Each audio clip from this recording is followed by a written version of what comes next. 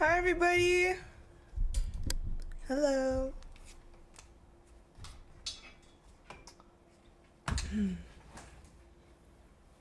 How's everyone? I am so ready. Absolutely, Law. Absolutely. I am so ready. I'm gonna have tea. You see that right there? That's a boiler on hand. And I have my refill. I am so ready. I have my honey, you know, and I have my tea warmer. I am so ready because I know my throat is going to be murdered today. Murdered. Just reading, reading, and reading. I don't know how long I'm going to last. How's everyone?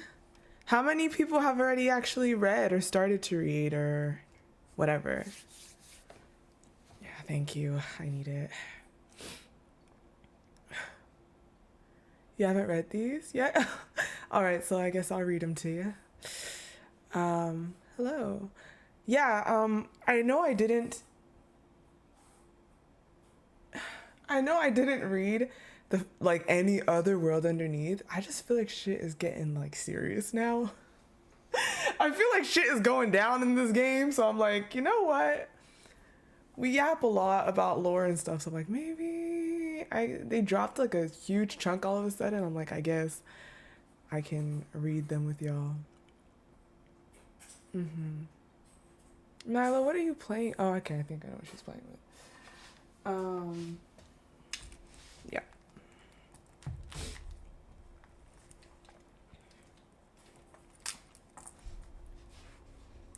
So I thought, yeah, I'm sure I'm not getting through all of them in this stream, so maybe 1, 2, 3 parts. I don't know. 2, 3 parts. We shall see. I realized I didn't brush my eyebrows. GG. Okay. Let's see if this works.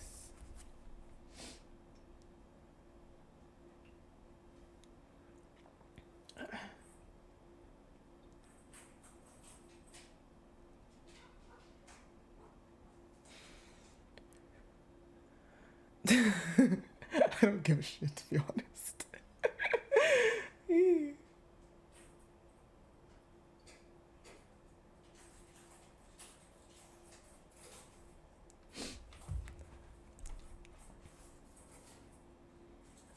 The Twins was updated a while. Wait, what? Oh, you've only read 2 ever from Worlds Underneath? Because the Twins was also before this update. Oh my. Oh my, oh my. There's some good stuff in there. World Underneath has some yummy stuff. Some yummy content. Yeah, I agree, Hazrael. But the thing is, like, I wonder if it's going to focus on the 6th lead again, which could still go crazy. But I'm really looking forward to when they update the game like they did when the game was first released. Like, where we get all the leads throughout. You get what I'm saying? Like, yeah. I want to get those kind of updates again.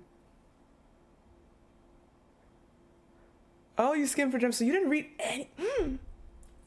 Well.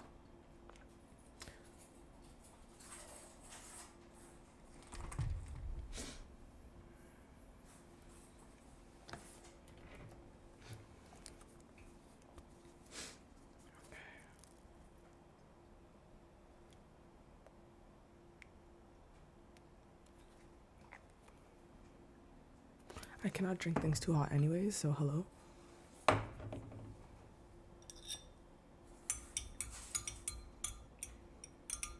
Oh yeah, when you take the time to actually read that, you're in a tree. But I mean, I guess this second half I'm going to be reading for you a little bit. But the first part, yeah, get to it when you get the chance. For sure, definitely worth it.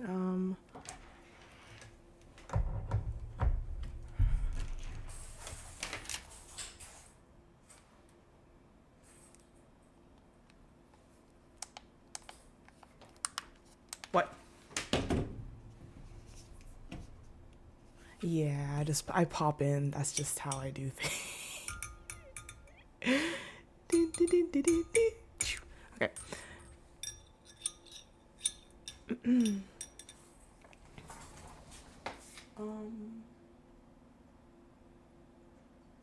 Yeah.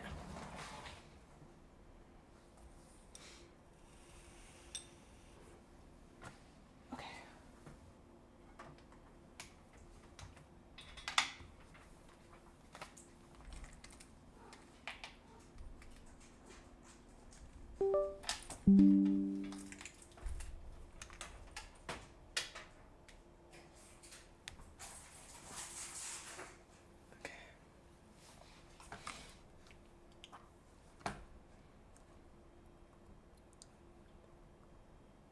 I have something I wanted to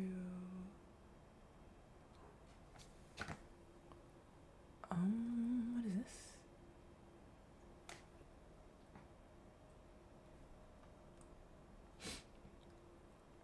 Who didn't do Caleb's Myth yet? Or didn't even watch me do it? So you know nothing about the Caleb's Myth.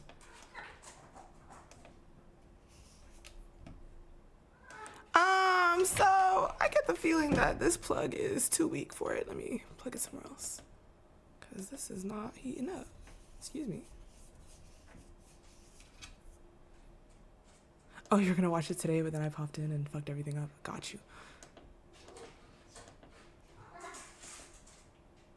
Anyways, you know what I found? Whoa, what the fuck? The first chapter of his event, you know what I noticed that he said, which I found really interesting, and I felt like it was kind of telling us something. There's a part where he says, what is this?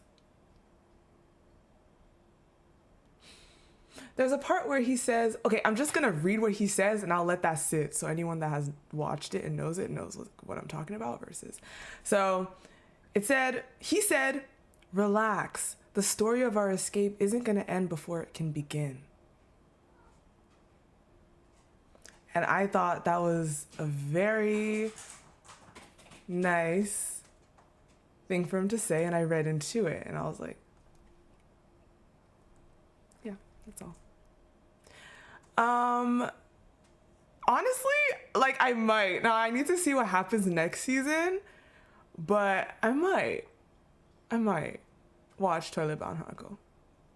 It's like really tight now for time, but on verra. We shall see. We shall see. Yeah, that line. So I thought, I was like, oh, that's so, it's telling us something.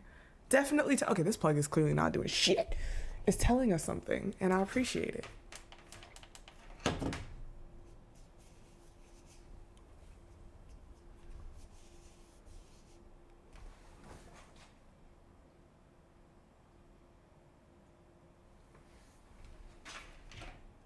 Oh, I have to press the button, Lara. The other button. My fault.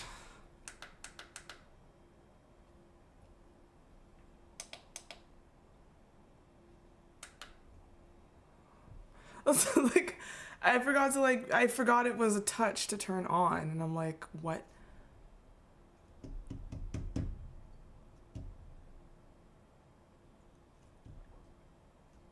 Do you want me to answer that or nah?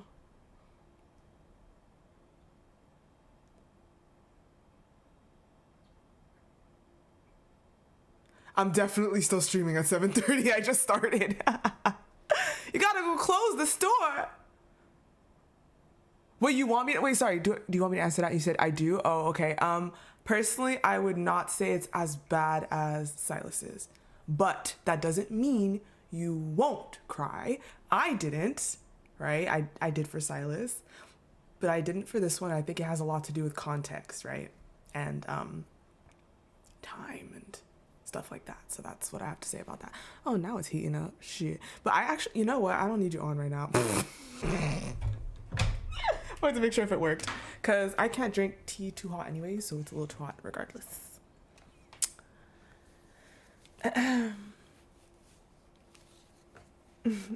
Hello, Ado. Hi. Okay.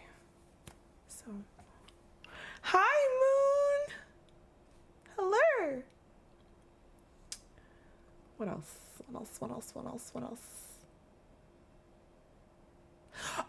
Okay, also, anyone that did anyone that doesn't want to hear stuff from God of Time, it's kind of hard streaming sometimes because like I don't want to openly spoil things, especially when I think of it beforehand. But technically, if I'm talking about stuff I've seen, I will probably spoil. But so hold on, what is this? Yeah, there's also something honestly I need to reread God of Tides. I do want to redo it. Hi, Celestial. Hello. I do want to redo it. But there is this one thing he said, which I found interesting because Raph half the time we're like, are you lying? Are you telling the truth? Like, what? Okay. So, you know, in his ebb and flow. Oh, Lori. You know his ebb and flow where it always confused me to this day how he says like, my tears turn to pearls and I can kill with just a song, blah, blah. And then after she goes like, for real? And he like scoffs at her and he's like, and she's like, so you're mocking me now? And then he goes like, you're not as gullible as you seem. But that's the truth. He didn't lie. So I never really understood that part. I guess he wanted to see if she would believe him like right off the bat. And I think he was kind of like going with it, but I think he said the truth, correct? That's how I understand it. Yeah, exactly where it is. That's how I see it. So he was telling the truth. So when I saw this in God of Tides, I was like, hold up. Is this also the truth? I feel like that changes things. So a little girl asks him in God of Tides, what are Lemurians like? And he responds, their tears turn into glimmering pearls and their voices bring dreams of wonder. I'm sure this is true. He also says, their blood can make one live forever or even resurrect the dead. Hello? What? Is that so I don't think he's lying. He has no reason to do that. And the little girl goes like, I already knew that. And then he says some bullshit like Lemurians don't fall in love with people they're bound to. Tis a fantasy. Yeah, totally. Anyways, but their blood can make one live forever or even resurrect the dead. Resurrect the dead. Excuse me, Raph. You can... So I'm like, cause me, is it just me that felt like it's GG for Lemurians, like they're all dead? But now I'm like, hold up. Hold up. Which might still be the case, but that is what? Yeah. No wonder flipping ever's on their ass. That's extreme. Can make one live forever. This is probably how they're making people immortal on Philos or Philos. Because we know they steal in their cells and they captured some. They probably used Lemurian blood to achieve human immortality, but also resurrect the dead. Damn. So, hi, Anazara. Oh wait, hold on. I do not have my Twitch open. That is really awkward. Let me open that up. Thank you for following. Hi. Welcome. Yeah. So I was letting it play. I wasn't really paying attention to it, but I was letting it play and I kind of paused here and there just out of curiosity, but I was letting it play so I can get affinity and gems. But I stumbled upon this part and I was like, whoa. And I don't know what he means by Lemurians don't fall in love with people they are bound to. He was lying to himself. That ain't the fucking truth. Stop lying.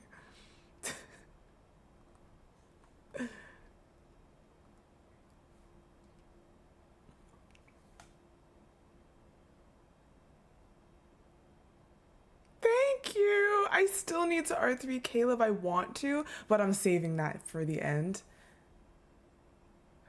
Emma, what the fuck? I did not expect to see you here today.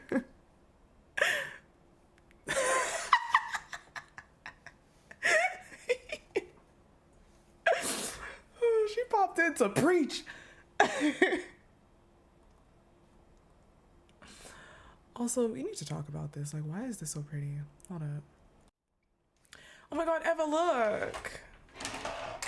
Tell your sister thank you. This thing is so clutch.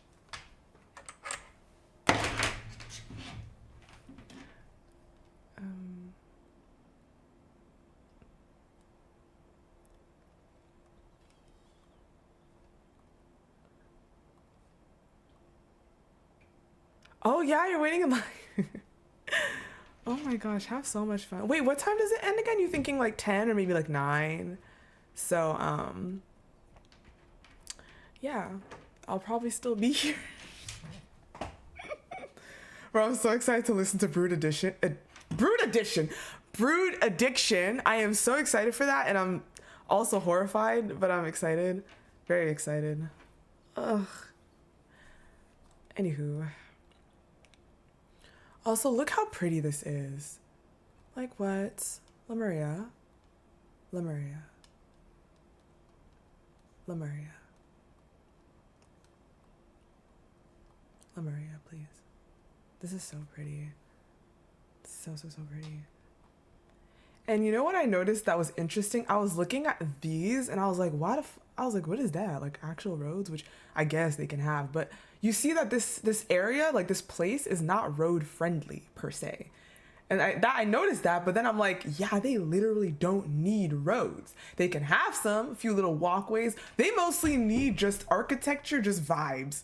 That's really all they need, because when it comes to movement, they don't need to walk. They don't need the roads really. They probably have some roads to facilitate some things they gotta roll along, but honestly, they really don't need that at all. So they really just have like the structures, just spots to chill out. It's gorgeous, yada yada yada. That's really all they need. They don't need any travel facilitation.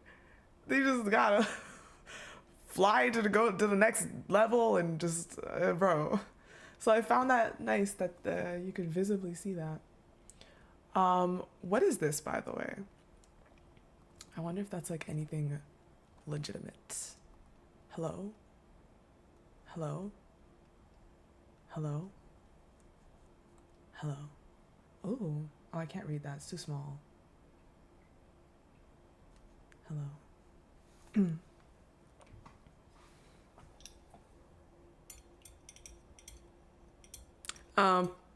So pre-massacre or post-massacre? Hasriel.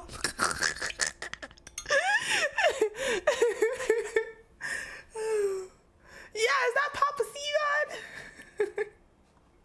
Yeah, whichever one be like the first one type shit. I don't know, but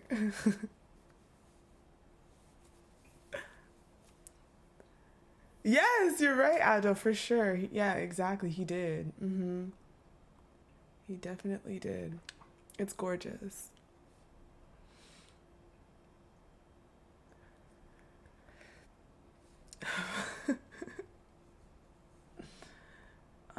What else?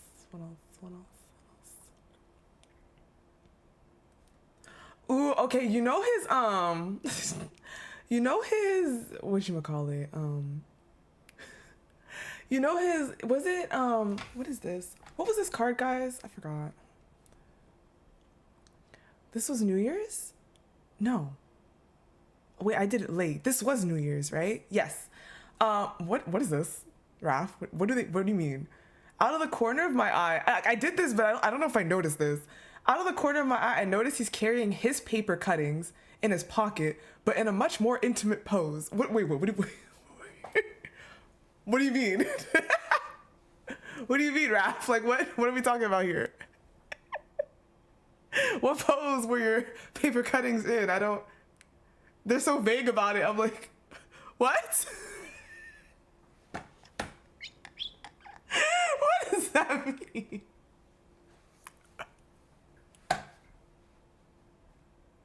What does that mean? Like, why did I have this on? I don't know. I went through it again to say hi. Hi, Mitsurami. Yes. I went back and I'm like, well, I mean, yeah, exactly. What do you see, MC? What is this? You notice he's, because they don't even elaborate. They just say that in his pocket line, but in a much more intimate pose. Anywho, this guy, like, what do you mean?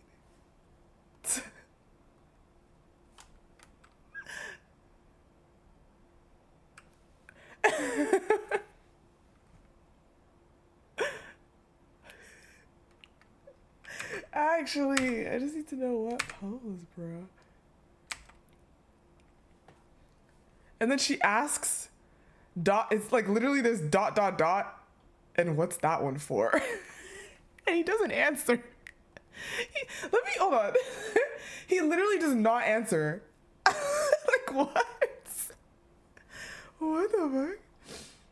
Bruh.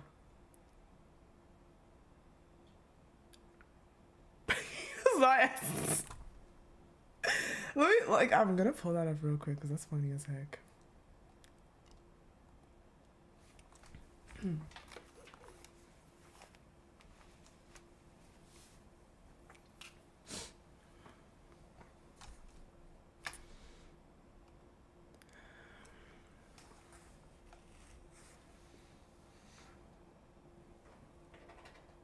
Earth shall be ours. Mm-hmm.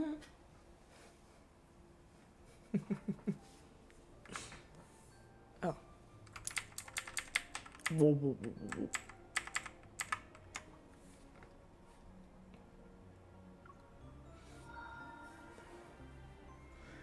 Like, it's a cutout. It's a paper cutout.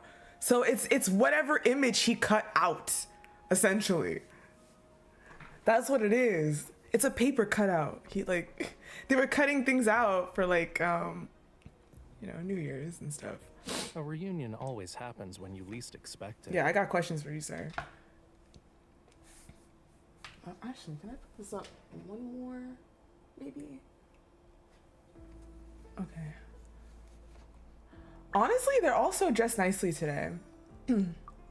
Like, decently. That's a cute outfit.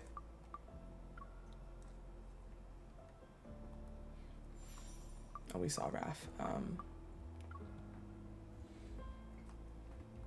Like, there's nothing wonky today.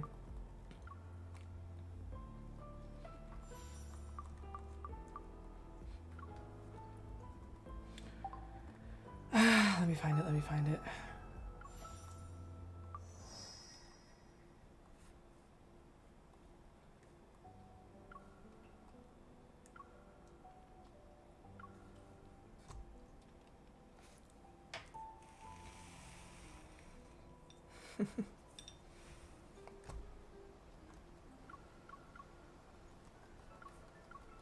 Come on. I knew. Of course. This is the... No. I finally got Raph's other 4-star that's been hiding from me. The one where he's putting glasses on us. This one's mine. I finally got it in Galaxy Explorer. The protection payment for the new year. I'll do that I'd rather one not have later Miss Hunter too. forget about her employer while she's busy saving the world. I've been waiting on that one. I almost got it in the crate, but I chose to wait still. Let's each say a New Year's wish before we dig in. We should start this year with a bit of luck, after all. You can go first, Miss Talia, who recently won the show. I wish... Come on, Talia. Sorry. My turn. I wish everyone succeeds in their respective career paths and that everything goes your way this year. Oh. I wish every... Cheers.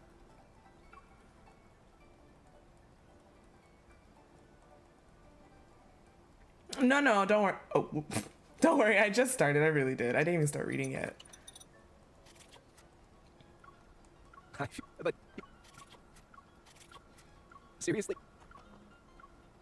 How's your master? What? Are we here? Take a guess. Wait, whoa. How's your masterpiece coming along? Strange fishy? So I did like a fish cutout. You can tell? Yeah, it's like an improved version. It evolved from an iron pot into a pressure cooker. The fishy's features are even more defined now. Shall I help you out, cutie? Fuck off. Sorry. Seeing me nod, he takes my right hand, which is holding the scissors, and moves it closer to the edge of the folded red paper. Relax your wrist. Okay, thanks. As the distance between us disappears, I feel the warmth of his breath by my ear. You need to do it like this first, and then that. Ta-da! See? Isn't it easy? His fucking voice. I love it so much. Why is this VA doing all that? How is this easy? With the guidance of his slender fingers, I quickly cut out a tiny version of myself and him. Okay? So, with the guidance of his slender fingers, I quickly cut out a tiny version of myself and him. So, like, we're cutting out, like people, and we cut out us, right? I'm not going to hang this one up. Can I take it with me and keep it in my collection? Make sure you frame it and hang it in a place so that it's the first thing you see when you walk in. Out of the corner of my eye, I notice he's carrying his paper cutting in his pocket, but in a much more intimate pose. What do you mean? And what's that for? I reach out, which results in me being practically on top of him. He doesn't resist, so like, we just skip over that. Now we get all like, we're on top of him and shit, and like, whoa. But it like skips over that. Like, we don't get the answer to that question. We don't get the answer to that fucking question, bitch. I'm vexed. Oh my gosh. No. We cut out ours, but he already did one, and it's in his pocket, and it's just in a different. It's in a more intimate pose. That's all we know. That is all we know. It could be cute, like they're just kissing or something, I guess. I see paper cutting isn't enough. Okay, that's enough. That is enough. That's enough. You know what I'm saying? So, yeah, maybe it was like really wholesome. It's just that info could have said that. Like, Disney has kissing. Like, the info. Why didn't you just tell us? Like, oh, but she has them in their kissing pose. Like, you could have just said that. You know what I mean? Could have just said that, but you didn't. That's the problem. Ooh, I think I have a call from Xavier. Hold on, what is this?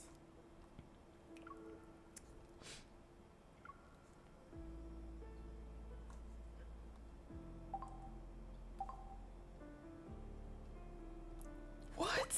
Bro, what is he saying ever, bro? What is this man ever talking about? As long as I don't open the fridge, it's not broken, teehee.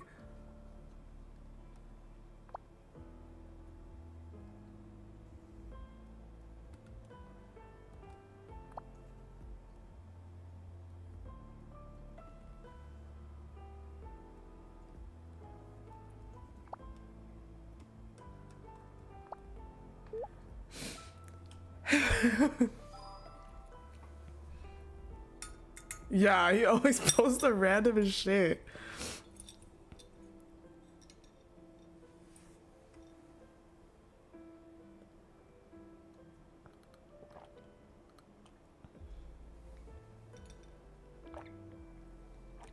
Hold on, it's actually starting to get less hot, and I don't like it. I don't like it. No! It's fine, whatever. The shape is a little bit awkward. A little bit awkward.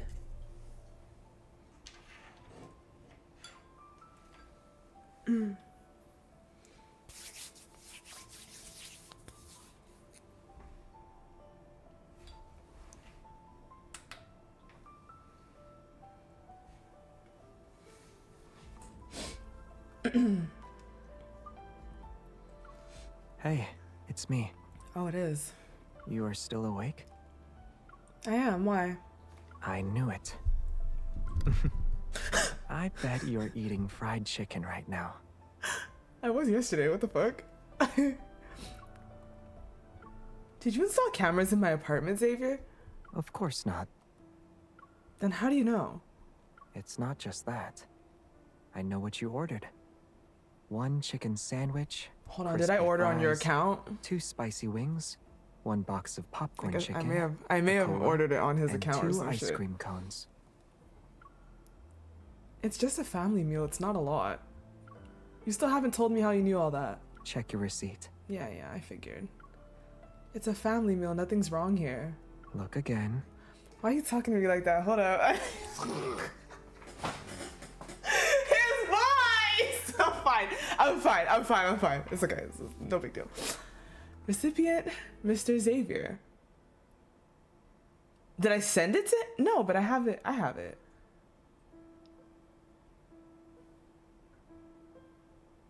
What? I've been eating your food this whole time? Then you have... Yeah. The recipient for mine is a So we certain ordered the miss. same thing? We ordered the same thing? Is that it? Because I'm eating it as if it was meant, like, intentional. Like, what? We ordered the same thing, so the delivery person mixed up our food. Got you. It's scary how in sync we are, especially when meals are involved. We ordered the same late-night snack at the exact same time. The delivery person must have thought they were seeing double. But I already ate most of your food. There's only half. Who gives a fuck? It's the same order. There's only half a serving of fries left. Don't worry. I just brought your order inside. I didn't open anything. If you come up now, you can have the ice cream before it melts. Oh, hey, that's smooth as fuck. I see what you did there, Xavier. I mean, I'll eat more, but won't you be girl? I'll order another one. Girl. 3 combo meals between 2 people isn't that much. Why are you laughing? I just imagined what the delivery person would think when they bring the 3rd family meal at your door tonight. What kind of place is this? Or maybe Mr. Xavier and this miss are really hungry, huh? Or maybe they're happy about getting more money. Period. Oh my god, his voice in this though. When you put it that way, I don't feel as guilty anymore. Then I achieved my goal. Come upstairs already. The ice cream is about to get all over my hands. Problem where? Okay. He's so cute. Oh my gosh. He gives me heart problems. You're a grown hunter, so stop running away and help me deal with this. Thanks.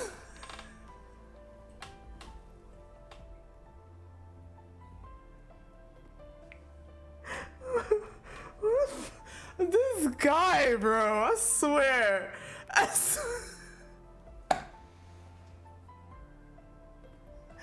put a heart in everything.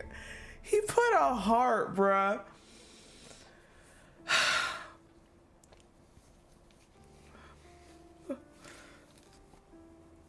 Bro, the flipping blow kiss would have ended me.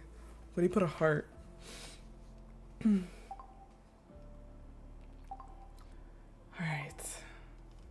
Alright, so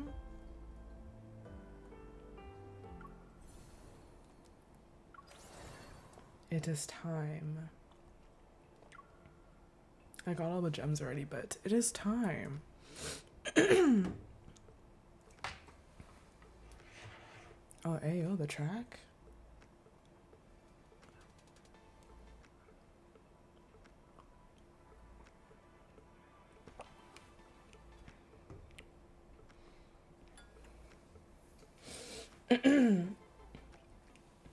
Okay. Some of them are not that long, which is pretty cool. Hunter Dispatch Center. Beep beep! It's the middle of the night at the Hunters Association. In the center of the room, a holographic control console displays a 3D map of Linkon City. A blinking red dot keeps flashing at one spot. Then, a hand reaches out and silences the alert. Linkon Hunter Dispatch Center. How may I help you? Stay calm. We have your location. Head to the nearest shelter immediately to avoid another wanderer attack.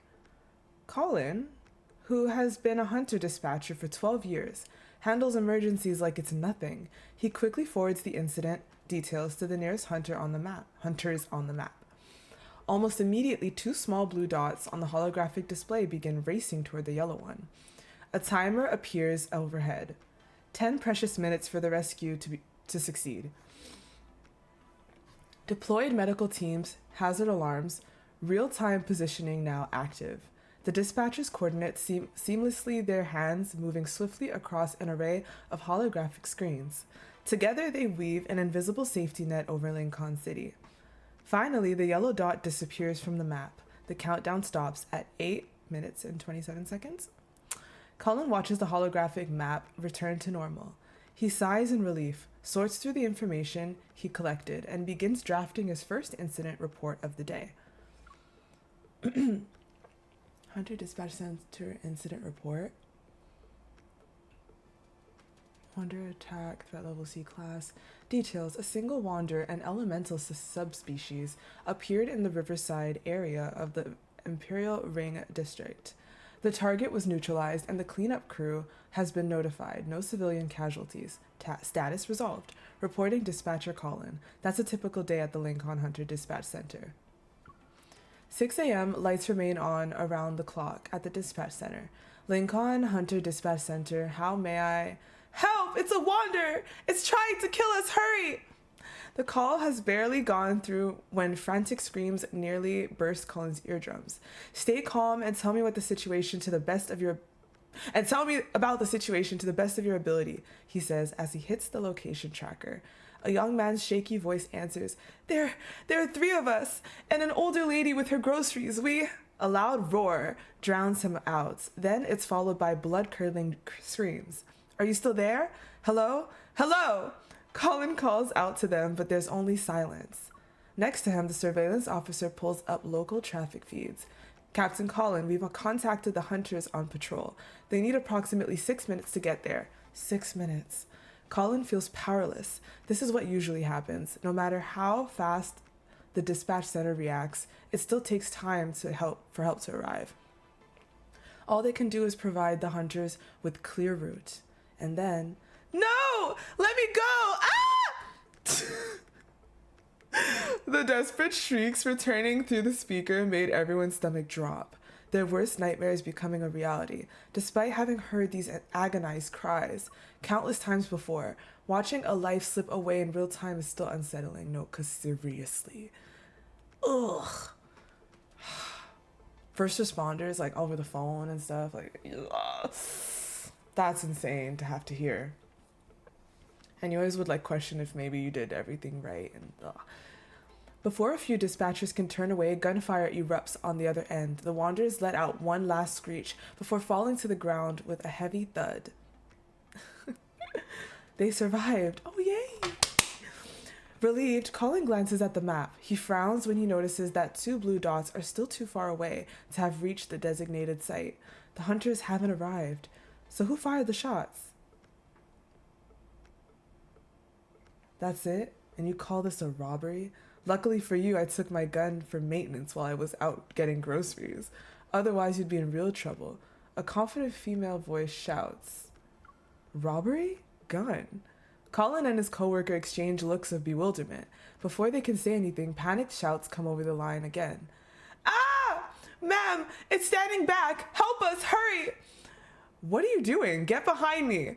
More shots ring out, then the Wanderer's cry fades. Colin sees the yellow dot on the map disappear. Everyone at the dispatch center stares at one another in astonishment. Moments later, the comms crackle, and that same confident voice returns. Hello? Hunter Dispatch Center? Colin responds immediately. Yes, we're here. Is anyone hurt? No injuries, but we'll need a cleanup crew for the mess. The response is quick. The Wanderer was an A-type. It's already been dealt with. Also, the security department should be dispatched. The victims were actually attempting a robbery. Please notify the Special Task Force to investigate. Understood. And you are? The practiced precision in her response has already given him the answer. Sure enough, the seasoned, composed voice on the other end confirms his suspicions. Retired Hunter... Bitch! Retired Hunter, former sector, Dawn, ID number 10041. Dawn? Oh my god, hello? Hunter Dispatch Center incident report. Case number, incident type, Wanderer attack, blah, blah. Threat level C, class details. 3 young men attempted to rob a woman near a Bloomshore District market when a wanderer, a bestial subspecies, appeared. The would-be victim eliminated the wanderer with her own hunter-grade firearm. The woman was confirmed to be a retired hunter. Cleanup is en route and no civilian injuries were reported. No, the 3 suspects have been turned over to the authorities for attempted robbery. Status resolved. Reporting dispatcher, Colin. Colin finishes his report, glances at the clock, and then realizes he missed lunch. He grabs a pack of instant noodles and heads to the break room. Noodles again? A colleague drops the last Wander activity report in front of him when he returns to his desk. The Wanderers have been too active lately. Yeah, it's related to a Deepspace tunnel anomaly or a protocol malfunction. I hear they sent someone to investigate, but who knows what they'll find. His colleague plops into the chair next to him and sips his soy milk. Ugh, I told the cafeteria guy I wanted it sugar-free. I'm cutting back on sugar, and this just messed up my diet. Hey, at least we have a cafeteria, Colin smiles. The Alpha team doesn't get that luxury. Hi. Yeah, who the fuck is Dawn? True, but they're not stuck at a desk all day either, the colleague responds. Then he pauses, remembering the grueling practical assessments those people endure. Forget it, I guess I should just be. The communication device at the dispatch center buzzes again. To Colin's surprise, a familiar voice speaks. Hey, Captain Colin, it's me, Orson. An overly ingratiating tone comes through as soon as the call connects. Can you arrest me right now? Orson, the Linkon City Police Department's infamous repeat offender, is known for porticore smuggling. Caught countless times, he's always finding new ways to stir up trouble. As a dispatcher, Colin usually doesn't deal with criminals directly, but Orson managed to change that when his greed for protocors led him to target live wanderers. Back then, a wanderer had him crawling around like a cornered rat. Desperate, he called the dispatch center for help. Thanks to Colin's quick thinking and precise directions, he survived long enough for the hunters to arrive. Without that, he'd probably be nothing more than a bloody smear under a wanderer's claws. To show his gratitude, Orson gifted Colin a ceremonial banner that had the following: "The voice of salvation, a dispatcher protecting life itself." Didn't 5 months in jail teach you anything? Colin feels a vein bulge at the sound of that familiar voice. I swear I'm not smuggling protocors this time, Orson stammers. I'm just selling rock candy, that's all. Orson isn't illegally selling protocors this time. He's making rock candy that looks like protocor. Since his buyers don't dare to report him, his scam thrives. It's even disrupting the market with cheap prices. But his success doesn't go unnoticed. A crime syndicate involved in protocor smuggling has marked him as a target. Orson, you really are a piece of work, Colin says through gritted teeth. Please, Captain Colin, send over a hunter to save me. They've tracked me down and are outside my house with protocor weapons. If they get me, I'm as good as dead. Orson's voice cracks from desperation. As much as Colin wants to ignore him, he knows he can't. Protocor smuggling isn't a minor crime, and dealing with an organized gang armed with protocor weapons is far beyond what a simple hunter can handle. Activate the emergency response protocol, Colin states without hesitation. Understood. The surveillance officer's fingers race across the keyboard, and the yellow dot on the holographic map flashes red. The emergency response protocol is a high-level procedure triggered only for threats equivalent to 5 or more wanderers. It requires the coordinated effort of at least 5 hunters. After issuing the order, Colin is worried about whether or not they can gather enough hunters in time. To his surprise, the mission is accepted almost immediately. 2 blue dots light up on the screen, and Colin lets out a sigh of relief. Good, now we just need 3 more. His words catch in his throat as his eyes widen. The 2 blue dots are charging into the rescue zone. Send a message to intercept them right now. Colin feels his head start to pound. This is clearly a high-level mission. Are they out of their minds? Wait! Excited, the surveillance officer calls out. I think they're from unicorns. Unicorns? Are you sure? Colin whirls around. Every hunter knows about unicorns. They're the best combat unit under the Hunters Association. Known for their unmatched power and fast responses, they specialize in tackling extremely dangerous wanderers, incidents that regular hunters can't handle.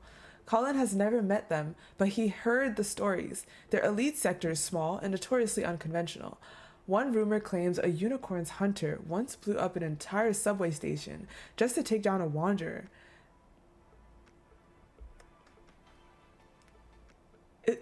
Are they referring to that time on the train? No. That's not the entire subway station. They're definitely not the kind of people he wants to mess with. But right now, that's exactly what he needs. Captain Colin, they're here. No, but we didn't blow up the entire... or Orson's voice crackles through the communication device. He's tense and shaky. But there's only 2 of them. Can they handle this? There are 8 or 9 guys here. Oh! That's probably us and what, Xavier? Orson lets out a startled cry as chaos erupts on the other end of the communication device. It's followed by panic screams. Orson! Orson! Colin calls out, his voice tinged with urgency. Just as everyone is holding their breath, Orson's voice comes through again. Captain Colin, the people you sent are insane. They just showed up and everyone went down. Protocol weapons? They didn't even get a chance to pull them out. Everyone in the room collectively sighs in relief. Good, we'll send someone to pick you up. Stay put. Colin frowns and hears a strange crunching sound from the communication device. Before he can ask, a clear female voice shouts, Xavier, stop eating the...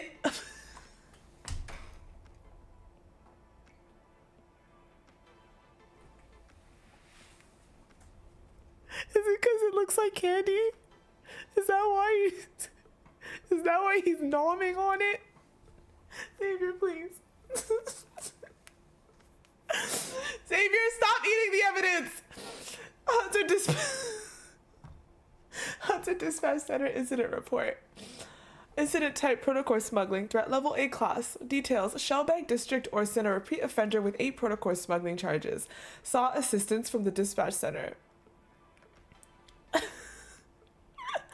After facing retaliation from a crime syndicate over his sale of counterfeit protocols that were actually dyed rock candy.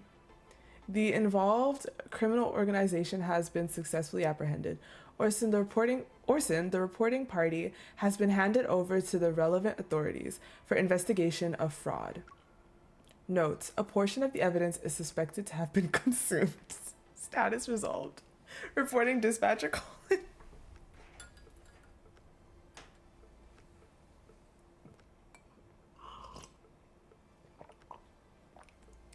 Oh gosh. Bestie. Husband, please.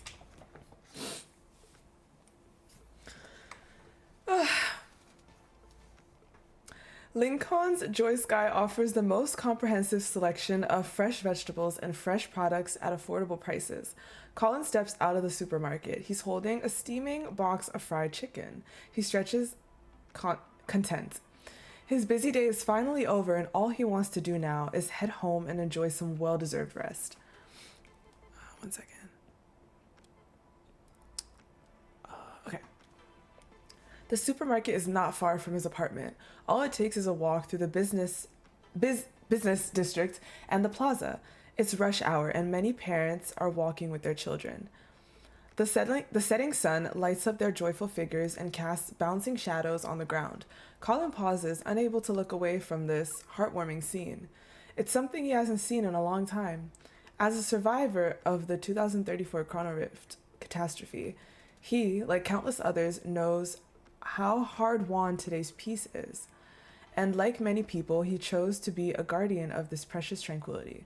But even guardians need rest, at least for tonight. He'll relax. Mommy, there's a lollipop in the sky. As he passes a small fountain, he hears a little girl shouting excitedly to her parents and pointing up at the sky. Colin thinks the child must be imagining candy in the clouds. He glances up at the sky, but that single look makes his blood run cold. A terrifying howl cuts through the air, and this followed by the screams of frightened women. For a moment, no one reacts. Then massive figures emerge. Bro, this ain't the life. This ain't the life. Then massive figures emerge from the dust, their bodies covered in jagged black crystals. Jenny! A mother in the distance stares in horror as the spot where her daughter stood is covered in rubble. Her legs give out and she falls to the ground. Mommy! A cry rings out. Hope flickers back into the woman's tearful eyes. Colin falls to the ground. He rolls a few times with the girl held tightly in his arms before stopping. Oh my god, Colin. As soon as he saw the wanderers, he dropped his fried chicken and sprinted over to save her. A sharp pain shoots through his back. He's dizzy, but he forces himself to dial a number on his communication device. Hunter Dispatch Center, how may I help? Wanderers at Silver Bay Creek Plaza. Whoa. Creek Plaza, there's 3 of them, and they're highly dangerous. Send backup. Captain Colin? The voice on the other end pauses. Then it adopts a serious tone. Understood. We'll contact all nearby hunters right now. Roar. I'm not about to do that. Frustrated, the wanderers shriek. They're furious that their prey had escaped. Their massive forelimbs, reminiscent of bulldozer blades, dig into the ground. They surge toward them again. Clutching the child to his chest, Colin rolls to the side. The monster's limb sweeps past them. It was close enough to graze his scalp.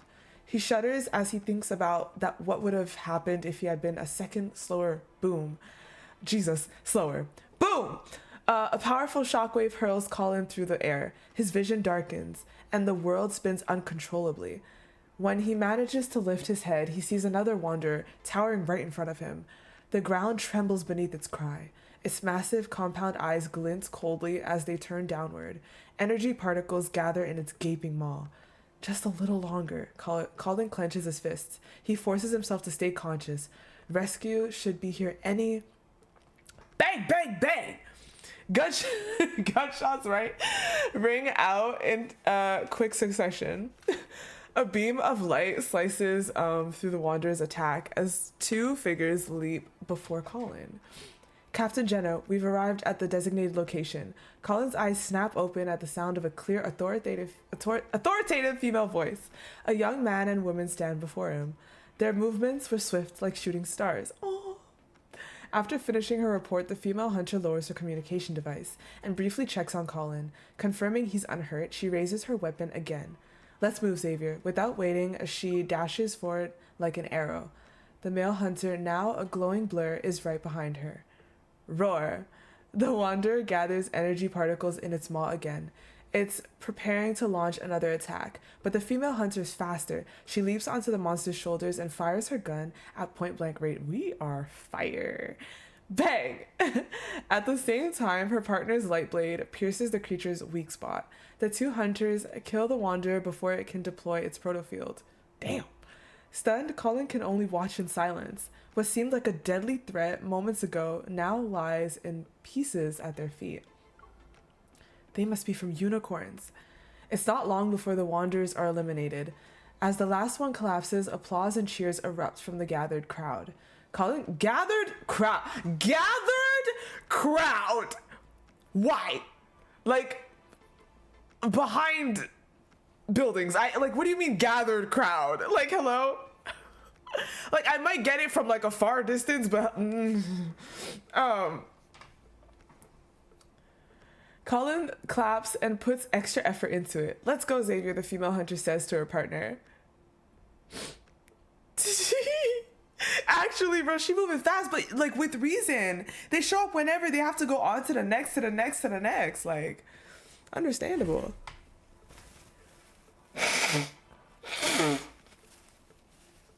Oh my jeez. That's crazy.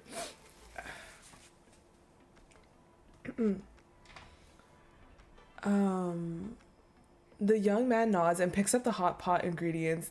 The hot pot ingredients he dropped during the fight. Watching their figures disappear into the distance, Colin suddenly feels that Unicorn's eccentric methods don't seem strange anymore. At least they keep Linkon City safe. A gentle tug on his sleeve interrupts his thoughts. Looking down, he sees the little girl he rescued staring at him. Come here, mister, I want to tell you something. She beckons him closer with a secretive look on her face. Amused, Colin crouches down. What is it? Without warning, the girl throws her arms around him. She's hugging him. Thank you, mister. Thank you for protecting me, she says with a serious expression on her face. Colin watches her skip back to her family. A lump forms in his throat. He lowers his head and rubs his nose to hide his emotions. His gaze falls on the box of fried chicken, lying where he had dropped it earlier. The first thing he needs to do is rest properly tonight. Well, city hero, hello, Colin. Let's go. That's so cute. That's so cute.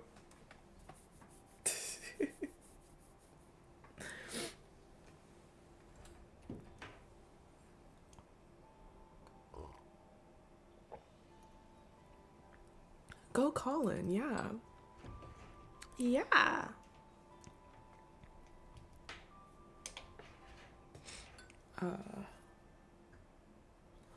My tea's almost gone. Let me go boil some more water. Let me boil some more water.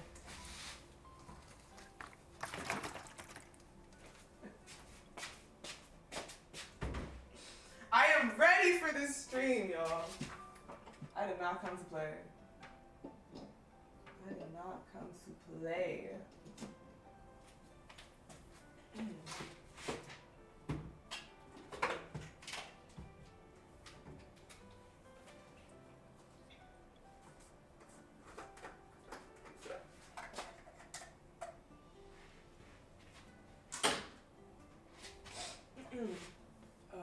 Where's the line? Oh, there it is. Oh! Bitch! The mess I just made. The mess. The mess. Hello? Wow. I had one job, pour water. I had a single job, which was pour water, bruh. Bro.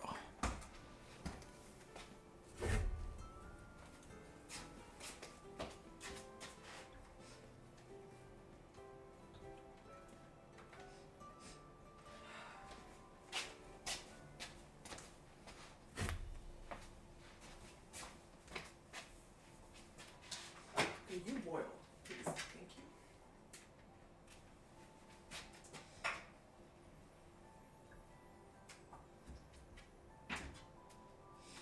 It's fine.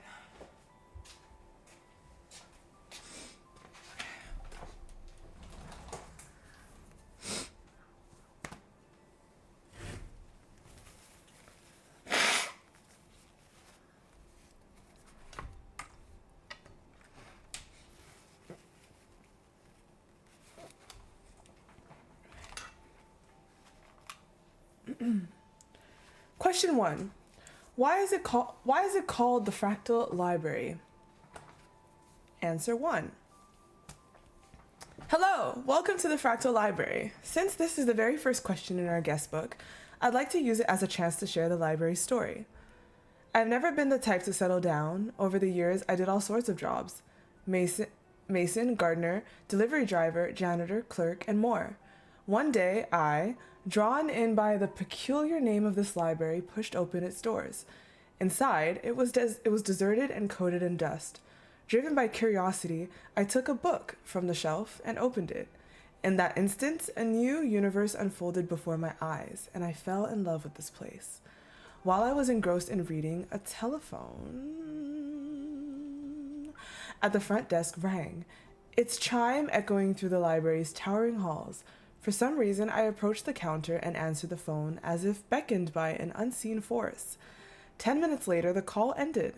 I can't talk about what was discussed, but after that conversation, I became the library's administrator and finally understood why it's called the Fractal Library. Most of the books here are science fiction. Nearly every fictional universe inside them branches out after its own Big Bang and spawns countless worlds of infinite. Complexity.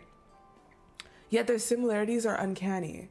The books themselves reflect this fractal nature, each with a sense of endless variety. And overarching similarity, they highlight recursion. Like, right? Chapters mirroring the entire book, paragraphs echoing the chapter's themes, sentences, extending the paragraph's ideas. Multiple layers within their structure, like fractal patterns that reveal finer details. And non-linear complexity, interwoven narratives forming intricate dynamic patterns. Realizing this only made me love the library more. I've never met its actual owner, so sometimes I imagine what I'd do if I were in charge. Maybe I'd rename it. The word fractal is a bit abstract. I might call it the 10 Library. Instead, most of the books here are sci-fi, and every time I open a new one, it feels like I'm witnessing the birth of a universe. That instant of 10 minus 33 seconds when the cosmos explodes from a tiny singularity. It's a name you could explain in a single sentence, straightforward and easy to grasp. Still, whenever I imagine making that change, the phone rings again and reminds me that this place already belongs to someone else. Right? That's what it's giving. That's what it's giving. Question 2. Why did you want to open this kind of library? Answer 2. First of all, I didn't open this library. It's always been here. I'm just a temporary administrator, but I can tell you why... Hold up. Oh, sorry, okay. But I can tell you why one phone call convinced me to stay aside from the money. Jeez. Change is the only constant in the world. As I said before, I used to wander from place to place and never stayed in one spot for long. Over time, I learned to love that freewheeling life until I stumbled upon this library. Here, I found everything I had seen and experienced. Even if I traveled across the entire globe, it wouldn't add up to a fraction of what's contained in these shelves. This place holds countless stories and infinite possibilities from ancient times to modern days and distant oceans to nearby mountains. Human imagination truly knows no bounds. Many ancient myths have become today's reality. Many ancient myths have become today's reality.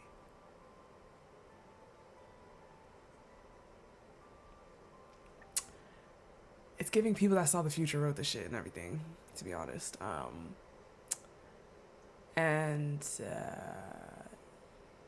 Yes, if there are stories of old, it makes sense too that they're... Anyways, okay. Perhaps all the things we consider impossible now and the mysteries we haven't observed really exist somewhere. Maybe in the future or maybe in another universe. I choose to believe in the worlds that you can find in these stories. Even if I spent my entire life reading, I'd only explore a tiny corner of this library. Yet this corner would still hold more wonders than I could ever encounter outside. As an administrator, I feel like my journey here has no end, because I never know what awe-inspiring world awaits me each time I open a new book. There's another reason that's even more important. The more I read, the more I sense an unavoidable responsibility resting on my shoulders. I'm waiting for someone. I know an atheist will step through these doors one day. That person is the library's true owner. That's so specific. How do I know? Call it intuition. My curiosity refuses to let it go. So I need to see what kind of person... I'm just looking at the background. Okay. I need to see what kind of person will own a place like this. I'm certain that if I wait long enough, they'll appear before me. P.S. Dear readers, I hope you'll spare some time in this ever-changing world to read, explore times and places beyond your experience, and discover all that lies hidden within the pages. Question 3. Since there's an extensive collection, which book is the curator's favorite? Hello, Saphira. Hi, welcome. Answer 3. First, let me say again that I'm not the curator. I'm just an administrator. Now, about your question, let me think. Choosing a favorite, this is tough. I can't pick one, but I can tell you about a story that really stuck with me. I still think about it even when I finished reading it a long time ago. It was set in a world obsessed with efficiency.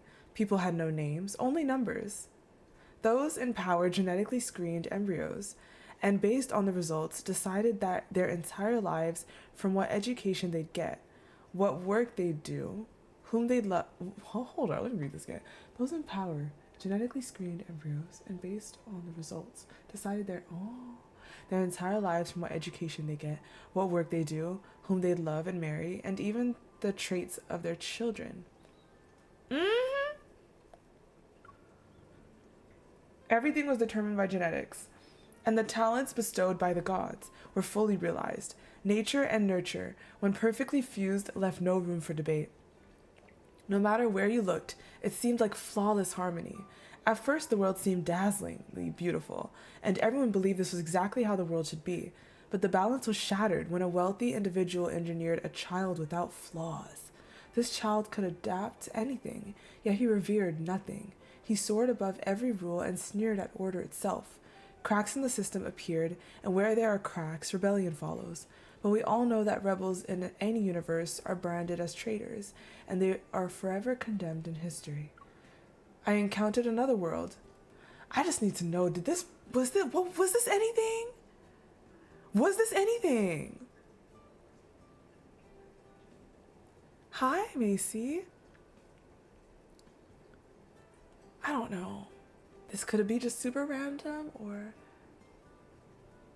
shattered when a wealthy individual engineered a child without flaws. Stop. Imagine that sixth. The timing of the story, we can't hold info to it. You never know. You never know, bruh. Dang, you boil hella fast. Sheesh. Okay, thank you. Can you stay like on warm, please? Like, stay warm. But like, yeah, stop boiling. But stay warm.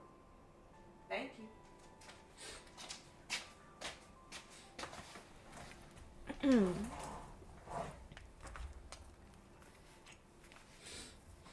This child could adapt to anything, yet he revered nothing. He soared above every rule and sneered at order itself. Is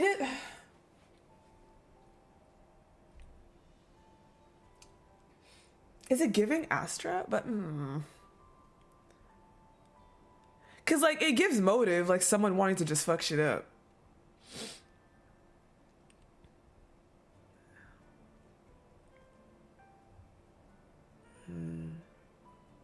Yeah, no.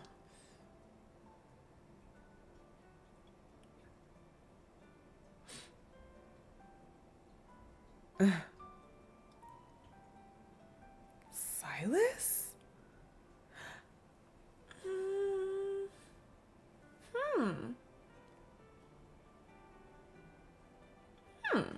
Cracks in the system. But no, I wouldn't say Silas is without flaws. I wouldn't say Silas is without flaws.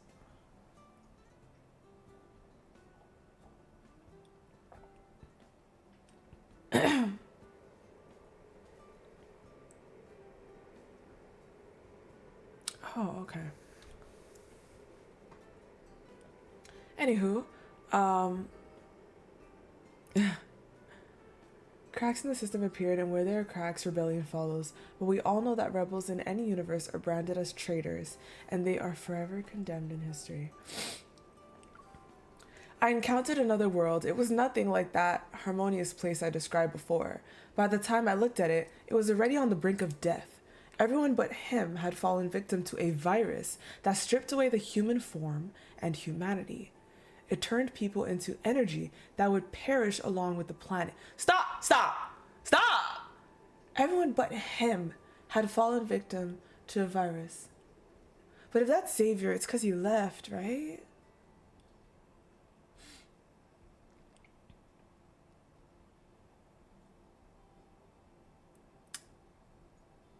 Turned people into an entity. Okay. It reminded me of cancer cells, once harmless symbionts that entered a frenzy of endless replication until they destroyed their host and died with it. All of it done for the sake of immortality.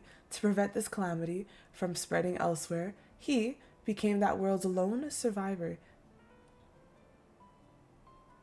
He had a single mission: eliminate every infected individual, root out every trace of this disease, and then guard those warm remains until they had fully crumbled away. He waited for what felt like an eternity until all drifted into emptiness. He became a prisoner of time. Wait, is that Dawnbreaker? I don't know. Yeah, okay, yeah, Dawnbreaker. I'm thinking of Dawnbreaker now, but I'm like, totally Dawnbreaker. Oh. Yeah.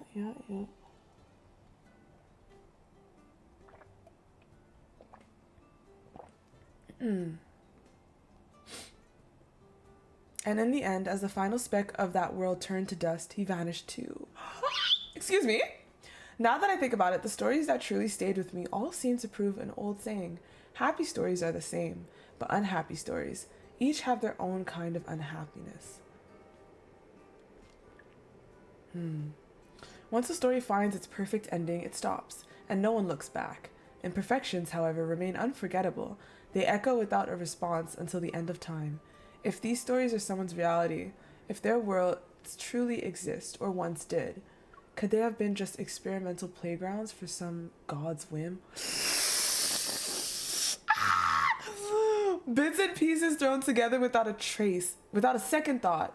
Proportions guided by mood. one failure after another. Each would be more fleeting than a grain of sand and a flicker of light. Because, guys, don't forget, for Zane had this huge library. And it would make sense if he was atheist, right? But the thing is that current Zane doesn't really remember this shit, but that doesn't mean this isn't books from that library. But who would have been able to get to that library?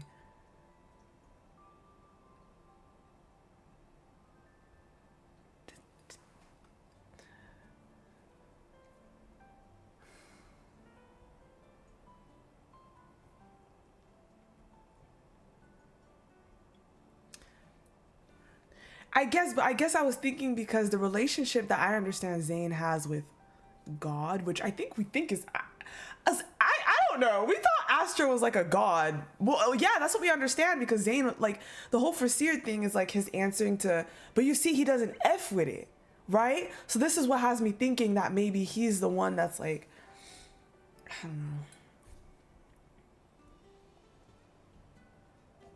know. I guess.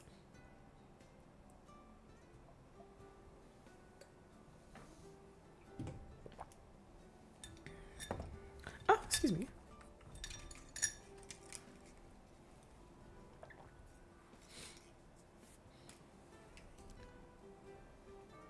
Bits and pieces thrown together, without a second thought, proportions guided by mood and failure after another, each would be more fleeting than a grain of sand and a flicker of light.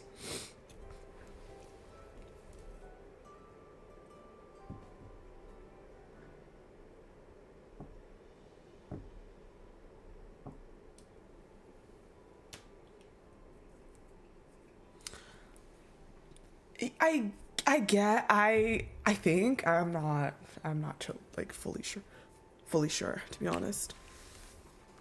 I'm not entirely. That would make sense that he was. I just not sure if I caught on to that specifically.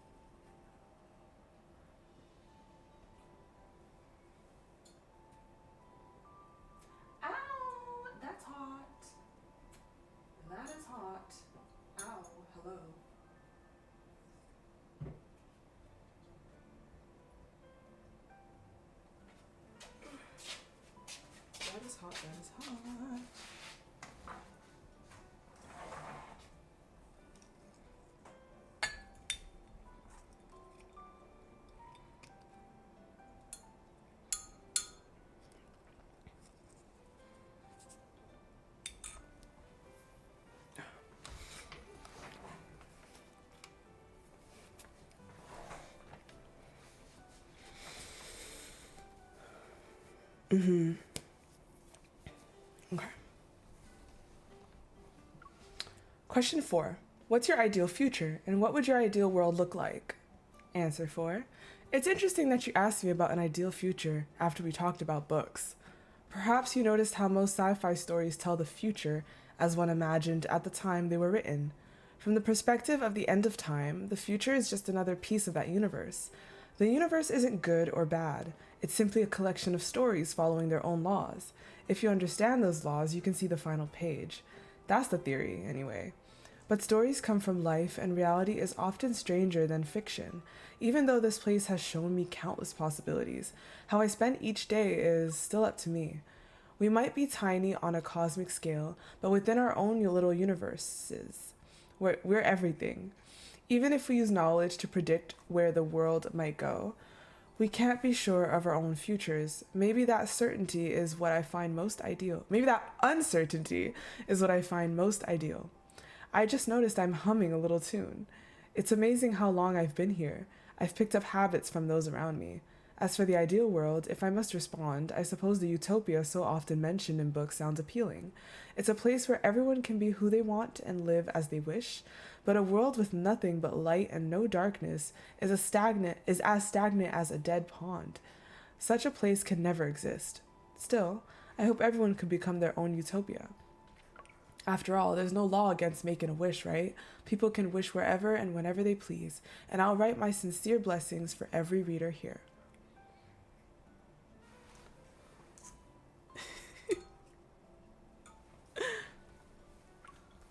Hello? According to my calendar, it's not time yet. When the moment arrives, I'm sure he'll come looking for me. Almost there, give me a break. We'll know the truth soon enough. And if he doesn't show up, well, we know exactly where to find him, right? By the way, how did that new book of yours turn out? When can I read it? Oh, it failed again. That's okay. The one I'm working on now is long, so there's still hope. Stop nagging me. Okay. If he doesn't appear, what the fuck am I reading? If he doesn't appear, I'll find him myself. I have to get back to work. I'm in Linkon now, so I have to stick to the schedule here. Bye. Okay. Phone call. Got it. After hanging up, I notice the clock above the door says it's 10 a.m. No one manages time as precisely as that caller. I draw back the curtains, open the door, and breathe in the scent of wafting in from the cafe next door.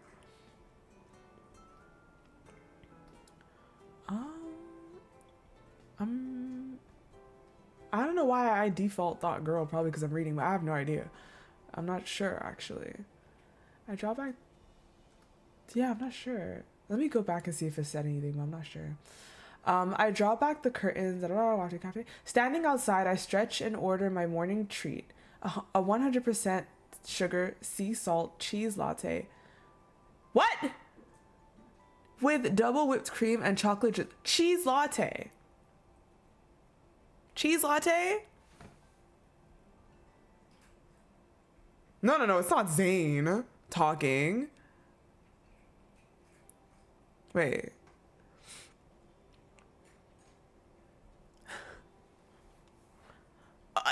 Okay, I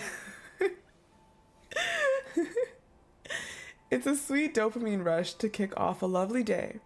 A child, perhaps 7 or 8, stops at my doorway and peeks inside, but he doesn't enter. Do you want to come in and look around? The child glances hesitantly at the sign on the doorframe. I realize my mistake and flip the closed sign.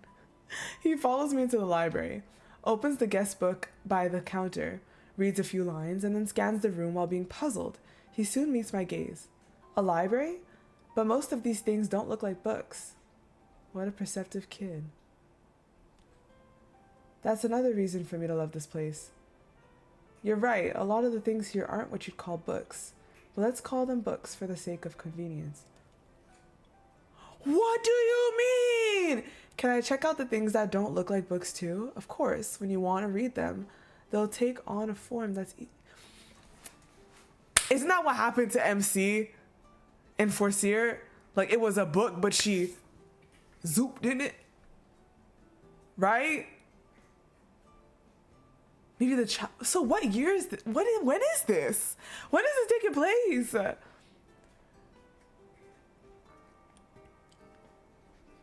Of course, when you want to read them, they'll take on a form that's easy for you to understand. Books are the ideal medium, but if you prefer cartoons, that works too. Wow, that's amazing! As a child loses himself in this new discovery, I lean against the doorframe and watch the busy street.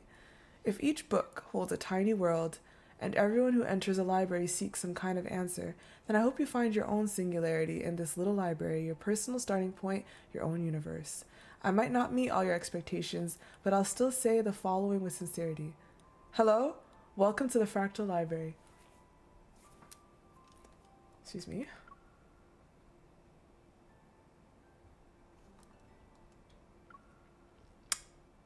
I don't think it specifies, to be honest. I don't think it specifies. What the heck?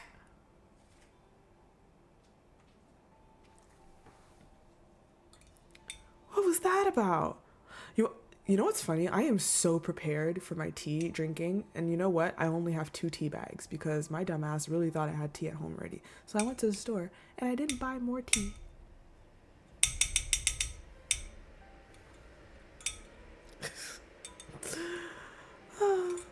So what I learned was nothing. Well, listen, I am really convinced that a lot of the books here, I don't think this is not the library, right? I don't think so, because Forcier's castle or whatever was like really in the mountains somewhere. So wait, where's Fractal Library? Hold up. Anyways, that means they would have had to have like renovated and shit. Like, no, I think books here have come from that library and they're like magical. And there's this individual that found this place and is not leaving.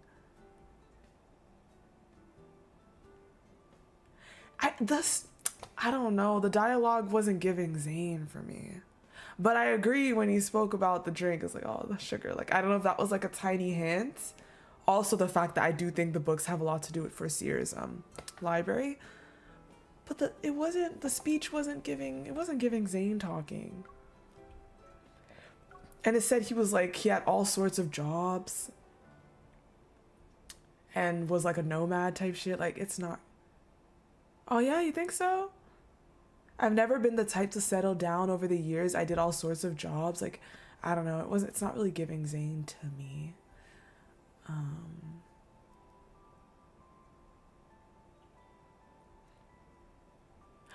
And right now he is doing that doctor thing. So it also depends on when this takes place. It doesn't really feel like Zane to me personally, but high and low culture. Oops, let's go to the first page. Special feature, balancing art and livelihood. Art is liberating, rebellious, and uncompromising. Yet when art interacts with markets, promotion, and commercialization, artists often need a trusted partner, someone who can help them step out of their own world and connect with the outside. Today we have the privilege of interviewing Mr. Thomas, Rafayel's gallery manager. While Rafayel's paintings overflow with personality and romance, Thomas's work lies in finding balance within this freedom, paving the perfect path between artistic creation and the art market. Join us for issue 14 of Artistic Life Insider as we delve into the gallery manager Thomas's story. Opening. Mr. Thomas, hello, thank you for taking the time for this interview. Could you start with a self-introduction to help our readers understand your background and work? Hello everyone, I'm Thomas. No need for formalities, just Thomas is fine, like how Rafayel calls me. I've been in art management for several years now. I started as an agent and later partnered with Rafayel to open a gallery, focusing on curation and contemporary art promotion. Rafayel and I aren't just business partners. I'd say we've been friends for many years now. As both an artist manager and gallery director, what do you find most challenging in your daily work? Finding Rafayel, without a doubt. Did you expect me to talk about business negotiations or exhibition curation? Well, sure, the business side comes with all sorts of challenges, but those are just basic work to me. But we haven't seen Rafayel at all today, have we? Haha! The artists we've interviewed before all had their unique creative habits. Some keep their favorite plush bear nearby, while others must drink exactly 3 bubble teas before starting work. From your observation, does Rafayel have any such peculiar habits? Wait, they all have such odd habits?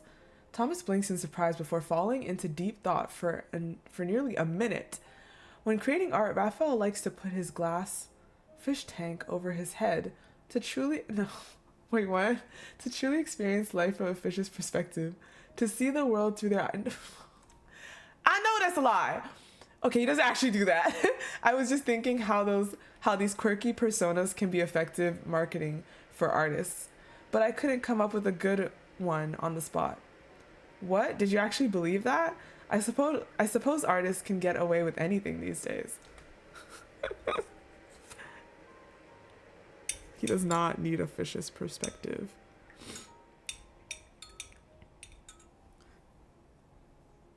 Yeah, but is this spoiler? Thomas doesn't know he's Lemurian, does he? Thomas doesn't know he's Lemurian, does he? No, he does. What? Does he? I actually don't know. I don't know if Thomas knows that they're Lemurian. I don't think there's been any mention of that. I don't know. I really don't. Like, I don't know where that piece of info is of like, when Thomas found out, or, oh, I told Thomas. I really don't. So I don't think Thomas knows. It wouldn't be surprising if he did. Like, I feel like if there's anyone else that Raph would tell, it would be Thomas, maybe, about how he gets his artwork. Like, I don't know, but he knows Auntie as well. Yeah, but you know how many people know Auntie? Like, so many people. So I wouldn't be surprised if he knows. I feel like if there's anyone else that Raph would tell, it would probably be Thomas at some point, but I just don't have that confirmation. So I genuinely don't know. I don't know for sure.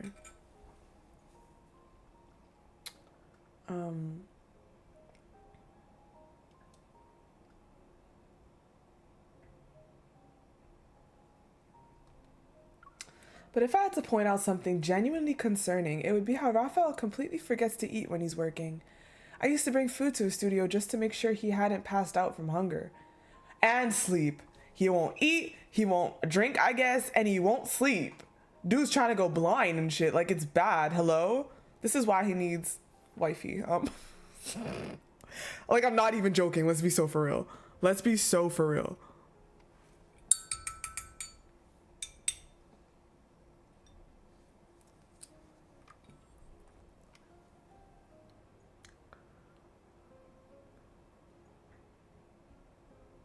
And he'll stop to hang out with us if we call. That's why.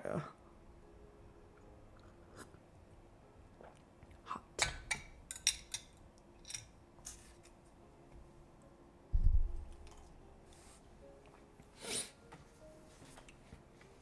Yeah, exactly. Not even, he doesn't even listen to us all the time.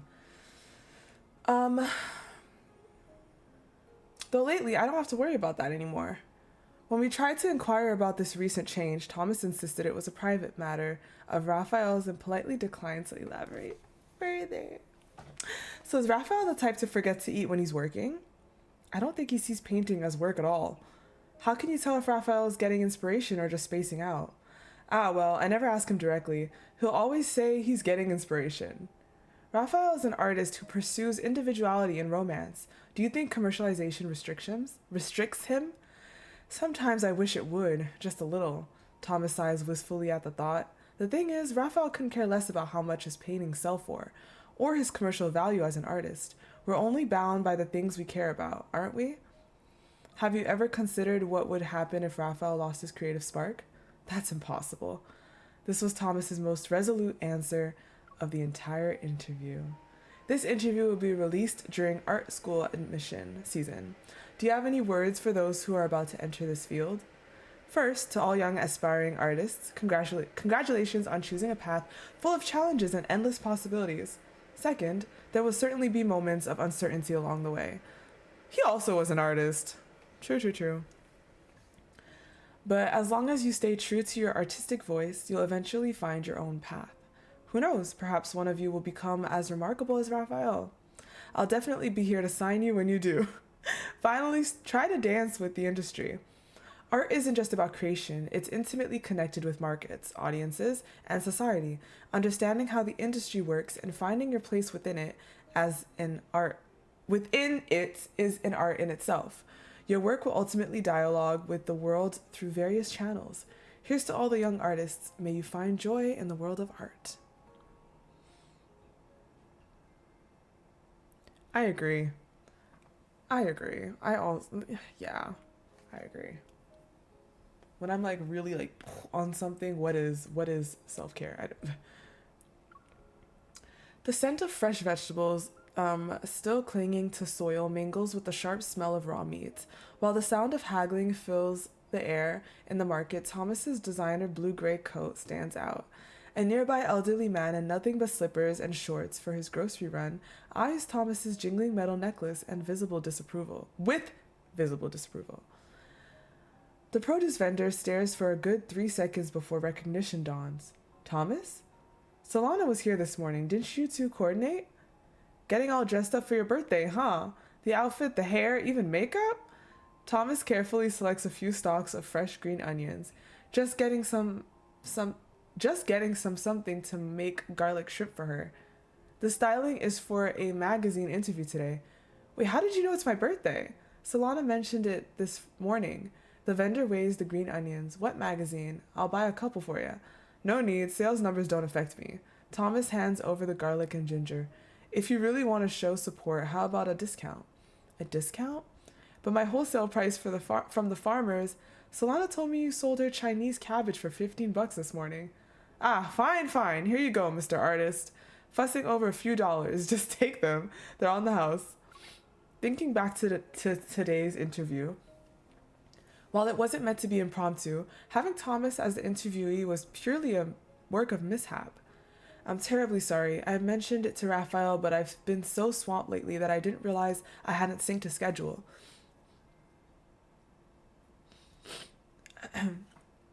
He's probably off getting inspiration in some remote mountain with no signal again. Thomas apologized. Oh my god, hold on, I have an itch in my nose. Oh. Thank you. Thank you. Okay.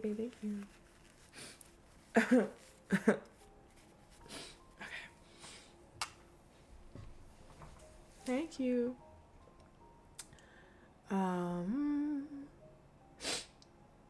Thomas apologizes profusely. Do you have a backup plan? If needed, I can help contact other artists we've worked with. But the magazine came specifically for Rafayel. The staff huddled together in discussion for several minutes before finally reaching a solution. Interview me? Me? Thomas points to himself in surprise. Art school admission seasons, bro, they'd rather than any random artist, they'd rather interview Rafayel's manager. Art school admission season waits for no one, and we need to submit the draft. Immediately, the staff explains, please help us out, Mr. Thomas. We need something to fill the pages today. The interview itself turned out quite relaxed, and afterward the staff invited him for seafood barbecue at White Sand Bay. They had actually brought a gift box of mantis shrimp as a gesture of sincerity, but with Rafayel absent, they had no choice but to enjoy an extra meal together. You all go ahead, Thomas waves them off. It's my birthday, so I'm heading home to celebrate with my wife. With your wife? Is that who Solana is? He's married. He's married. Look at that. Remember when I asked in Raf's flipping New Year card? I was like, bro, what is Thomas doing here? Do you not have family? Homie's married. Homie's married. What? We had no idea you were married. Happy birthday, Thomas. This is so sudden and we don't have anything else to give you, but please take this. Thomas feels the weight of the seafood gift box in his hands and looks at it in surprise, swallowing back his polite refusal.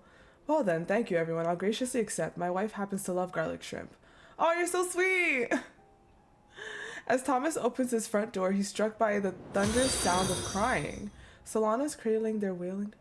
What? Sir Gentle cooing? They have a kid? He has a kid too! What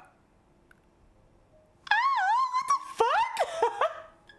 Solana's cradling their wailing daughter, her gentle cooing, doing little to soothe the baby. Thomas quickly sets down his things and rushes to the kitchen. With practice movements, he mixes the hot and cold water, levels off a scoop of formula powder, pours it into the bottle and shakes it thoroughly. After letting, bro, what is Rafayel be putting this man through so much? He has a family to go home to.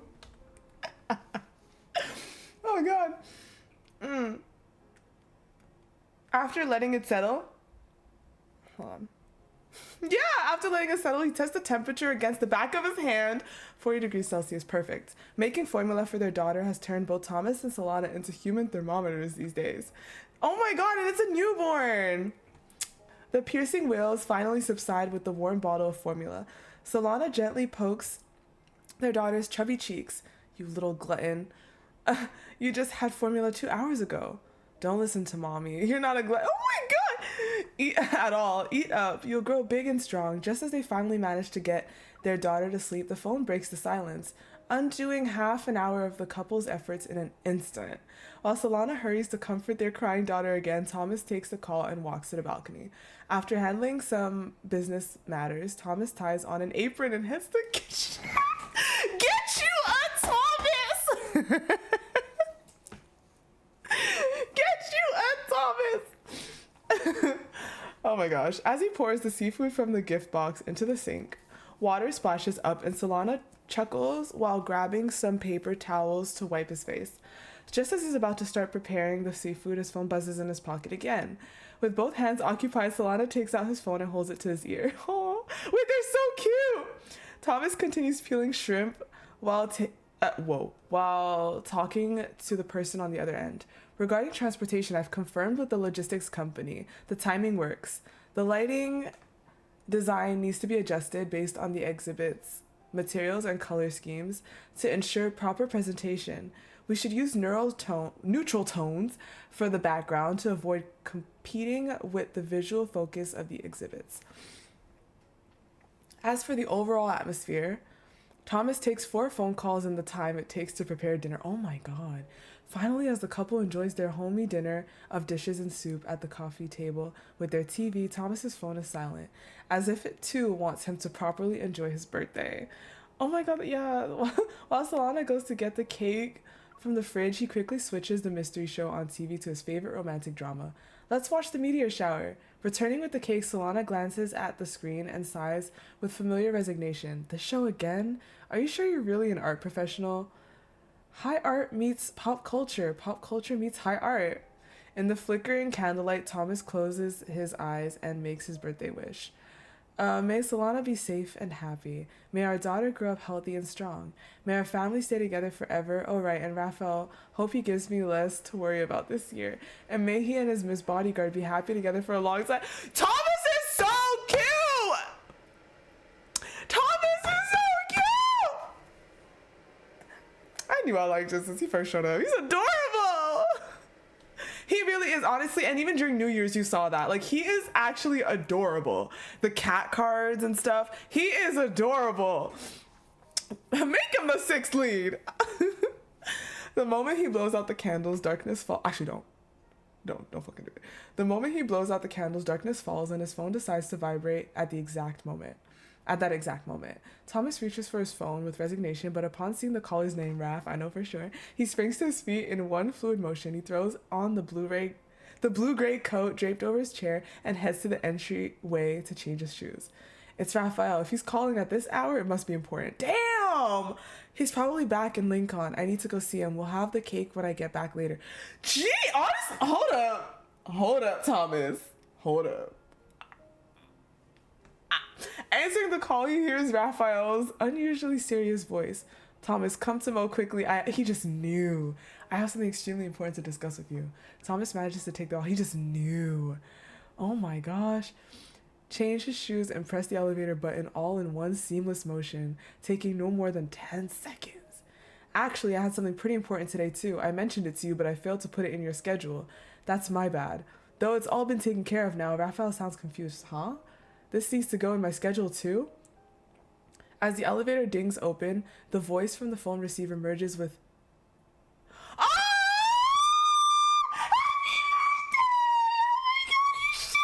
He's showing up for his birthday!" Oh my god, Raph! Bro, he was MIA this whole time, but he actually shows up for Thomas's birthday. I love these two. Like, Raph is always giving Thomas a hard time, but I just know that they're so tight and he does care about Thomas. Are you kidding me? Because Thomas is probably the only manager he could ever have, let's be real. Like, that will tolerate him and still, like, they get along. Like, no! Oh my god! He showed up for his birthday! That is adorable! Is he gonna, like, hang out with the family for a bit? Stop. Oh my gosh. Thomas looks up to find 2 familiar faces. Oh, me too! I'm there too! Let's go! Rafayel and his Miss Bodyguard. Happy birthday, my friend. Seeing Thomas still stunned, Rafayel leans against the doorframe and lifts the gift box in his right hand. Important business accomplished. This didn't need to go in my schedule, right? That's not what Thomas trails off with a helpless laugh, quickly accepting the gift box. Come up for a bit. Have some cake? Better not. You might lock me in and start demanding manuscript updates. The girl, still in her hunter's uniform, playfully shrugs and links arms with Rafayel. Free time is precious. Spend it with the ones you matter. So cute. That's funny. We won't keep you any longer. Exactly. Stop thinking about work and watching my every move. Rafayel waves with the light by and turns away, walking into the evening breeze with his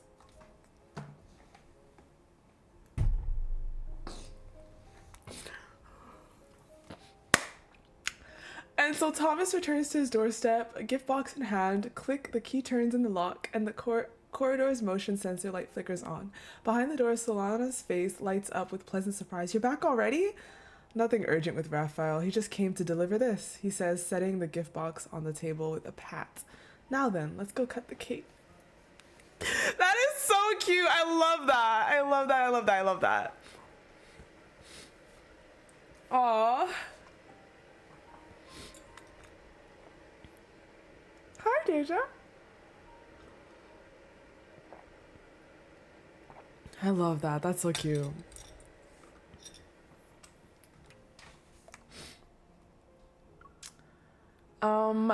Wish I could paint.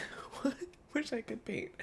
As an art school applicant and devoted fan of artist Life Insider, I heard this one would feature Rafayel. Saved it specially for the day before my entrance exam, hoping for some inspiration from my idol. But why did we get his manager instead? Potato Sec leader. Rafayel wasn't there, but his presence is everywhere. Think about it. Really think about it. Momo. I actually believed the part about him wearing a fishbowl while painting. Rafayel Rideable. What? What? What? Wait a second. Wait. Wait. Am I rideable? Rafayel rideable is I don't know what the fuck riddable means. Riddable? Rideable. That's rideable, right? Rideable? Rafayel rideable fish dinner? Who I gotta fight?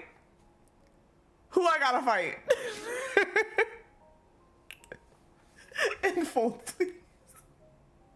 Like, it's so accurate. I get it, but I didn't expect that in full. Hello? What? It's thanks to having such a professional manager like Thomas that Rafayel can focus on creating art. Supporting Thomas!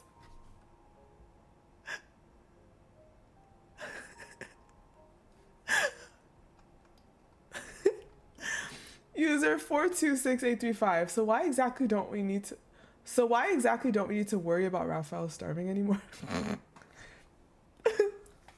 Details, please. Night reader of useless books. Rafayel's truly strong for never complaining about the industry. Garlic shrimp supremacy.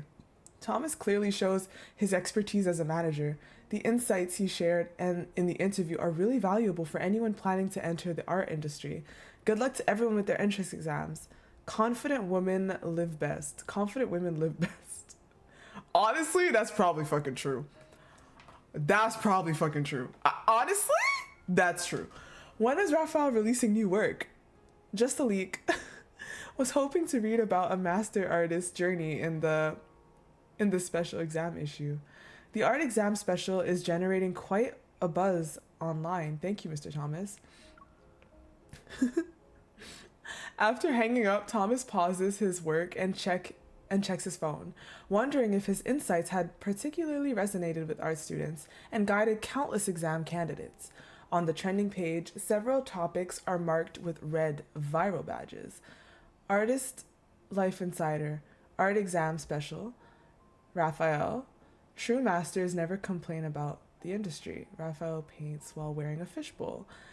This hardly has anything to do with me. He scratches his head in confusion, opens a discussion thread, and scrolls down until he finally finds a few mentions of Thomas among the flood of Rafayel comments. Well, at least some people have the insight to recognize his expertise as an artist manager. Thomas turns off his phone with satisfaction. He's so cute. He just sees a few and he's like, yeah. And returns to work. Beside him, Solana suppresses a smile, quietly keeping her achievement to herself. Garlic shrimp supremacy for sure. Oh my god, Solana! Wait a second, that's so cute! That is so cute! Oh my god, what the fuck? Solana and MC, we need to go on a double date. It needs to happen. Yo, these two men will hate to see us coming. These two men will hate to see us coming. Me and Solana preparing shit for them or something. Hate to see us coming. I swear. That's so cute, man.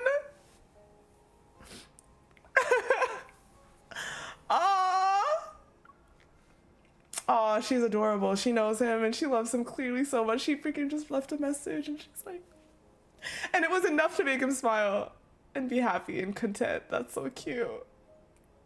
Oh, what the fuck? That's adorable.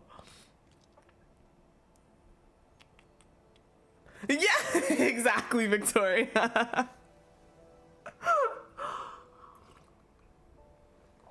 Exactly.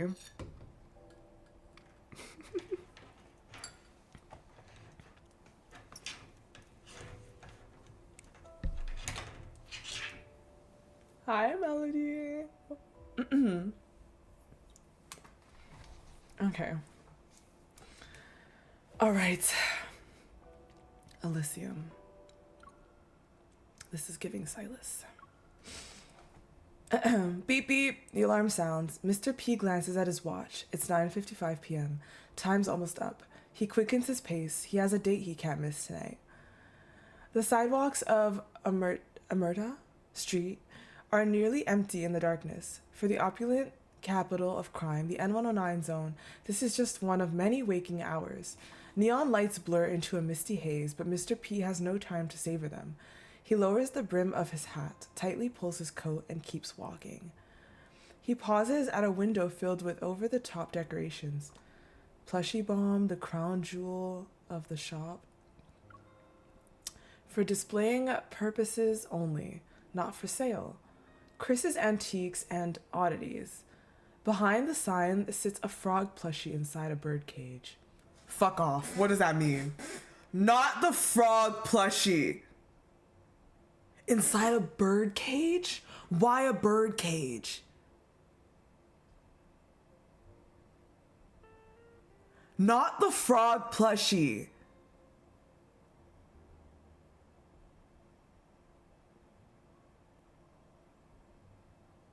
He checks his newly acquired diamond-studded watch. Well, there's still a bit of time.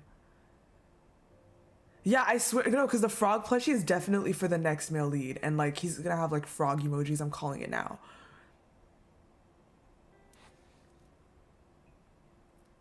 That's just so... Why? Welcome to Chris's Antiques and Oddities. Don't touch anything if you aren't buying. Unless you're interested in a taste of lead. Lead. Of lead. Behind the counter, the owner is glued to his phone. As Mr. P passes, he spots the title of a hot forum thread on the screen. Okay. Damn, I gotta get locked in then. Hold up. Phantom Thief. P pulls another time trinket. $1 million blood diamond watch vanishes from Salon Hotel auction. That is Silas's hotel, correct? Since when did the N109 zone start cheering for some second-rate thief? There are thousands of comments, too. If I met that guy, I'd crush him with one hand. The owner sneers, but he can't resist adding a post of his own. A few seconds later, a beep shatters the silence. The owner looks toward the sound. The shop's prized frog plushie has vanished from its cage. Only the diamond-studded watch shines dully in its place. Why? On the street lined with bars, Mr. P emerges from an alley. He tosses the frog plushie in his hand, then he drops its dismantled bomb into a trash can. Right. The design is outdated. At least the color still pops out.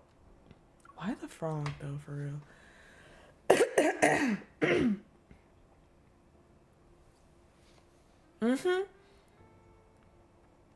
I don't know, Victoria.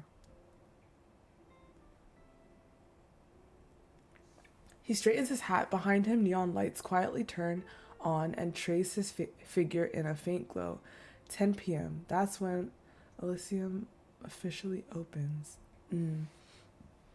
It's so specific. They could have picked like any plushie, like literally any.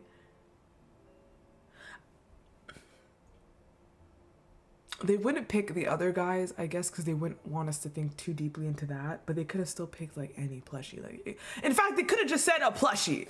You know, they really didn't even have to specify what the plushie was. Let's be real.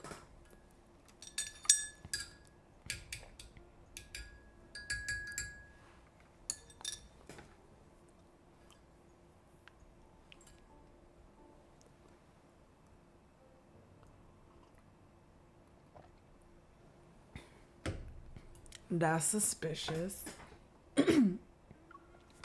Mr. P relaxes as the bar's comforting blues ease away his tension.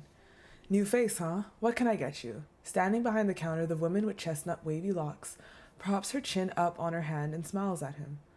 I'll take the connoisseur's menu. The bar falls quiet for a second. The connoisseur's menu is the most infamous menu in the N109 zone. It's second to none.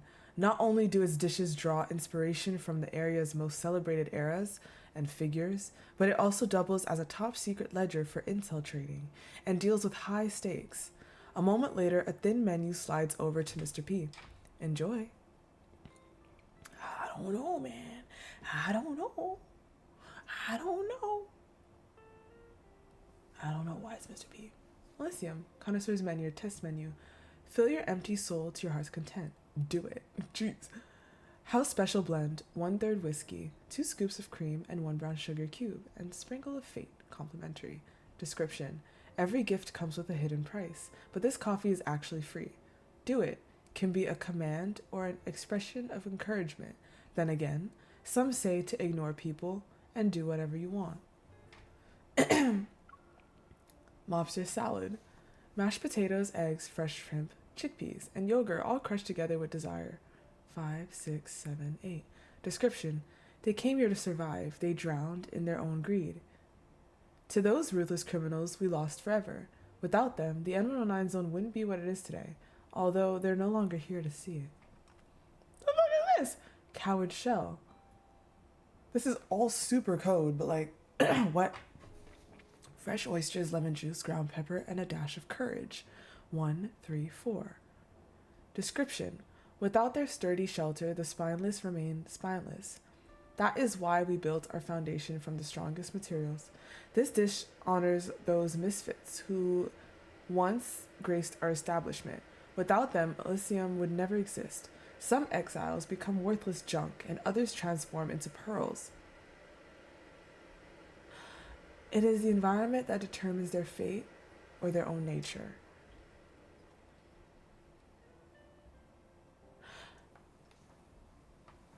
Why do I feel like this is code for some of the guys? Am I crazy?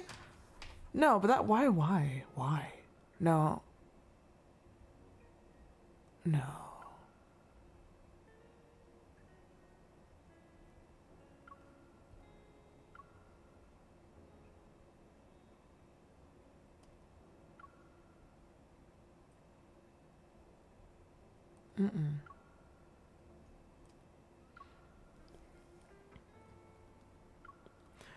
The N109 Grand Platter.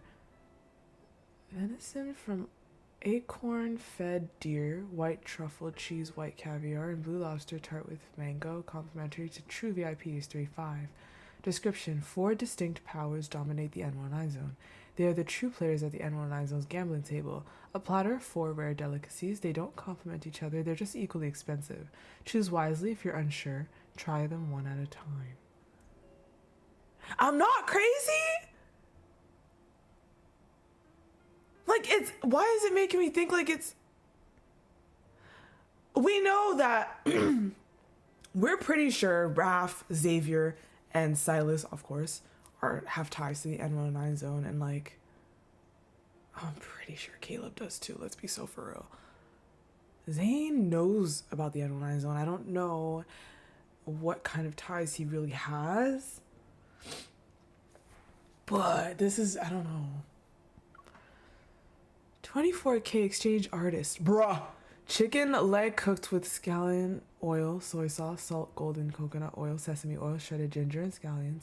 Comes with a dash of humor. 1, 2, 4, 6. Description: he's no thief. He's an artist who believes in fair exchange. Dedicated to the unseen phantom thief P. Everything has a price. Pain is traded for an equal amount of pain. Joy is exchanged an equal amount of joy. But is your happiness truly equal to... What? The point of no return. Smoked pigeon, saffron, pickled onions, barley, toasted truffle, bread with au jus, and 100% trust. 5, 7, 8. No deal goes unmade. A rare delicacy.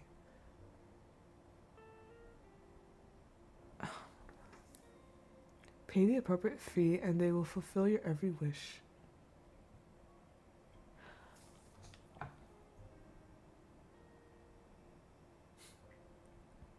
I know, right? I could totally eat what the fuck they got going on here, but it feels like, but our boys are not bounty hunters. You know what it's making me think of? It's making me think of like, choose who you want to do a job for you. And I'm like, I don't think Xavier and Raph are out here doing jobs for people. So I'm like, and I guess Silas also isn't doing that. But maybe if you want to get in contact with Silas, bro, what? No, it's a super cool menu. I just wish I was like fully like getting it. Strawberry disaster special. Strawberry ice cream, fresh strawberries, strawberry sauce, chocolate covered strawberries, chili powder made from the red Savina pepper and a 4-leaf clover. Not the 4-leaf clover we just got with Zane's event. Stop. If you survived 2036, the gang war that engulfed the N109 zone, this is the dessert you can't refuse. And it's sweet, it's dessert. Hello? Rich ice cream wrapped in strawberry sauce and spiced with chili to sting your tongue. Like that night when the streets ran red, not all survivors are strong, and not all the strong survived. Wouldn't you agree, you lucky duck? Right? This would make you think of Zane, but like, what?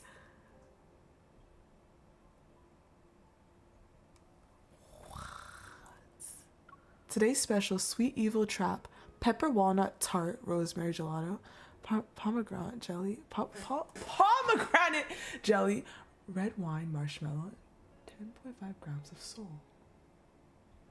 Description: I'm waiting for you. Special services, assassination, C2 arm deals, infiltration, intel collection, 5 mediation, biological substances, 7 protocol trading, proxy deals. Today's special notice. Menu items are subject to change due to seasonal availability and logical logistics. Thank you. Yeah. So this you request. You definitely request. But so they're up for requests?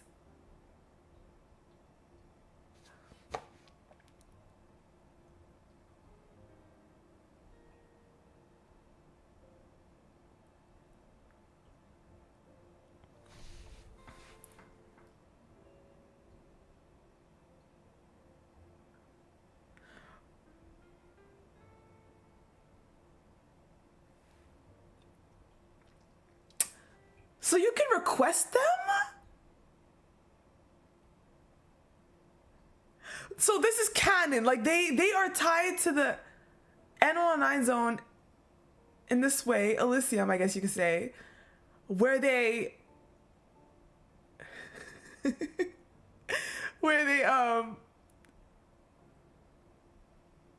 oh yeah, hold on. 7 protocol trading. 578. 578. 578. Mediation. Protocol trading. Proxy deals. 1246. 1246. That definitely gives Raph. Oh shit. Hello? Oh my gosh. 3-5. Infiltration. Mediation.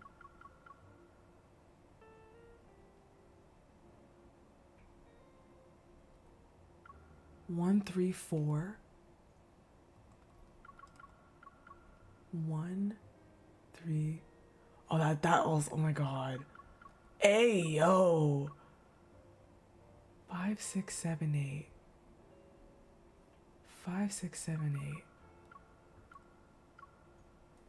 5, 6, 7, 8. Bruh.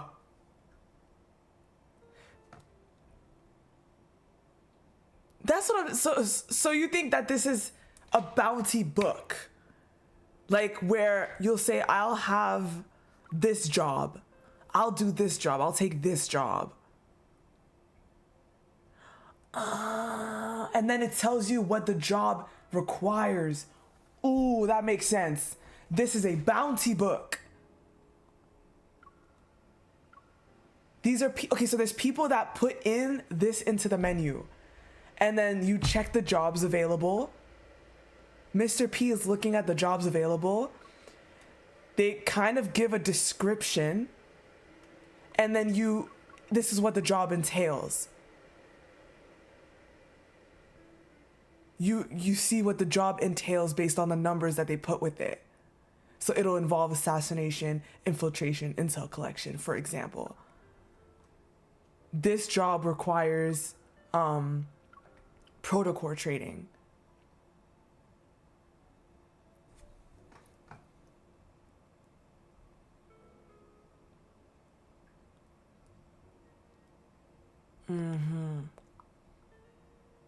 Oh, wow. Oh my gosh. Okay. Holy. Okay. Call me Iceland? The curly-haired woman sets a cup of steaming coffee in front of Mr. P. This is our signature brew, on the house for those who choose the connoisseur's menu. It's been a while since anyone new asked for it, so I upgraded you to a large cup. Do it? Mr. P picks up the cup. Is this some kind of go-getter philosophy for life? Oh, Iceland toys with a curl of her hair. So that's how people interpret it. Just do as you're told. No questions, just do as the job requests. This was what Iceland heard the most as a child. You worthless brat. Do what I say. One more word and I'll kill you. Damn. By the time she was 12, Iceland learned not to close her eyes when fists were flying. Keeping her eyes open let her read the direction of the blows, protect her face and guts, and choose where to fall to minimize injuries.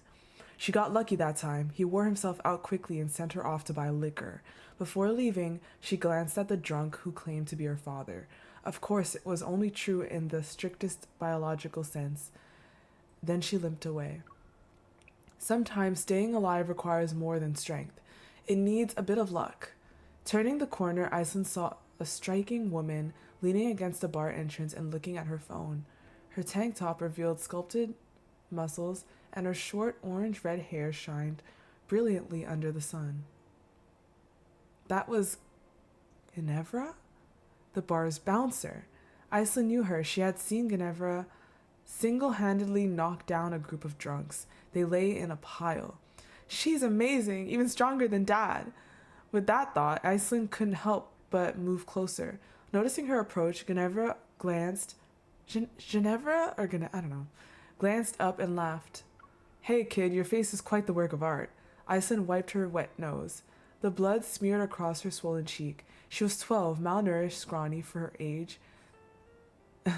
Still, she squared her shoulders and lifted her chin. I'll pay you. Teach me how to fight, or at least let me follow you around. Without any hesitation, she shoved all the money that was meant for her father's liquor into Ginevra's hand. Victoria, that does not help me at all. Unless you mean like gin, like Ginevra, like. But it's the first part. It's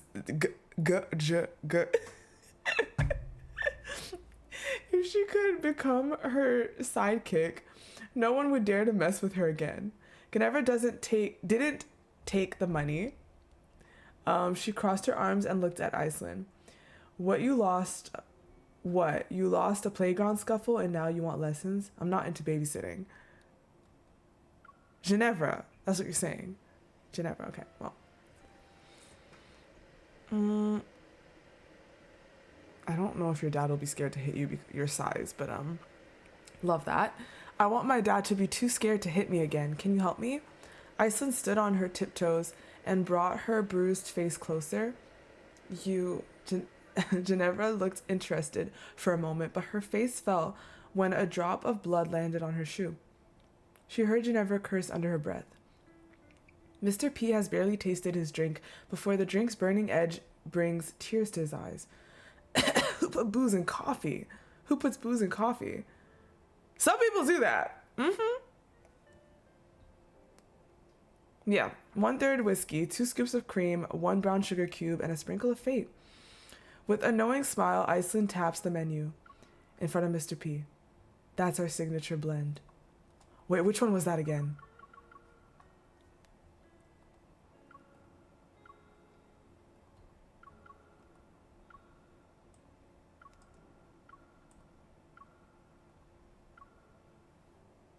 Hold up, wasn't it here?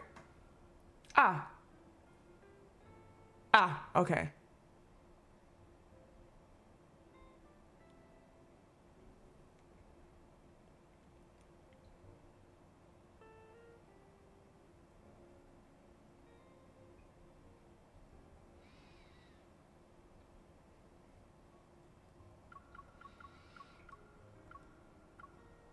Bro, the code that is being spoken in this, bruh.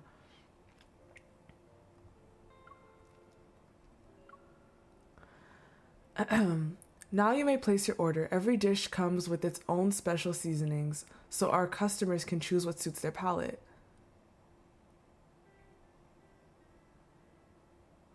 Take this one, for example. With brown nail polish shining, Iceland's finger glides along the menu surface until it settles beside a number. Coward shell, fresh oysters with a bit of pepper and paired with freshest sides.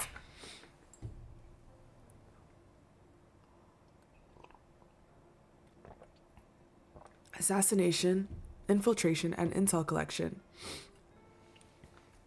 A perfect balance of flavors. Following her finger, Mr. P looks at the menu. He's drawn to the text beneath the name. This dish honors those misfits who once graced our establishment. He's interested in the N109 zone. Everyone is practically an oddball. What kind of freak would even stand out? Maybe it has something to do with the word coward? Yet no matter how he mulls it over, that word doesn't fit the N109 zone. After all, everyone here has blasted their way through swarms of wanderers to reach their forsaken pit. Oh, there are cowards here, Iceland says. It happened not long after Iceland and Ginevra settled down in the N109 zone. Bang! A cracked wooden door fell and a figure tumbled out amid splinters and shrieks. Just you wait, this isn't over. Oh, I'll wait all right, Iceland sneered. She leaned against the doorframe with a cocky stance she had picked up from Ginevra. Only after the man staggered away in fear did she turn to steady the bar's broken door. It was already the 3rd batch of thugs this month who tried to extort protection fees since they opened Elysium. 2 years before the Chronoriff catastrophe struck. Abnormal protofield fluctuations reduced this prosperous tech hub into a lifeless husk, but no one had imagined that this perilous wasteland would become a haven for outlaws. Here, law and order meant nothing, only strength rules over the weak. Ginevra, why are you here? There isn't any sunlight and the conditions are awful. After walking into the room, Iceland grumbled and watched the orange-haired woman flex her wrists. Do I need to remind you that Ginevra looked up with a small smile? This was my plan? You tagged along of your own volition. But we're family, of course I'll follow you. Iceland declared this as if it were the most obvious thing in the world. 11 years had passed since Ginevra took her in. Ginevra, why don't we head to Linkon? We could open the bar there. No, why not? We can make more money here. You're lying. You're not. Iceland cut herself off and glared at Ginevra. You don't want money. You want to ditch me and have fun by yourself. You know me so well. Can you make my wish come true then? As if you bought me to be your sidekick. I adopted you. Don't make me sound like a human trafficker. And that tiny sum you had wouldn't even buy a single decent bullet. Another feeble creak sounded at the bar's entrance. which cut their bickering short. Iceland glanced up and recognized the scarred man. He gave her a curt nod and walked to Ginevra. They exchanged a glance and silently slipped into the kitchen in the back. Alone, Iceland calmly picked up a broom and began sweeping the scattered debris. As she swept, she moved closer to the kitchen and overheard snippets of a conversation. It sounded like the scarred man wanted Ginevra's help in finding someone this time. Scarred man? Scarred man. Are we No. No! Ginevra helped in finding... Iceland caught a few telling phrases. Missing evolver. Test subject. Base of operations. Ever since the bar opened, Iceland had grown used to suspicious figures seeking out Ginevra. They looked rough, and trouble was written all over them. After every hush-hush talk, Ginevra would vanish for a while. Whenever Iceland asked where she went, Ginevra would say, "No, but he got those scars off the mountain. He got those scars from the mountain. No, but he got those scars from the mountain. He already..." Yeah, I don't think... No. It's not, no. No, I wouldn't say it is. It sounded like the scar man went... Where was I? Iceland had grown used to suspicious figures. They looked. After every hush hush. Okay. Whoa. What the fuck? I read far. Whenever Iceland asked where she went, Ginevra would say she was restocking. No. That's not giving Zane anymore. At first, I was like, whoa. But when I think about where, like, how we got the scars, never mind. Ginevra would say she was restocking supplies. Yeah, sure. What kind of supplies would leave her battered and bruised every time? Still, Iceland never confronted her. She understood Ginevra's reasons for lying. When she murmured discussion behind the kitchen doors ended... When the murmured discussion behind the kitchen doors ended, Iceland casually stepped away. With her head down, she continued to sweep. She expected the scarred man to leave quietly as usual, but this time the man who never said a word to her actually stopped to speak. It's getting rough out there. Watch your back. Startled, Iceland looked up. The scarred man's face twisted into something that vaguely looked like a kind smile. "Dexter, you need to get ready for the mission." Bruh. Ginevra, who had emerged from the kitchen at some point and was now leaning against the bar. She had suddenly spoken.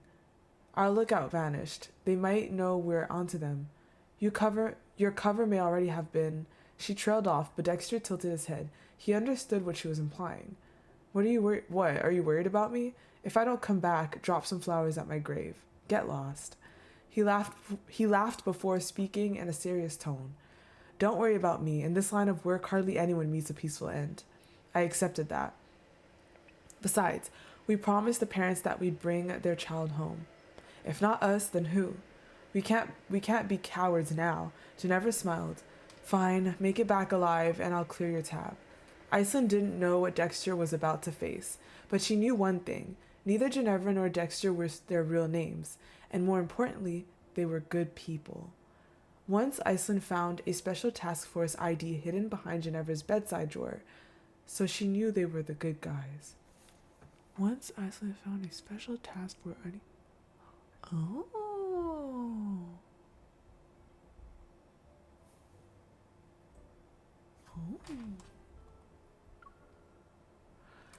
You're a strawberry disaster special, sir. The snow-like ice cream is topped with fresh strawberries and shimmering sauce. It practically begs to be tasted. As she sets down the dessert, Iceland slips a Protocor auction invitation beside it like a side dish. Fresh strawberries and Protocors pair surprisingly well, wouldn't you say? Mr. P ignores the invitation at first. He samples the dessert instead. Tart strawberry sauce melds with rich whipped cream to flood his taste buds. He closes his eyes and sighs contentedly. Exquisite, just as I hoped. Only then does his gaze shift to the invitation, as if he's recalling something. Yeah, it does.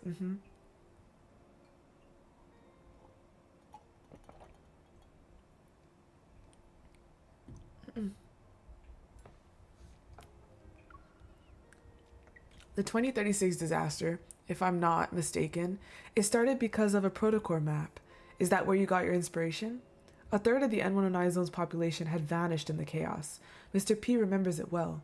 Iceland confirms his suspicions. Unfortunately, that protocol map was lost at that time. Seeing the faint remorse in her eyes, Mr. P offers a knowing smile. Hawthorne, welcome. Thank you so much for following. Welcome, welcome. Mr. P offers, lost? Perhaps it was stolen. You aren't suggesting Phantom Thief P did it, are you? Who knows? It's all just speculation. He chuckles softly before playfully shrugging. Maybe the map was just an excuse to shake things up from the start.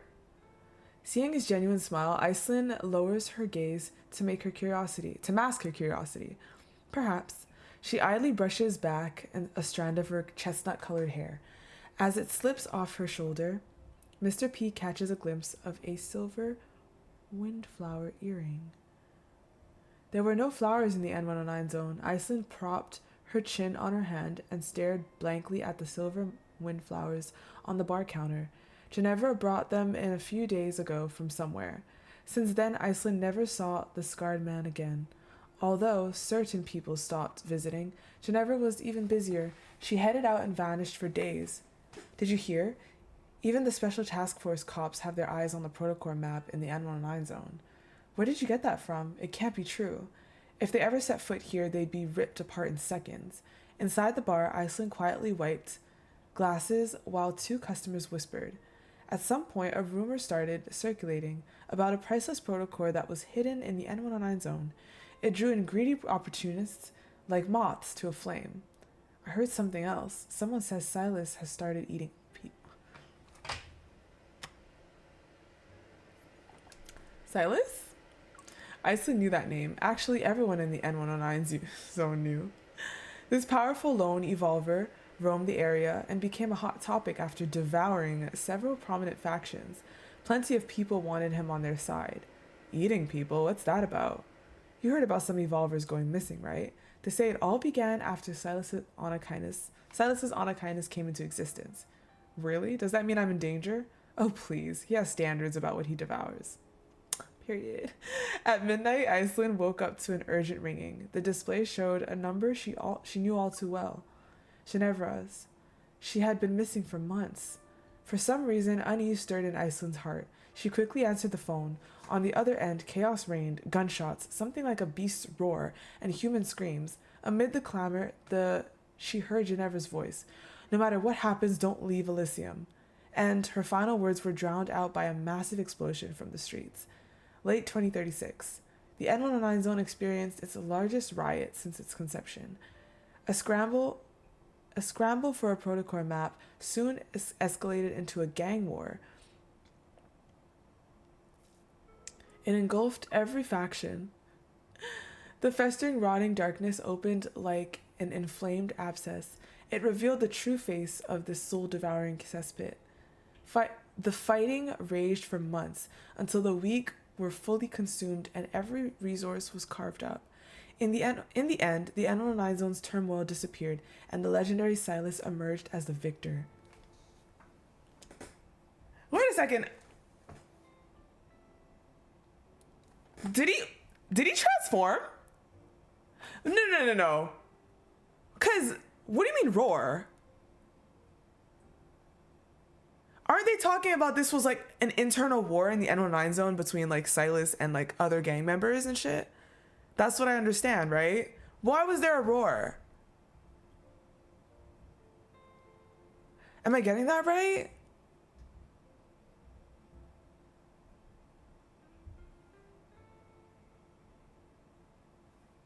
He whooped their ass in dragon form? Shit. Is that what happened? Damn.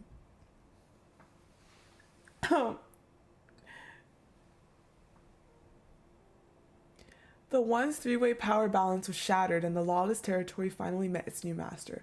Iceland survived untouched. She was one of the lucky few. At that time, she didn't understand why she and Elysium remained unscathed. Not until a black crow delivered its master's message. The deal is done. I'll be taking the map.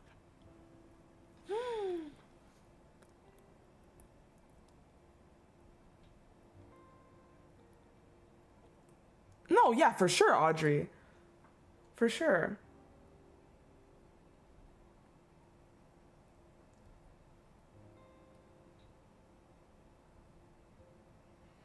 Okay, so Silas isn't said to be a wanderer. He's not a wanderer, but I do have a theory that the dragons have major inspiration, or like the protocores and all that stuff, like the cores, has a lot to do with when the dragons were alive. So like whatever was left, you know? Because we did learn that the cores remain after the dragons die. So it makes a lot of sense if protocores and whatever ever went around gathering whatever gems that they could find from dragons that had died.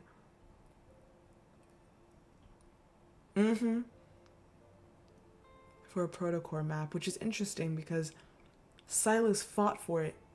And now he's the master of the N109 zone. Of the N109 zone. But when you think about it, Silas fought for the protocore map. That's very interesting too.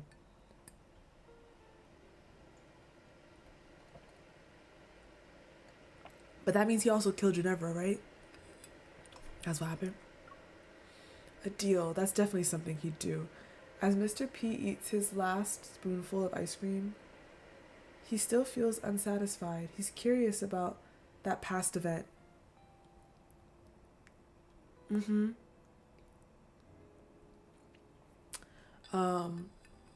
He picks up the menu and his gaze lingers on today's special, Sweet Evil Trap. What's the story behind this? Sorry, Iceland offers him a regretful smile. This was made for a certain lady and isn't available for others. What? Who could get that kind of privilege? Mr. Peeve has never heard of an item on the connoisseur's menu being custom made for one individual. That's confidential info. I'm afraid I can't tell you. I see.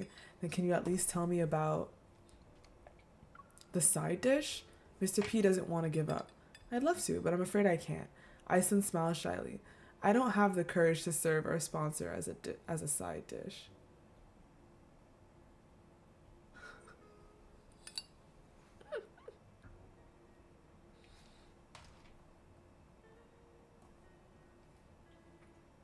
Not the heart.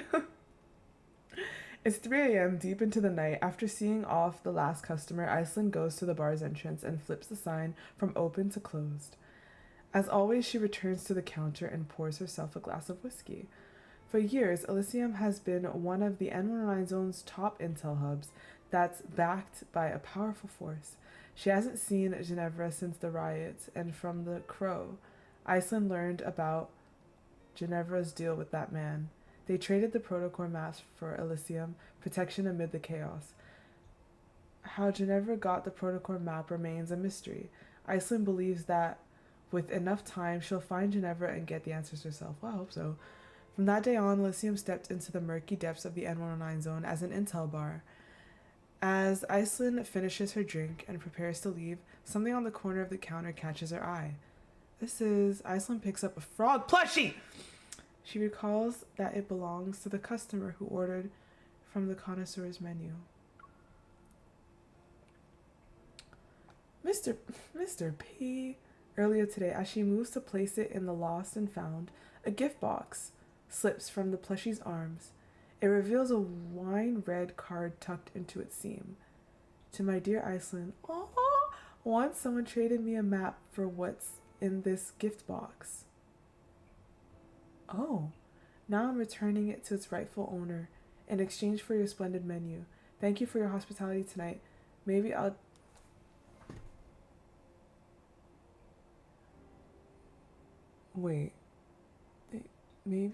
try the dish you created just for me next time. Yours truly, Phantom Thief. P. As if sensing what's about to happen, her heart starts to pound.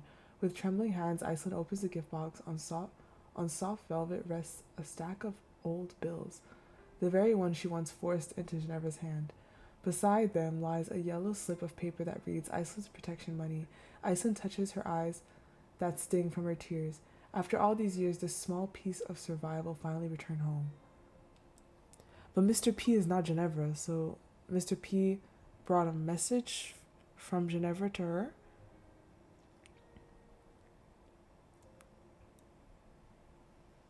Once someone traded me a map for what's in this gift box. Now I'm returning it to its rightful owner.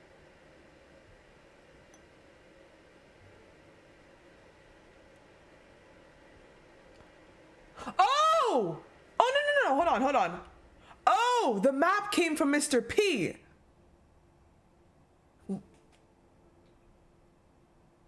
The map came from Mr. P. Mr. P gave the map to Ginevra. Ginevra gave the box to Mr. P. And then Mr. P is now delivering the box to Iceland on, I guess you could say, Ginevra's behalf. So Mr. P was the one that had the protocol map initially. I see. Oh, once someone traded a map for what's in this gift box. Now I'm returning it to its rightful owner in exchange for a splendid menu. Oh, so in exchange of this menu, he's giving her the box, giving it to the rightful owner. Thank you for your hospitality tonight. Maybe I'll try the dish you created just... Okay, guys, so can we throw this out the fucking window? Is Mr. P supposed to be the next male lead? What's going on? Who the fuck is Mr. P? What's with the frog and why is he like a nice dude? But it just doesn't seem like they would introduce homie like that. But then again, they introduced Silas just off the bat any which way, to be honest. So... No.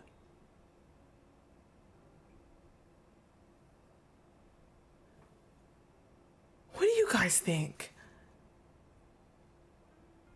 There's no way. No. Come on. Yeah, Mr. P seems like he... What? Like...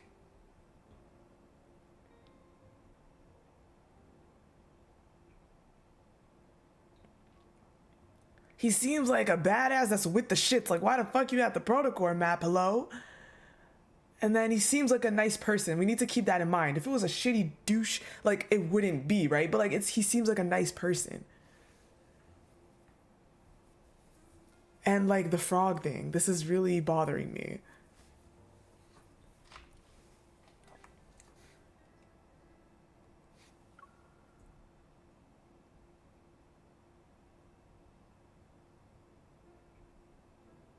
Yeah, it's like I'm not convinced that that's what it is, but gosh, it's like,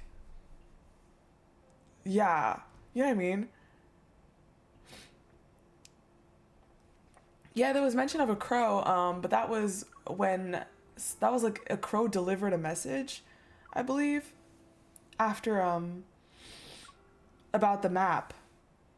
Where did it say that? Right? Not until a black crow delivered its master's message, the deal is done. I'll be taking the map. So this is Silas, I believe, getting the map from Ginevra. And then sent this message to get the map from Iceland. Yeah.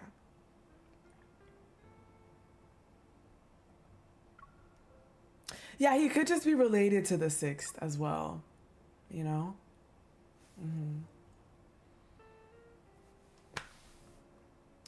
Bruh. Hey yo, I'm getting through these way quicker than I thought. I knew not all the stories were long, and maybe I won't need a part 2. Honestly, we'll see. But my throat doesn't hurt either because I'm taking great care of my throat.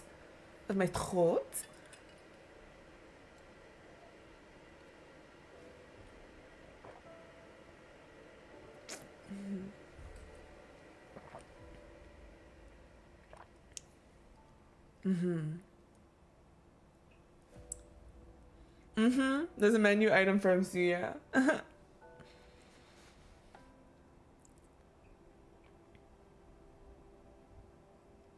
I don't know. I was thinking that. I'm like, I think this could be the place that MC brought the little girl brought MC to, but I'm not sure. But I think that makes the most sense because Silas was, yeah, I feel like it was. I just don't remember if that was actually the name of it or the bartender's name. I don't remember if that was the bartender's name.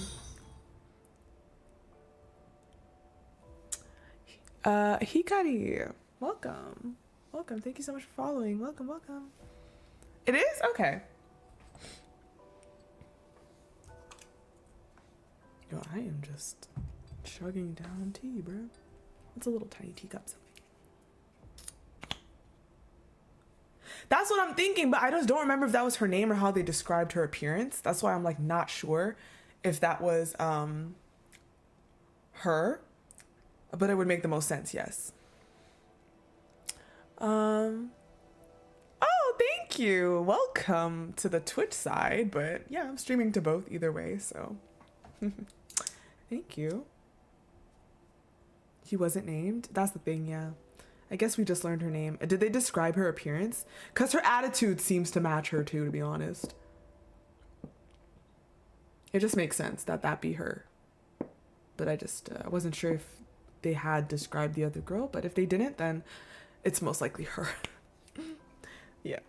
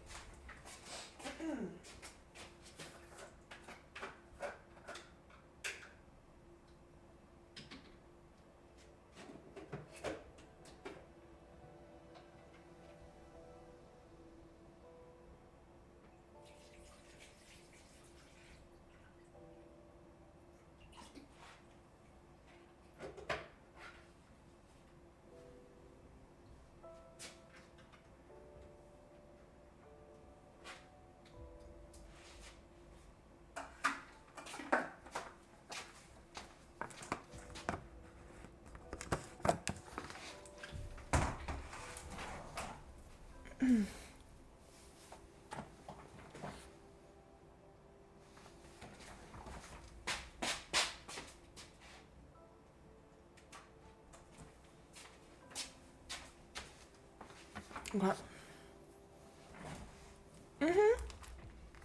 World Underneath is great. Great. I love seeing... Oh, hello? Guys, I hope this answers questions I have about this map right here. Please. If this story, please, nobody spoil. Nobody say anything if you've read it already. If that story is about Raph, I was fucking on to something. Nobody say anything. Anywho. Okay. Sketches Volume 13. Oh my. All right. Oops. Let's go first page. Yvette, born December 2012. Oh my god. Born 2012. On World Reef Island, now part of Skyhaven Guard Station.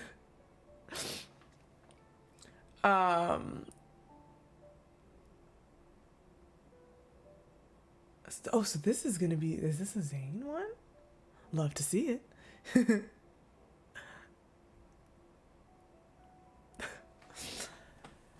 Okay. Senior engineer and best-selling author admitted to the Department of Energy and Power Engineering at World Reef Institute of Technology, now merged with Skyhaven University in 2030. Hi, Aki. That same year, she began creating educational science videos and content on online platforms. In 2033, she published the science fiction novel Cloud, which gained significant attention, establishing her as a representative sci-fi author before the Chrono Rift catastrophe. After graduation, she joined the Deepspace Aviation Administration as an engineer.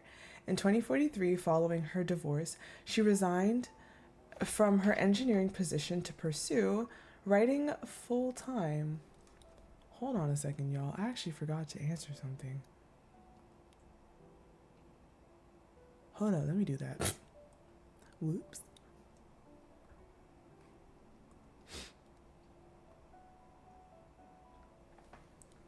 Let me see. April 3rd. Yeah. That's fine.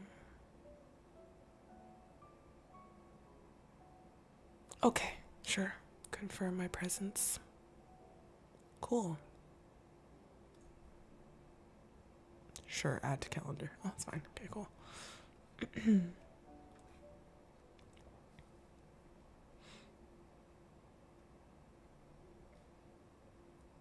Good night, Jess. I mean, honestly, it's only 8:33 and I'm like reading fairly quickly and like I feel like maybe I can get through it all because I feel like now making a separate stream for the rest, I'm like, if I can get through it all, that's ideal, to be honest. Just one nice little stream of me reading this.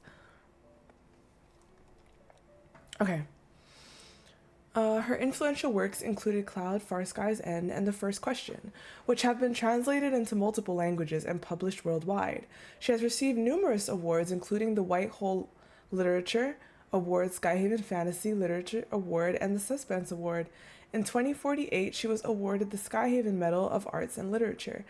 She currently resides in Linkon City with her son, daughter, cat, and dog. Editor's note: Yvette has long been a creator I've wanted to meet. After running sketches for a year, my producer recently pointed out that our 12 episodes spanning the year have all featured academic experts from various fields.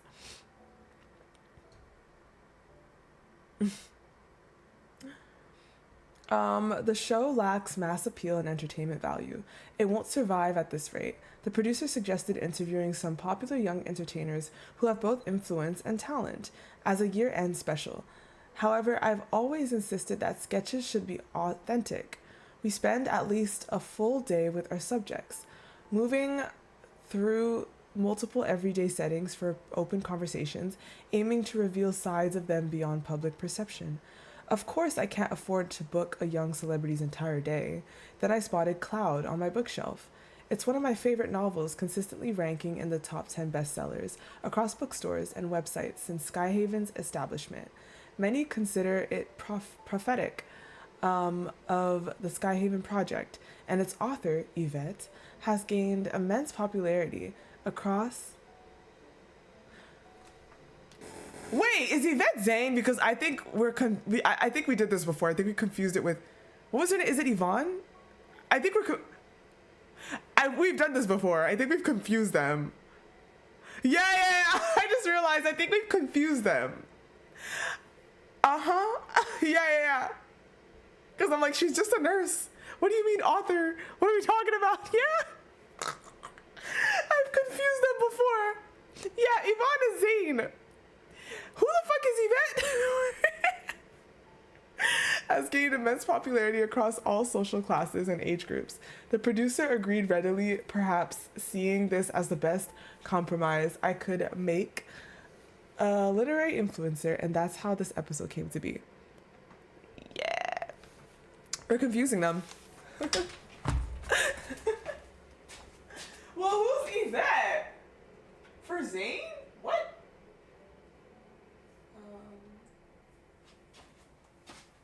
Literally, who's Yvette, bruh? I always confuse, the name is so similar, like, come on, like, it's not, but it is, it really is, so, like, it makes me think of her, but I'm like, wait, she's just the nurse, bruh, at the desk and shit, like, it's not her.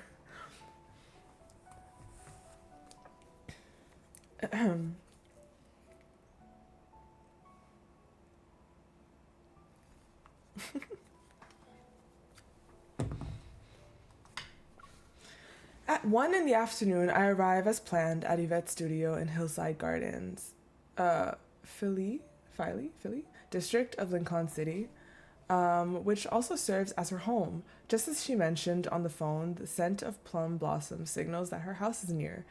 The moment our cameraman frames... Ooh, hold on. Forgot to stir my tea.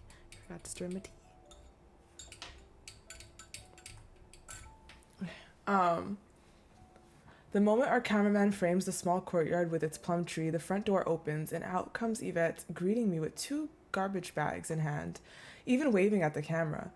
Garbage bags and all. Juniper, it's an honor to meet you. I've watched all your shows. I'm a big fan.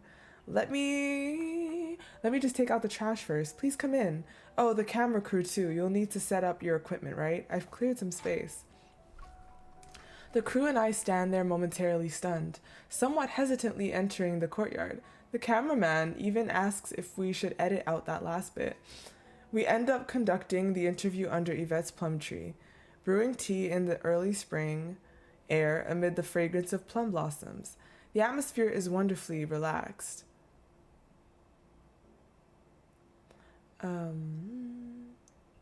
Quite different from our previous interviews with academic veterans.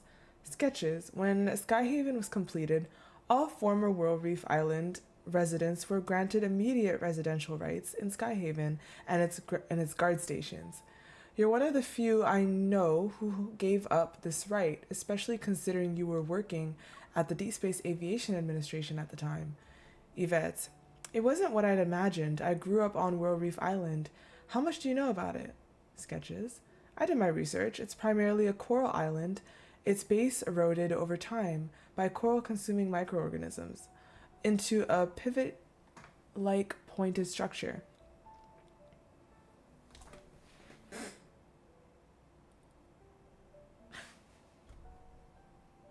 Hi, Mara. Hello.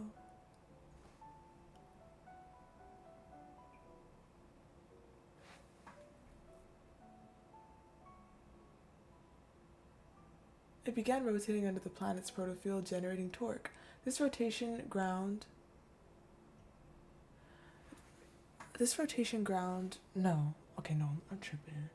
This rotation ground the surrounding lakes into a perfect circle, like an ice ring. That's also why it could float skyward when the Deep Space Tunnel's appearance altered the magnetic field and gravity vortex. Yvette, that's what the geography textbooks say. Sketches, haha, yes. Hi, Krista. Yvette, when your childhood home is sold and renovated, it's still the same house in the same place. But would you still call it home? What the geography textbooks don't mention is World Reef Island's distinct seasons, pleasant climate, abundant rainfall, and rich biodiversity. They don't talk about the spring buds on trees, the cool summer springs, the autumn leaves dancing with migratory birds, or the setting sun through winter reed marshes. Though the island's unique geological environments meant most residents were school faculty and researchers in geology and physics, you couldn't escape nature's subtle influence. Tell me, have you ever seen wildlife in Skyhaven? Even birds are a rare sight. Sketches. Well, Skyhaven is too high for most birds to reach. In a few years, I might move somewhere like Windfall Tableland. I've lived by water all my life, but never experienced vast grasslands. Azure Peak and Aridum would be nice too. Don't talk about Aridum, child. Don't talk about it. I've never lived in the mountains or desert. Sketches. Moving to a new place every few years. Yvette. Yes, the world is vast and life is short. For this one precious journey, we should make it worth the price of admission. Sketches. Price of admission? When did you buy your tickets? At birth? Yvette. The wrong turns, the falls, the losses, the treasures left behind. Aren't those all part of the price? Sketches. By that logic, the longer you live, the higher the price. Yvette. That's why we can't stop. Don't pause on the path you want to take. What a waste that would be.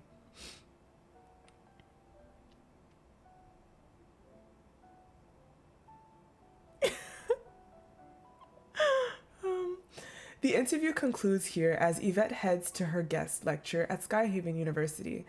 I specifically scheduled our talk for today to see this former researcher turned writer from a student's perspective and to return to a university classroom myself. No, I'm saving Brewed. That's last. I'm gonna do his 4-star with like the glasses first, and then I'm ending off with Brewed Addiction because I don't have to talk anymore. It's gonna end off the night. So no, I haven't done it yet. What is that gonna be like? No spoilers. I hadn't expected Yvette to begin her lecture this way. As we enter the auditorium, the screen is playing a decade-old Linkon News Street interview about whether Skyhaven should be built. In 2034, intense magnetic fluctuations from the Deepspace tunnel caused several islands and land masses to break away from their tectonic plates. Drawn together and suspended above Linkon City by an unusual gravity vortex. Huh?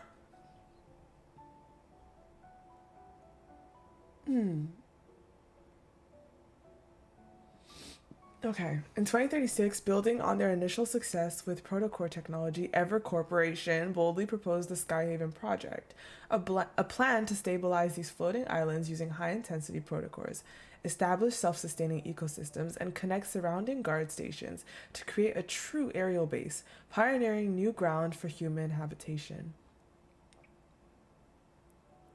Yeah, I know, Ajax. Okay, I know. I'm aware. All right. Thank you so much. I know I'm going to love that one. People have been talking about that one almost. People had a lot to say about Fiery Undercurrents, but people were like, okay, but Brewed Addiction though. And I'm like, what? It's even what? Okay. So I really look forward to it. But yeah, no spoilies, please.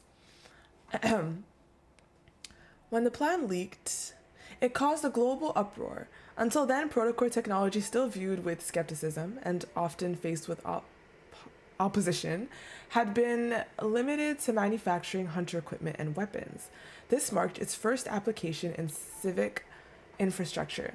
People naturally split into two camps: the purists, who opposed the project due to risks from wanderers and protocore syndrome, and the prototists, who saw it as humanity's new dawn. Yet one of the key factors that helped the general public embrace the prototist's vision was Yvette's first full-length science fiction novel, Cloud, published in 2033. Yes, Deja, another Secret Times. Another Raf Secret Times. I cannot believe.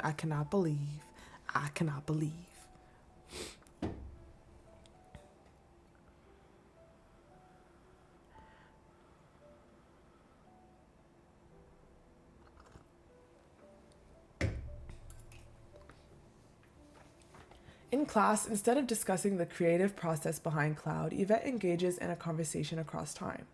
Two sofas are placed at center stage, with Yvette sitting in the right one. Through AI-enhanced holographic projection, her 10-year younger self appears in the left sofa. She introduces her past self.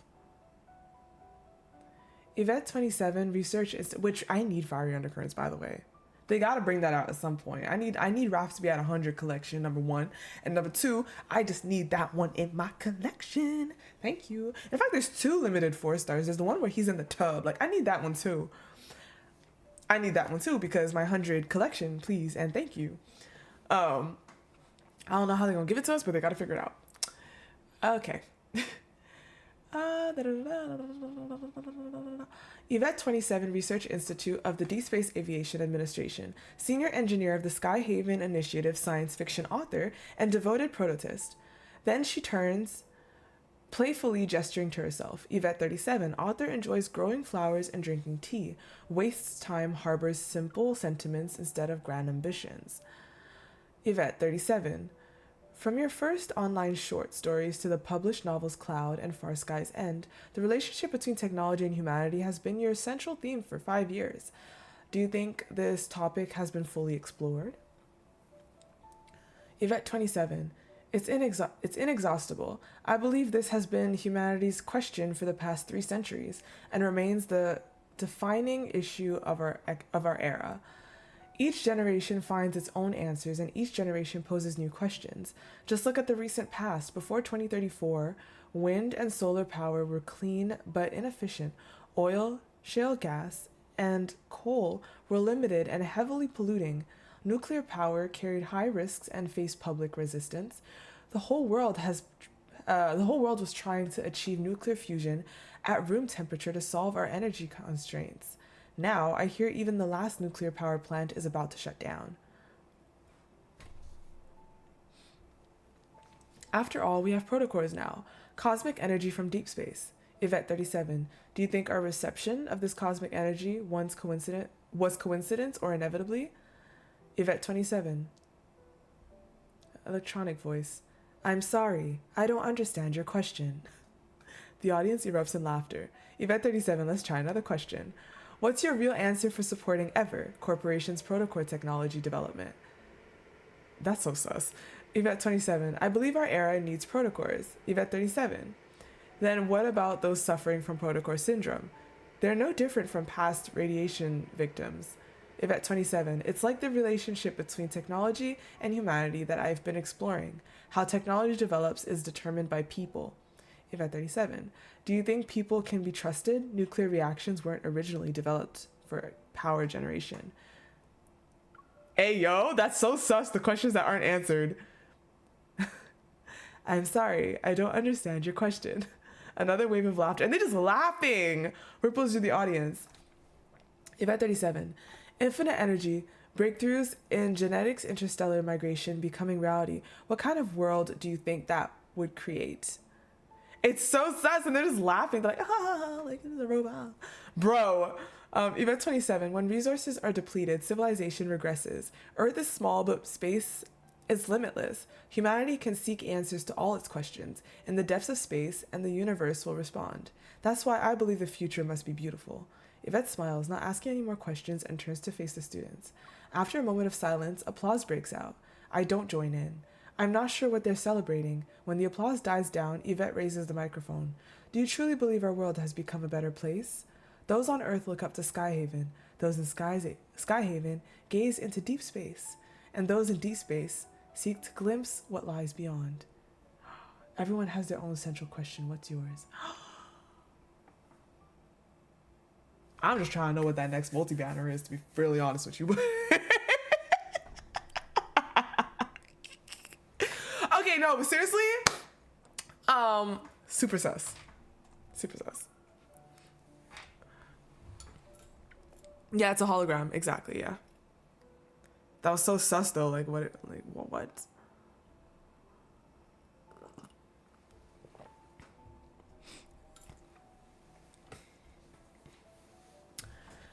Leaving Skyhaven University, I accompany Yvette to pick up her child, playing the role of an eager student to continue our classroom discussion. Sketches. From what you said in class, it seems your future works will have a different central theme. Yvette, though I've changed a lot in 10 years, I'm still myself. I just used to always look up towards the sky, and now I've turned my gaze downward, facing the earth instead of the heavens. Sketches. Yes, you were once among those closest to reaching the end of depths. Your research in protocore energy helped stabilize the floating islands beneath Deepspace, building cities upon them, a miracle people look up to, while preventing the risks of a stabilizing protofield, just like in your novel Cloud. There's no way it's gonna be wedding theme. That's insanity. And especially having a wedding theme when the sixth lead isn't there. Like, I think once the sixth lead is here, maybe you can have wedding theme, because why would you miss one guy? Like, no, I don't think so. If it is, I swear. But I really don't think so. Wedding theme, it's like I have to pull for everyone. It's like the one where you need all... Let me stop. But yeah, no, please no. Please no. Please no. Please no. Hi, Rosie. Please no. There's no way. I don't think so. I really don't think so. Honestly, yeah. Give us a beach theme. I'll take it. I'll take it. Where was I? Yes. Yvette, you read it. Sketches. I loved it. How do you view your work from over a decade ago?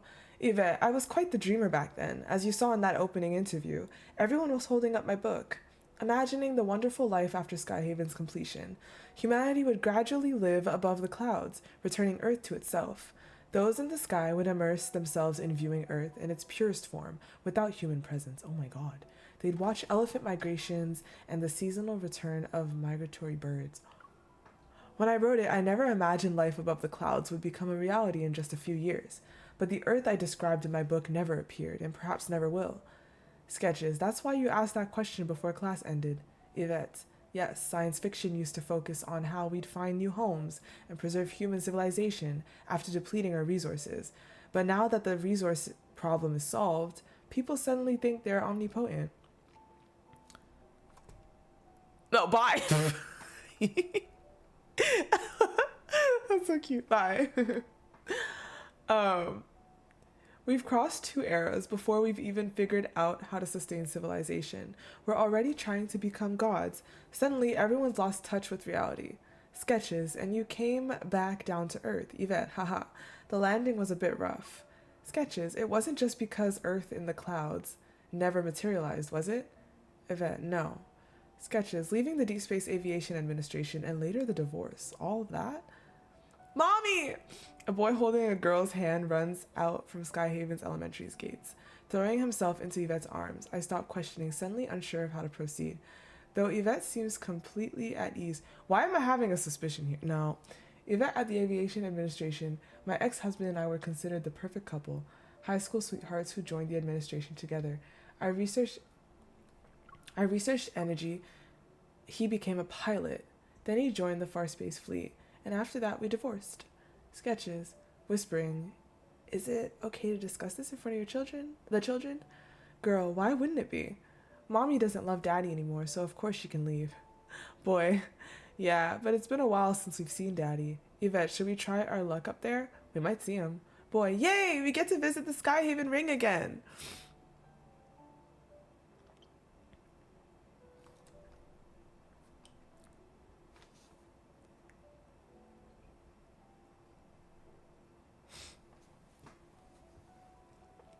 I am about to take my leave when Yvette unexpectedly invites me along. She tells me that meeting her ex-husband might naturally answer the questions lingering in my mind. At Skyhaven's peak, the Skyhaven Ring resembles an aureole above a deity's head, encircling the highest guard section. Home to Farspace Fleet Base, protocore energy flows through this massive celestial ring, creating streams of light in a spectacular rainbow of colors. For every young boy with dreams of piloting mechs, it's an irresistible sight.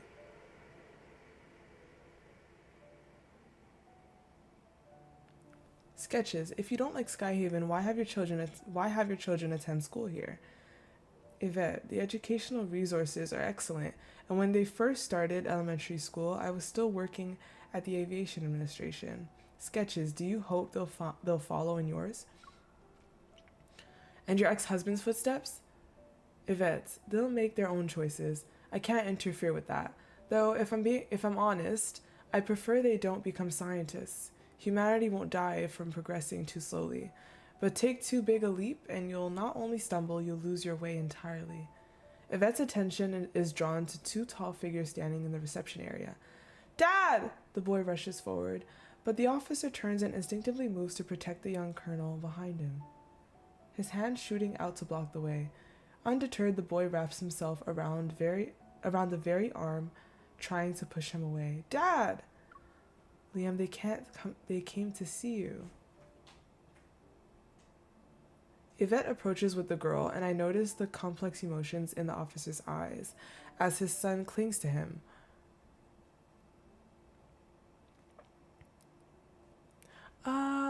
Wait, who's Liam again? I swear I forgot. Like, did I... It's not coming to me. Who's Liam again? I forgot who Liam was. Oh, okay. Okay. Yeah, okay.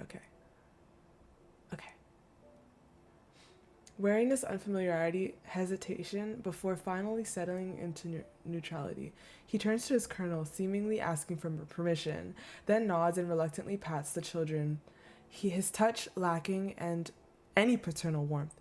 Family's important, Adjutant Liam. Spend some time with them tonight. The colonel's words are considerate, but his tone lacks any real emotion. The girl is clearly more mature than her brother, as she says, "There's no need, it's boring with Dad. My brother will want to leave soon." Bruh. That is sad, for sure. You'll hurt your father's feelings saying that. He won't care. Like mother, like daughter. The colonel gazes at Yvette with a perfectly measured smile, which she meets with ice in her eyes. I want to know what's out there in deep space that makes you so willing to abandon everything here on Earth. Humanity's problem was never about energy. It's about refusing to let go of what we already have, even when it's become worthless. A tethered kite will never reach the far sky, Miss Yvette. Sure enough, the boy soon leaves his father's side, returning to bury his face against Yvette's leg. She strokes his head as she lifts him up, turning back to face the colonel. I'm working on a new book, Colonel Caleb. You might be interested. It's called Heartless. Oh, shit. The young man nods. I wish you success. Afterward, on the way back, I recall Yvette's question in class when her virtual self reverted to artificial idiot mode. Can humans be trusted? She answered that while she doesn't trust humans, she trusts human nature, just as she believes humanity will find a path beyond protocore technology. Later, when Heartless is published, I ask if she chose the title because of how Liam has changed. Yvette just smiles faintly and says it's because Heartless rhymes with coreless.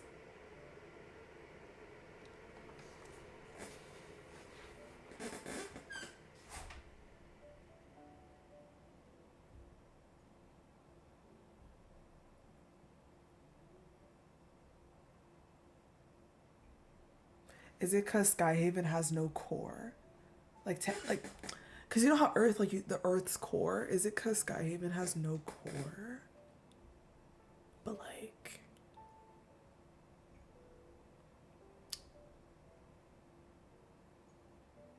rhymes with coreless?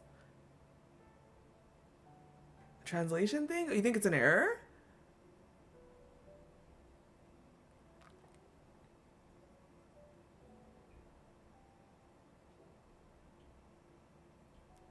She doesn't like protocores, but why would she choose Heartless because it rhymes with coreless?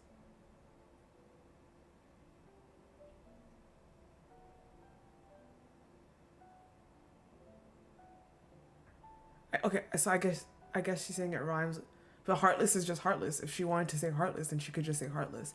Why does she choose Heartless because it rhymes with coreless? I don't get it.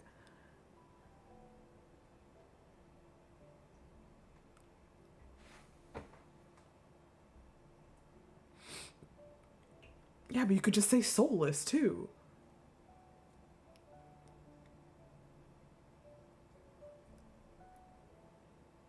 I get that, but for example, why would you choose Heartless because it rhymes with coreless? Just choose Heartless because it literally means what you want to say too.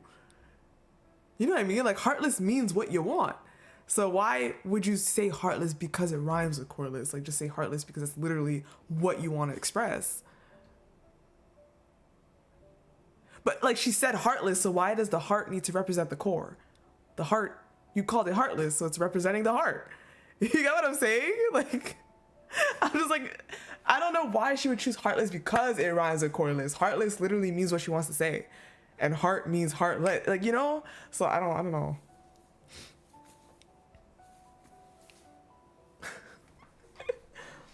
I guess if you want to say it's a double meaning thing, but...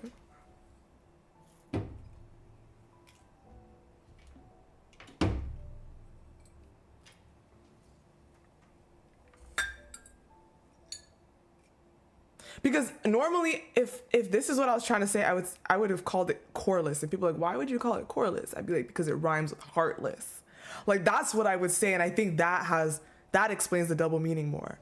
Of you called it coreless. Why? Because it rhymes with heartless. So now you're trying to say that coreless, you're talking about the heart. But I feel like heartless already expresses what yours. I don't know. Okay, whatever.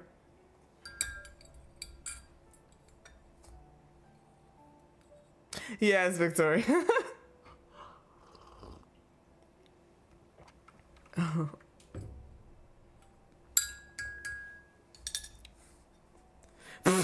That thought she ate.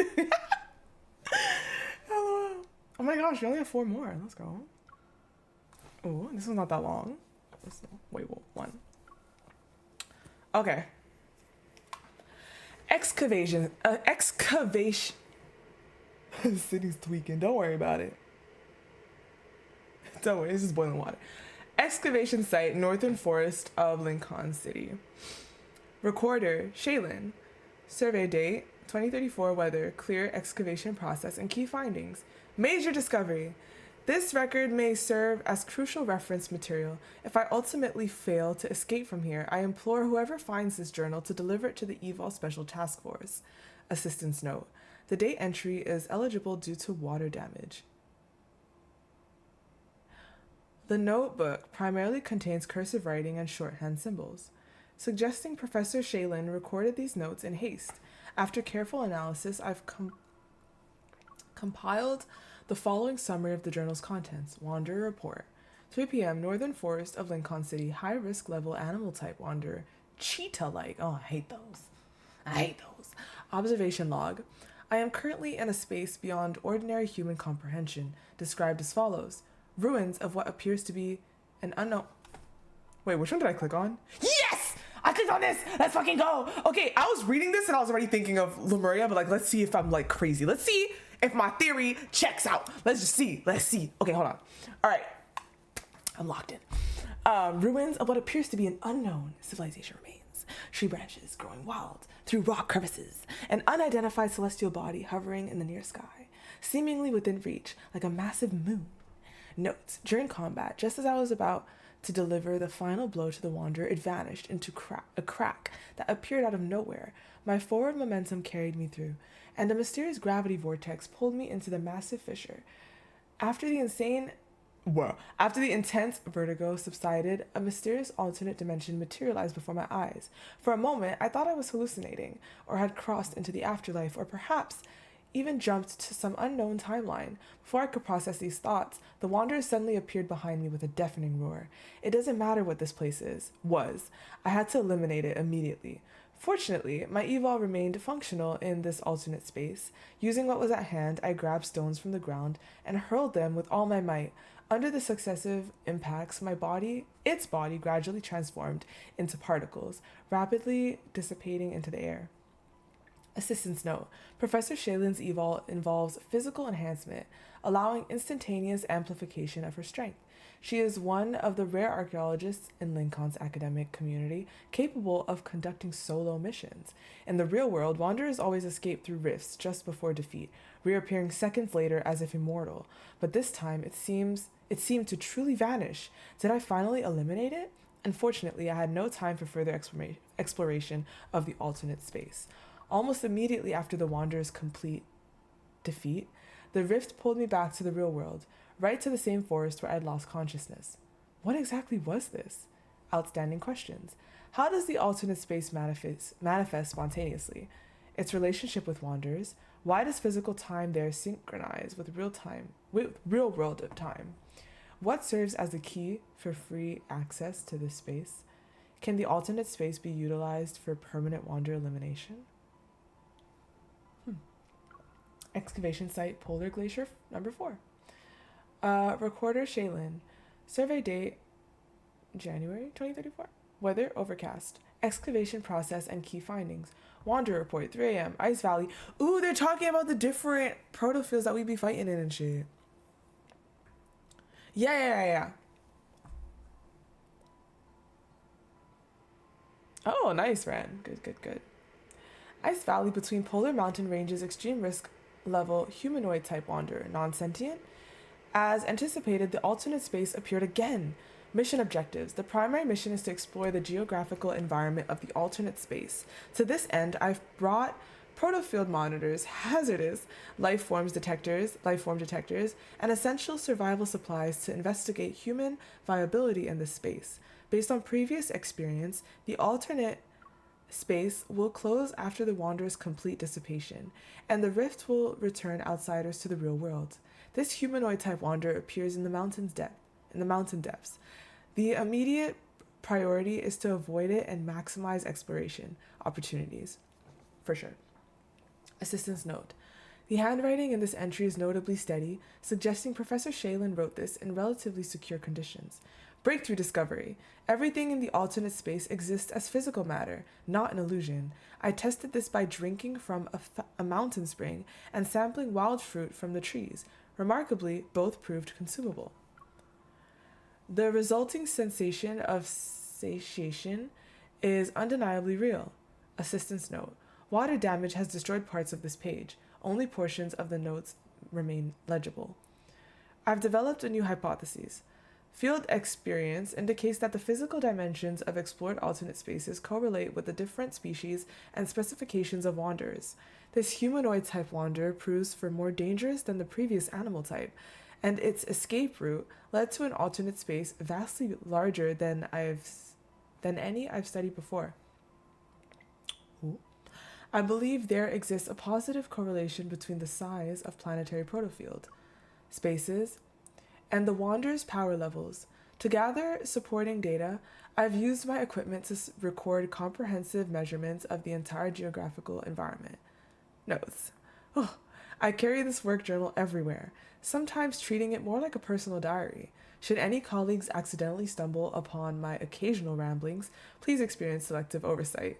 For instance, as I write this final entry, I'm sitting alone in a clearing of the Ice Valley. Below the mountain's main peak, the frigid mountain winds strike my face, bringing unprecedented clarity to my thoughts. I can't help but contemplate some mystifying questions. If wanderers can escape into protofields, could it be that their victims aren't truly dead, but have escaped to some place we've yet to discover? We have theorized this. Perhaps one day I'll find them. Outstanding issues. Must initiate new research expedition immediately. I can't wait any longer. Assistant's note.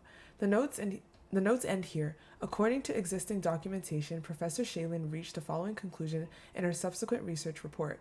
Wanderers in reality escape to an alternate space when near defeat. Pursuers can follow through these rifts to eliminate them permanently. Yes.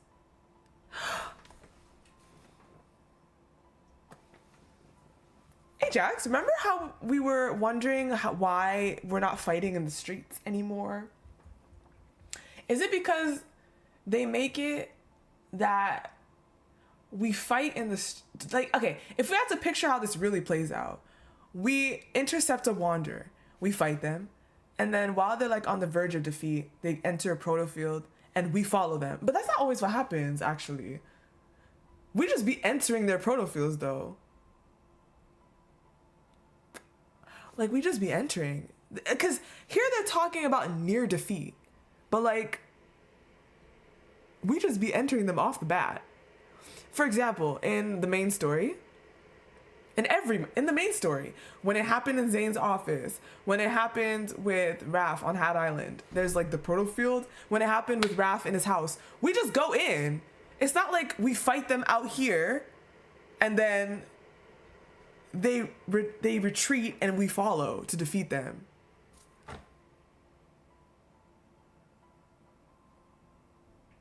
Okay, so the protofield triggers, they're supposed to come out of it, but we jump in, is what I understand. Honestly, that's the best prevention method. To avoid any damage out here, we just go in right away. We see it, boop. We see it, go fuck you up in there, period. Don't even come out. I think that makes the most sense.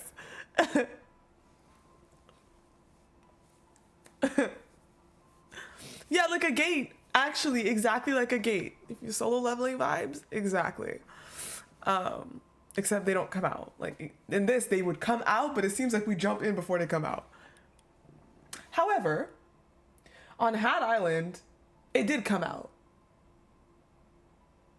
The Wormlord or whatever, that was out. And then it retreated, I guess, and we followed, or Raph followed. We were knocked out, so.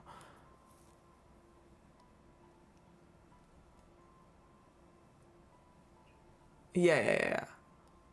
But we opened two. We opened one. On Hat Island, we also, like, triggered one. Sorry, we triggered one, and then we went in. But when the Wormlord showed up, I think that one probably, like, retreated at some point.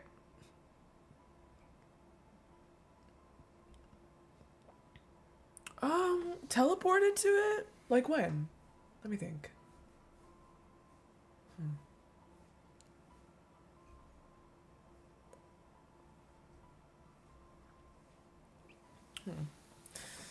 Anywho.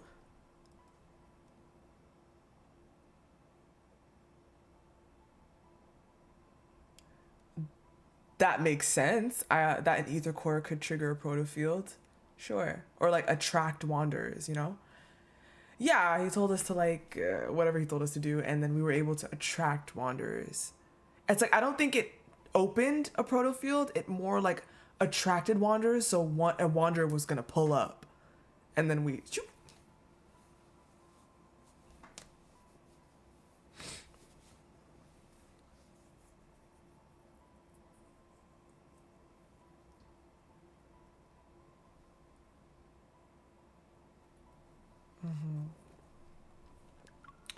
As the first discoverer, Professor Shaylin termed this alternate space protofield. So this is really early in the discovery of protofields, like the research of protofields. This is early in that, and that's what we'd be fighting in regularly now.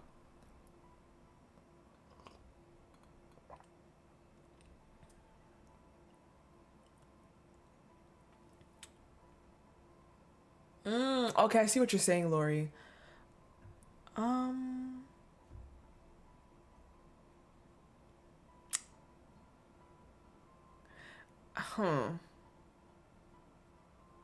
So you're saying that they may have sucked us in?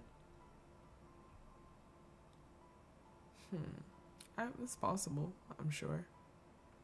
Especially if it pulled up there because of MC and her core, which is in her heart. So it's like, if it sucks us in, that makes sense, because it was trying to snatch MC maybe, but fucked with the wrong one. Yeah. Anywho. Okay. Excavation site protofield, 1012. Ooh, Shaylin. Bro, the way they're omitting information, bro. Assistance note, the date entry shows signs of modification. Upon examination, it appears to be the date of the Conorift catastrophe. Ooh, the handwriting is extremely erratic, suggesting Professor Shaylin wrote this in a highly disoriented state, possibly causing temporal confusion. Excavation process and key findings. Wanderer report 1 p.m. Desert region. Possible intelligentsia type wanderer detected. Unconfirmed. Observation log. New protofield discovered with the following characteristics. Habitable climate with abundant geological resources. Infrastructure remarkably similar to real-world settlements. Vast expanse extending beyond visible limits, suggesting massive spatial dimensions, signs of previous habitation, evidence of past occupancy. Assistance note, multiple black lines were drawn under the fourth observation point for emphasis. This suggests Professor Shaylin was experiencing significant emotional turmoil at the time. Does this protofield seem familiar to anybody?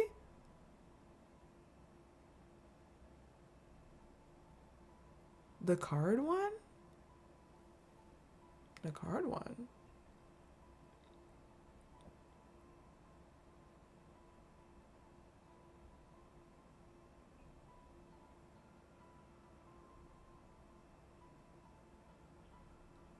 Wait, what about, oh, hold on. Wait, let me go back. Wait.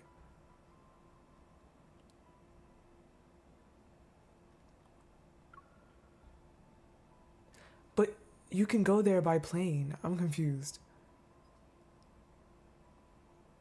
Like, they went on a trip there. It's not...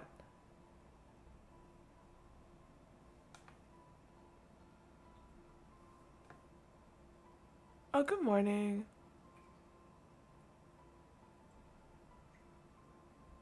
Yeah, I know what you're talking about in Lost Oasis, but you're talking about the place? Or did they describe what the protofield is like that the father was sucked into? Like,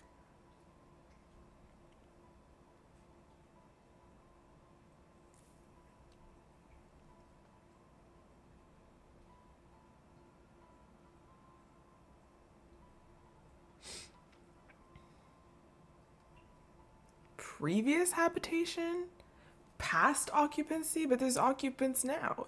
That's a thriving place. Like, I mean, it's a place. Yes, so that's true. They are talking about the possibility that people that are sucked into protofields are not actually dead and can be found, and they might be out there. So that's the dad. Sure, the dad might still be alive and out there, but what are you connecting to this? I'm not sure what you're connecting to this part here. Like, because, again, that place exists. The one the story's image is showing, well, we fight there.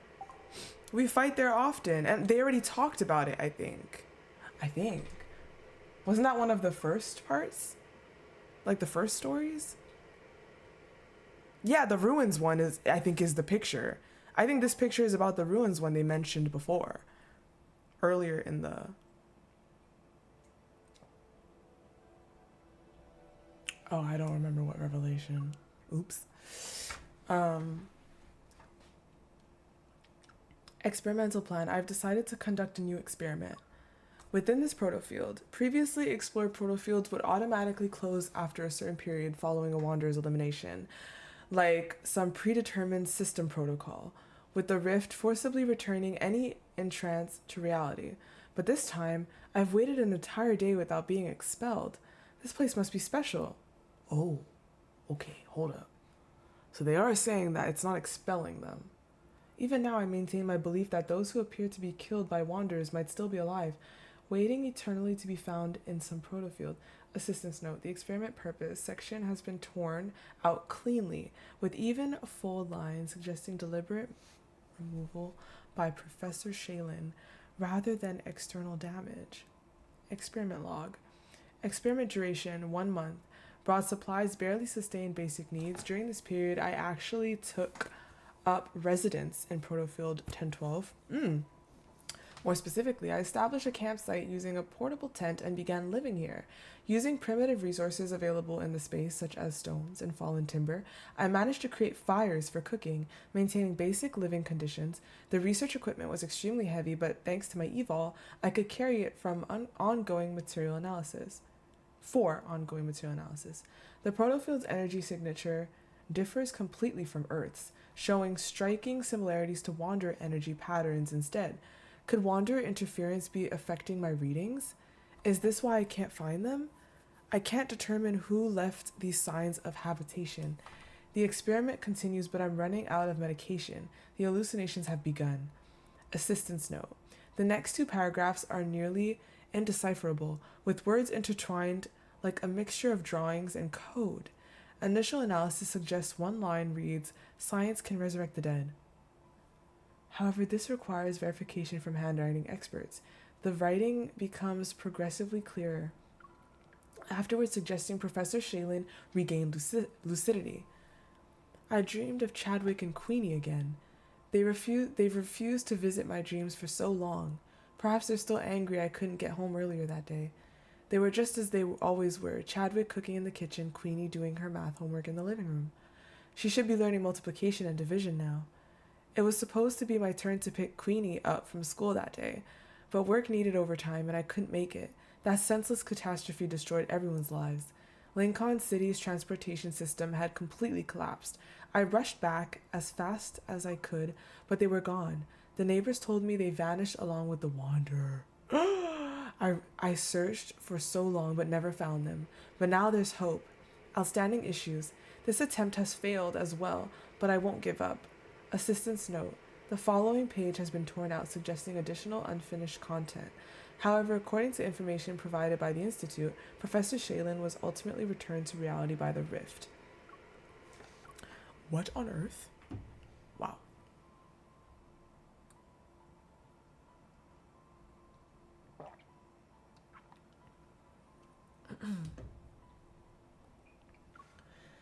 Excavation site, Linkon City streets. 2036, weather clear excavation process and key findings.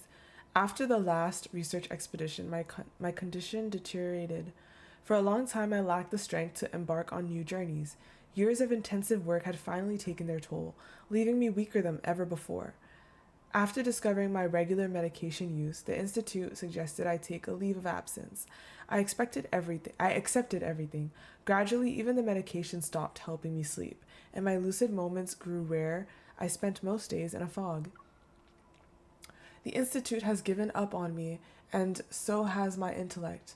I have nothing left, yet I still believe in what I believe. I'm just waiting for the right moment. Assistance note. Professor Shaylin's tone shifts notably in the latter half of this entry. Perhaps she was hoping someone would discover this journal. I will faithfully document all of her explorations. When my consciousness grows hazy, I often treat this work journal as a diary, leaving behind scattered incoherent sentences. Once upon waking, I found I had filled an entire title page with the same sentence. That night, I had apparently written the same question over and over. Has science abandoned me too? I thought this question would remain forever unanswered, yet the response came surprisingly soon. What I'm about to tell you sounds like drunken rambling, but please believe me. I'm more lucid now than I've ever been. Last night walking home, my strength failed me. Dizzy and disoriented, I had to rest on a street bench. My arm began to itch, and upon closer inspection, I found a wanderer the length of my index finger. It was as small as a beetle, utterly unthreatening.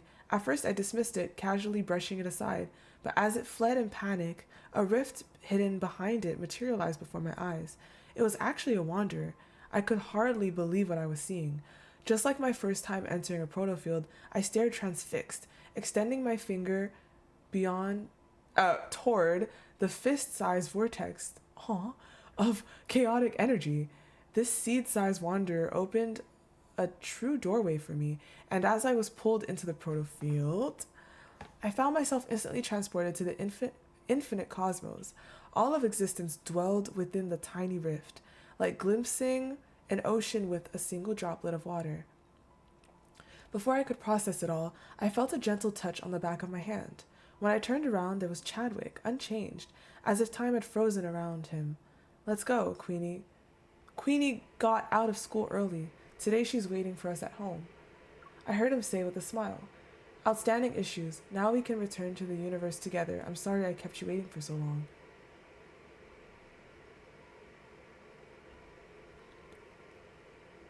So did she get like pulled into this protofield and is like gonna live a dream in a way? Like, assistance note. Here, Professor Shannon's work journal ends abruptly with her personal effects found abandoned on a remote. That's what I thought, exactly. That's the thing. I mean, they found these things abandoned, bro. Found abandoned on a remote mountainside. Too many questions remain unanswered. For instance, if these events truly occurred, Professor Shaylin should now be residing in the mysterious protofield she described. So when did she write this entry? If this was merely a delusion, did she throw it out before it closed? If this was merely a delusion brought on by her discontinued medication, then no one can explain how her backpack traveled overnight from the streets of Lincoln City to the mountains hundreds of miles away, nor where she herself has gone. From the day forward, no one has ever seen her again. Appendix from Professor Shaylin's assistant. Personal profile of Professor Shaylin, 1997 to 2036.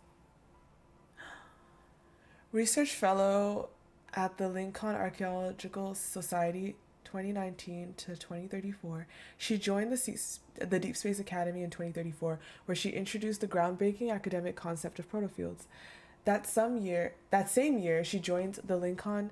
Bro, this makes you think of. You know what this weirdly makes you think of is AOT. If you know which what is it called again? Which OVA I'm talking about? It makes you think of it. The same year, she joined the Lincoln Academy of Sciences and continued her field research on protofields. Mysteriously disappeared in early 2036 without a trace. The Deepspace Academy has awarded Professor Shaylin its Lifetime Achievement Honor Award. We will never forget her contributions, and may she reunite with her family among the stars. Well, that's flipping sort of angsty, but it seems like she's in a protofield and she's kind of living a dream. Like, she has Chadwick there with her, and she's gonna see her daughter, but it's all like hallucinations and shit. It's not the real world. So it's like,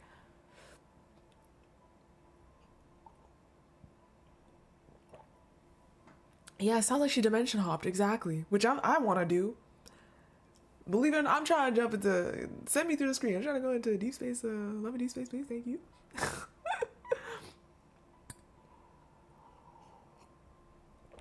Yeah. Yeah.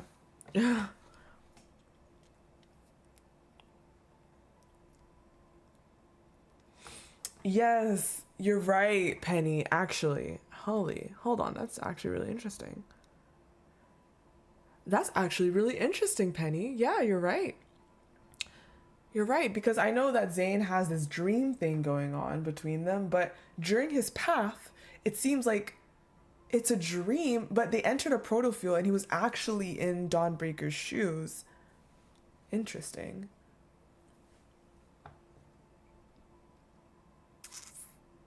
Yeah, and that too. Yeah, yeah.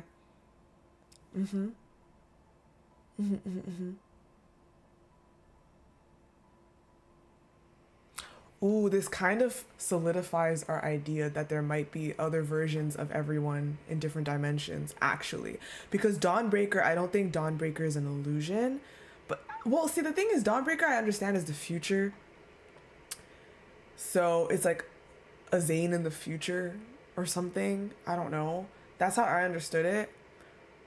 But it does go to show that, like, if you're telling me that we can actually enter those proto fields and somehow traverse and meet other versions of people we know, kind of like Catch-22, and the Dawnbreaker situation is Chadwick's situation here,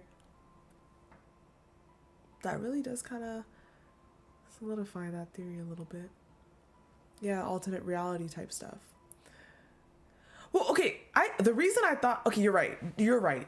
Dawnbreaker could still be an alternate reality. The reason I thought it was the future initially was because they spoke of Linkon, which is the past. So it means it's in the same, like, conceptually it's in the same world. It's the future, and Linkon did exist in that reality. Linkon did exist. So it was the future of Earth. Yet, it doesn't necessarily mean it's the future of our current reality. It could be the future of a different parallel reality. True. Absolutely. Yeah. Which is why I even said, I'm like, hey, you never know. Dawnbreaker might have his own MC he just never found yet.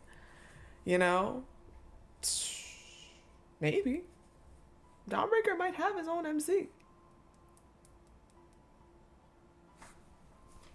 It's possible. Never found her. Never met her. AO3, let's fucking go. Let's go. Oh my. Oh, 9:34? Yum. Okay, this is gonna be one stream then. Shit. My throat doesn't really hurt yet. Let's go.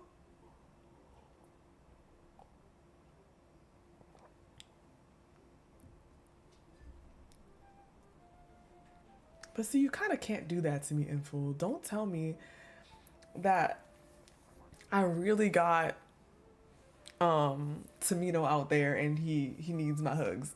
But see, Tamino has his own MC as well. Tamino has his own MC, so I'm both. I'm both. It's fine. What is the name of this one? This one is Linkon Online.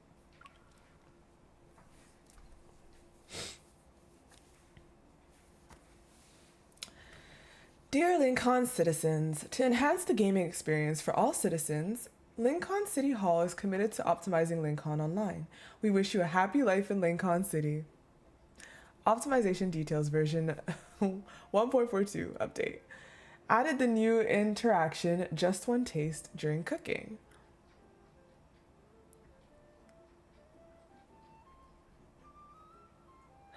Victoria. Listen, Raph in this world will also have a happy ending, and I mean that in both ways. Thank you very much. Absolutely. Okay. Optimized the Hunter combat system. For greater immersion, we removed the HP bar. We removed the HP bar above Wanderers and stopped showing damage as numbers. Oh, to increase immersion. Add a new daily interaction. When opening packages, citizens may now find bubble wrap, which can be used with the pinch interaction.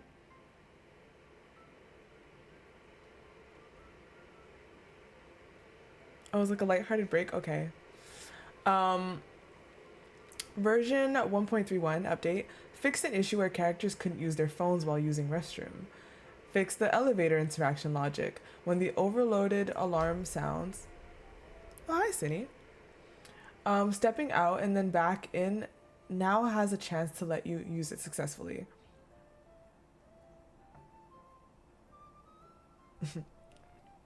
Optimize the stock market system. Citizens can no longer preview 15 days of price changes before buying. Investment carries risk. Proceed with caution. Version 1.20 update. Fix an issue where tongues wouldn't stick to poles in winter. Now use the lick metal pole action below -5 degrees Celsius may cause your tongue to be stuck. Added a new personal hygiene system. Interactions, wash bangs only.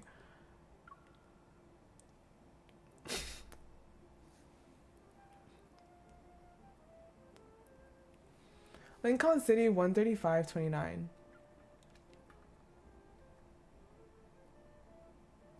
PM. Oh, sorry. When Sawyer wakes up, his head feels heavy and fuzzy. You're finally awake? What is that? Is it a mark or wrinkle on your forehead? In the adjacent cubicle, Aubrey, who also seems to have dozed off, sets a pair of thick glasses on his nose and gently kicks Sawyer's calf. Our lunch break is over. Time to get back to testing. Got it. Sawyer rubs the spot on his forehead that has a faint line and size. Ah, more testing. For the past few years, whenever he went home for Linkon New Year's, his relatives would casually brush off his countless quality assurance sessions and feedback reports as simply playing games and writing some reviews. During the first couple of years, he tried to explain that he was a QA specialist, not a gamer, and that his work was hardly for fun. Instead, he must identify potential problems like lag, crashes, and clunky controls. These are crucial issues that could make or break a game. No one listened, of course. By the third year, he prepared a perfect script to counter all the misunderstandings in a self-deprecating way before he went home. Yeah, that's me. I'm just a guy who plays games all day. Sure, writing feedback is pointless. Anyone can do it. But no one caught his sarcastic tone or noticed that he had given up on trying. Sawyer, when is your company putting out a new game? Yeah, your nephew is still playing Adventure Above Clouds from last year. Can you just load some in-game currency into his account? Adventure Above. Oh, a new title. He suddenly felt defeated before he had even begun talking. I've been thinking that, Audrey, I've been thinking that since forever. I'm being so for real. I've been thinking that since forever. I don't like when they show the Earth or whatever with the crack. I also didn't like the parallel of that when you know, at the beginning of the game, how they show MC walk in, but it's like the doors open and it's all white. Like, I have been thinking since forever that MC is literally in a simulation of sorts. And like the boys are like trying to get her. I don't fucking know actually. But I've been thinking that she's in something for the longest time. But I just let that sit on the back burner for now. But it's a theory that I have floating here. Something about it. Anywho, yeah, it's there. The theory's there, but I can't feed it too much. But it's there. And all a simulation, like even see, but the thing is that I don't feel like it's all. I feel like it's a simulation. It's like she's in this like fictional world in a way, but I feel like there's something about all the boys went to the same spot. So part of me is like, I feel like the guys are real, so we don't have to worry about that. And I feel like they're going to the source, protecting her in that simulated fake ass world, and are trying to destroy it from the inside and get to Ever and shit like that. You know, like that's where I was going with it more, because you know, yeah. But it's just a thought in the back of my mind. When you and the world wake up. Zane did say that, by the way. Zane said that. Zane says that. Just saying. So I don't know. It's in the back of my mind. He did say that. Like, what the fuck does he mean by that? When you and the world wake up? Huh? So...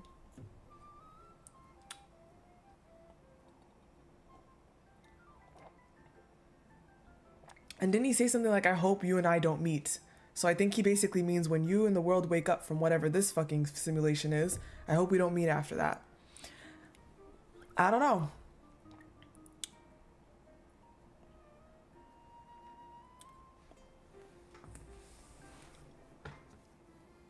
What am I drinking? Tea. Tea, to make sure I can make it through this stream.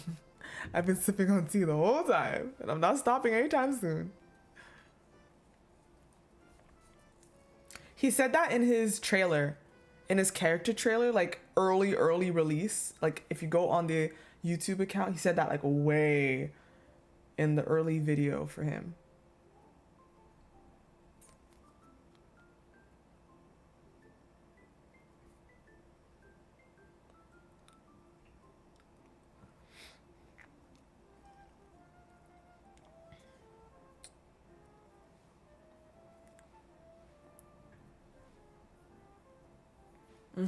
His debut trailer,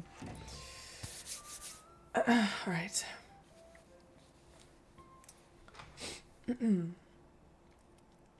So which is better, the clouds or that? Linkon, whatever your company is making. For a moment, Sawyer feels like he's dealing with a reporter who set a trap, and he's been forced into the role of Planet Labs spokesperson. Ugh, these two games are in different genres in terms of gameplay, so you really can't compare them. He scratches his head. Then he can't help himself and adds, but since I'm involved in making Linkon Online, I feel more attached to it, so... What do you do? Fight monsters or something? How much do you have to pay to reach the level cap? Sawyer's jaw drops, then he's quiet. He cradles his rice bowl and turns away to focus on eating. There's an NDA. One word and I'm fired. Ugh, I never want to do QA for a video game ever again. This complaint yanks Sawyer's back to reality. He removes his hologram headset and agrees, yeah, I'm sick of testing the hunter profession too. What's wrong with being a hunter?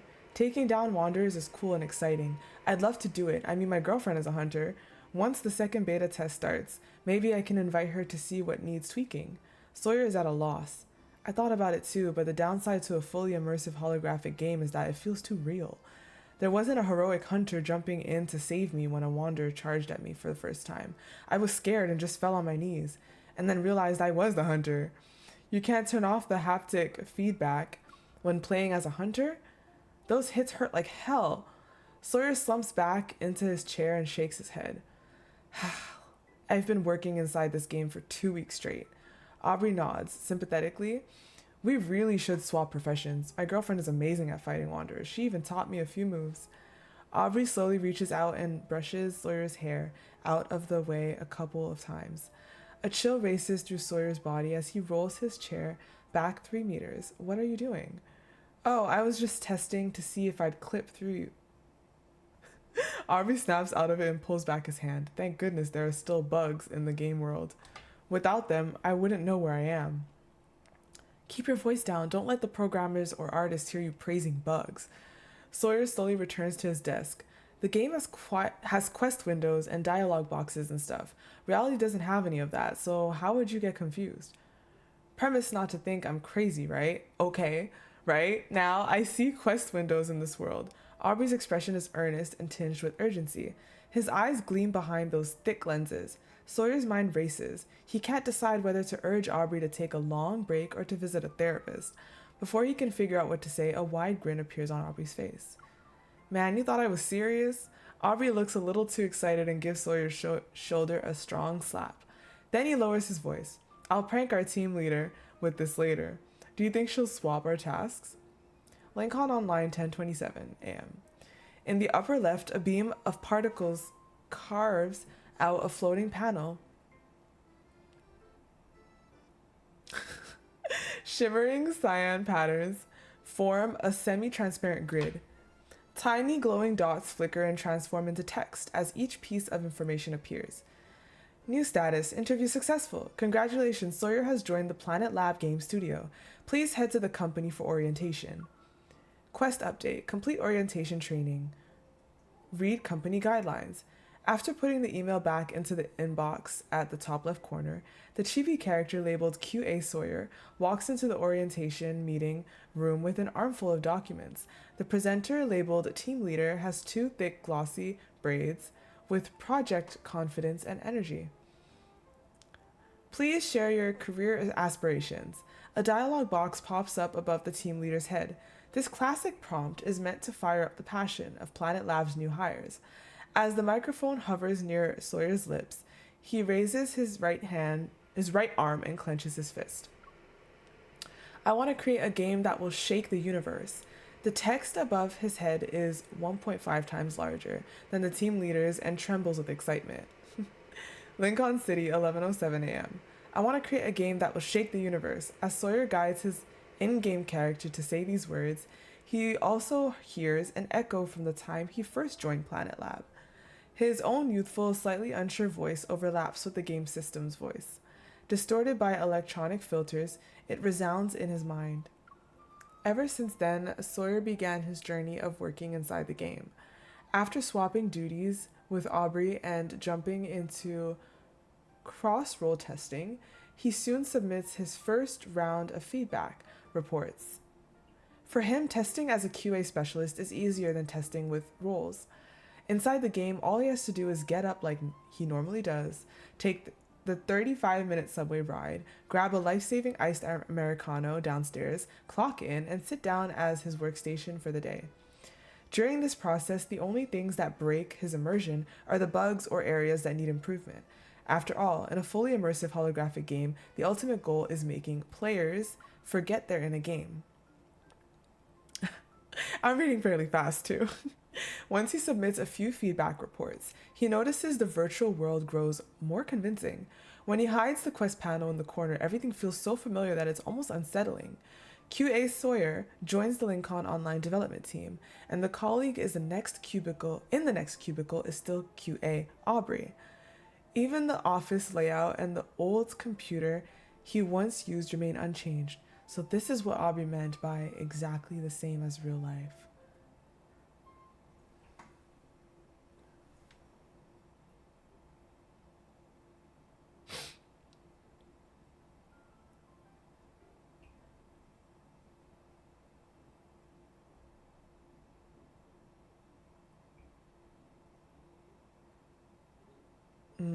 Okay. Yeah.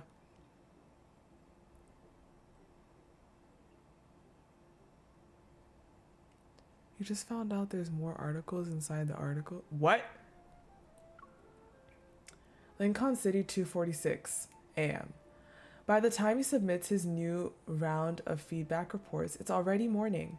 Early morning to be exact. The office hums only with the central air conditioning and the sporadic typing of a few colleagues doing overtime. Sawyer nudges Aubrey, who's still wearing sensors and engrossed in fighting wanderers. It's almost 3 in the morning. Quit hunting and go home. Aubrey hesitates for a moment. The hologram gear is still on his head. He's clearly not happy about being disturbed. What's there to worry about? I'm a hunter now. You're the one who should be careful.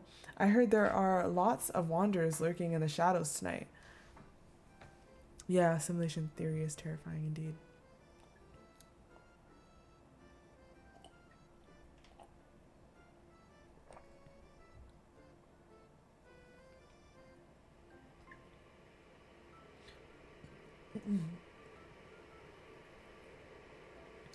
Ooh, I don't want to talk too much about Caleb's new myth. Remember, like, what he found in the system? That's interesting, too. How he found, like, places in the system? That might, I don't know if that's, like, a hint or if it's just kind of, like, something, food for thought.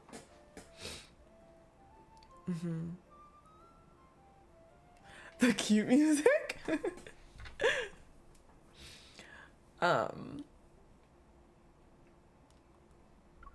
You're not really a hunter though, Sawyer teases, but my girlfriend is. She said she'll pick me up so I'm safe. Around the corner downstairs, a streetlight bathes the area in a warm glow. A sweetness drifts on the breeze. In the distance, a hunched figure slightly straightens their posture and hesitates. Moments later, the sizzle of heated peanut oil cracks through the air. White steam rises gently under that warm light. When Sawyer approaches, the vendor is scraping the grilled cold noodles up with a small metal spatula and packing them into a yellow paper bowl. Working late again, dear? The vendor's smile carves lines into her already well-worn face. Here you go, egg and sausage, no cilantro, and no green onions. Thanks. He takes the bowl and starts walking away. He then seems to recall something and returns after a few steps. Ma'am, I heard there are a lot of wanderers around now. It's not safe to be out at night. You should go home soon. He watches her push the cart into the distance and feels a little more at ease. He's been a regular at this little stall for a long time now, for 2 years and 3 months. He buys noodles here whenever he leaves work at these ungodly hours. This is his quiet way of thanking the vendor. In a way, the major version update of Linkon Online owes something to that noodle vendor. Back then, Sawyer had only been on the development team for 6 months. He tested all sorts of playable roles. The game's career system had a lot of depth. But he never expected that after being a university president for 1 week, he would become a noodle vendor right after. At first, he frequented the stall partly to observe the old woman in secret. While she worked, he would imagine the in-game scenario. Customer A is placing order, egg times 2, sausage times 1, cilantro times 0, green onion times 0, noodles are being prepared. An egg, add egg, add sausage, cooking complete. Transaction complete, money plus 8. The whole process was perfect. Just when he was feeling smug, the vendor lifted a paper bag in front of him. Her voice is loud and clear. Dear, why are you staring off into space? 2 eggs and a sausage, no cilantro and no green onion, right? Take it while it's hot. As she handed him the noodles, he mechanically scanned the QR code to pay and headed back to the office. He blows on the greasy paper bag. His imagined scenario never happened. Customers don't need a rigid quest-like ordering process each time. The vendor remembers some regulars' preferences. He included this small observation in his feedback report without expecting it to spur a huge overhaul of Linkon Online. For more than 6 months, the entire development team has worked overtime to implement the dynamic quest system. From now on, NPC behavior no longer relies on player choices, done in a single instance. Instead, it adapts to patterns and paste inputs of the interaction. Bruh. In this city, no one's words or actions feel mechanical anymore. Sometimes even Sawyer forgets these people are just lines of codes. Linkon City in Linkon Online changes dramatically. Countless people will live and die here. Generation after generation, as they seek the universe's boundaries and the world's truth, in the end, they discover that at the edge of all existence lies a humble serving of noodles.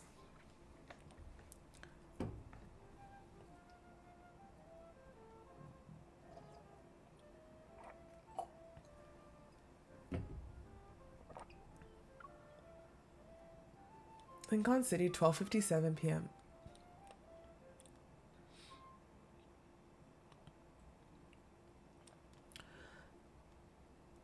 Oh shit, I don't remember if Zane said something like that. That's pretty crazy. Sawyer has nearly finished testing the game, QA specialist profession. He feels as if he had gone through another intense development cycle with the Linkon Online team. But from inside the game, tomorrow he'll bid farewell to QA Sawyer and begin testing a new role. What's there to miss? It's exactly like your real life. Aubrey can't resist mocking him. I'm the one who should feel sentimental about the hunter profession. It's not exactly the same. Sawyer says testing other jobs always felt like stepping into someone else's life. But this is more like exploring a parallel universe. Aubrey is silent for a moment, then he pushes his glasses up and disagrees. I can't say I get it. Working inside a game is just weird to me. But what if we look at everyday life as if it were a game? Wouldn't that be fun? Sawyer stops typing and props his chin up on one hand. For example, maybe the events of 2034 are just devs introducing a new season content. They place wanderers into our world, or maybe it's a bug. Aubrey interrupts him and shakes his head. Seriously, when will they fix it? Maybe making wanderers vanish overnight would be suspicious, so they rolled out hunters to cover up the bug fix. Wouldn't that keep us characters from getting suspicious? Oh, no. Hey, my girlfriend is not part of some cover story, but if this world really is a game, Sawyer ignores a protest. Think about it. Waking up is logging in and sleeping is logging out. Shut the fuck up. With the team leader giving me tasks, the upper left quest panel would mark testing as my main quest. When you ask me to pick up takeout, that's a side quest I can either accept or decline. Running into wanderers would be a random event if I lose my character, dies, and the data doesn't carry over. Quitting is like a character dying or not. If people return after quitting, that's not really dying and reviving, right? Yeah, I know, definitely. Aubrey smacks his own forehead. That's like the heart restart technique Ever was studying with mice. Can we just burn Ever to the ground, please? Can we just do that? Can we just do that? Like, this is so, bro. Ugh. Yeah. What the fuck? Can players transfer from other servers? Oh, stop! Stop! What the fuck? How many servers exist anyway? Oh my god. Enfold. When I catch you, Enfold. Bro, they need to stop. Oh my gosh. How many servers exist anyway? How many more years can Earth's potato server run before it crashed? Before it crashes, maybe there's a secret admin account inserting GM commands directly into this world. Julio, they gotta stop.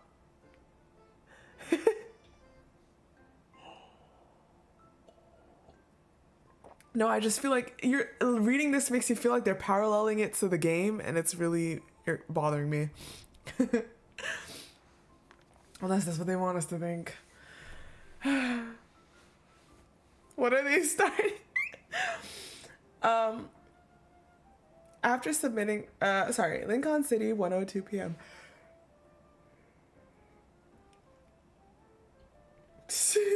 Yeah, it's not lighthearted. What?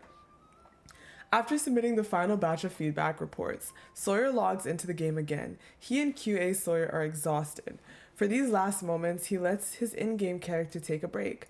Wearing the hologram gear, he looks out the virtual floor-to-ceiling window through the perspective of QA Sawyer. He knows the afternoon sunlight is just a rendered effect, yet he still feels slightly dazed. He analyzes the game's details again without thinking. There are the streetlights, traffic, and streams of people. They tested these countless times. Every subtle variation is random and realistic. Even the dust particles drifting through the air are slightly different each time. He can't help but imagine the day Linkon Online officially releases and how the entire gaming industry... That's kind of scary. Like, they're trying to get them into pods. No, merci. No, merci. Oh, but hold up. Getting us into pods and then living in like an extremely realistic reality.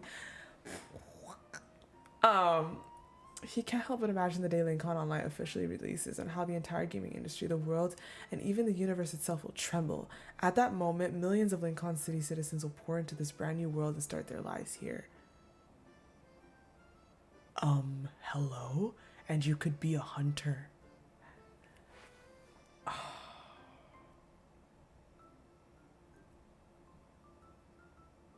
Okay, if this game does some shit where it's like really just us playing a game, la-di-da-di-da, I will be very upset. I want this to still be very true. I still want this to be very true, even if it's a simulation that Ever's doing or some shit.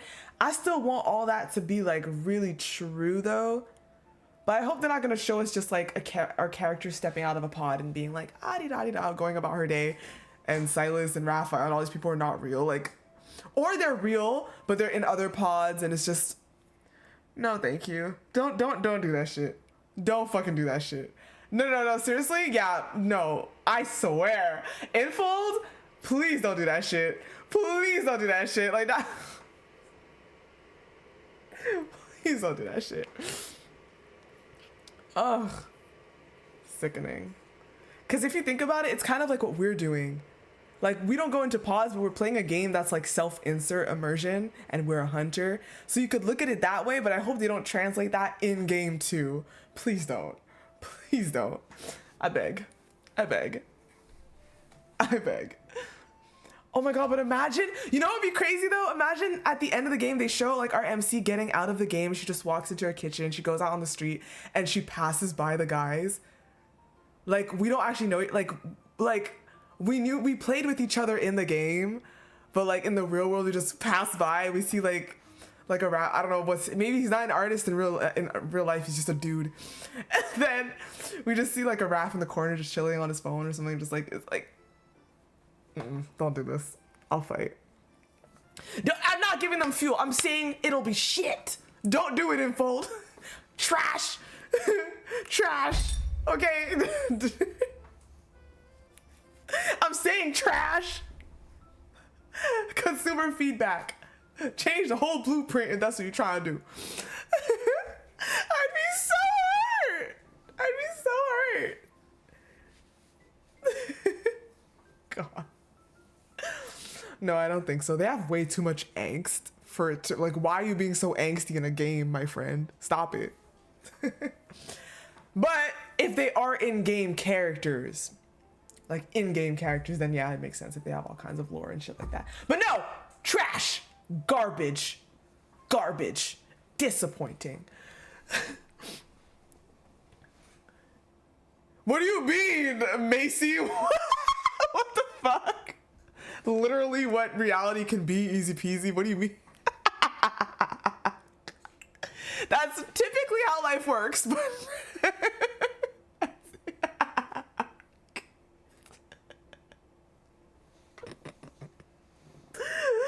that's typically how life works, so it would just be in a virtual sense, but like that's typically how life works. Meet strangers and then now you're not strangers. Yeah, there was this thing going around that Cash 92 was a game because of like the messages after, but I don't know. I don't know. Maybe it was based on the events. I don't know.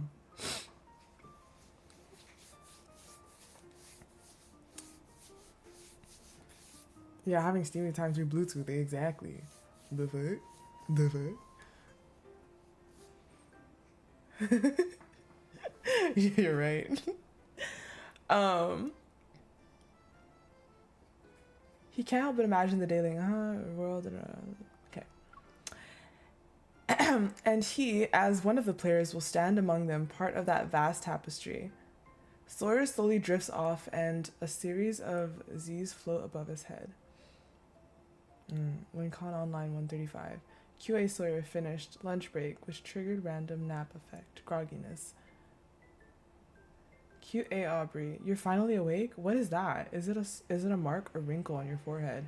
QA Aubrey, our lunch break is over. Time to get back to testing. QA Sawyer, got it. QA Aubrey, ugh, I never want to do QA for a video game ever again. QA Sawyer, yeah, I'm sick of testing the hunter profession too.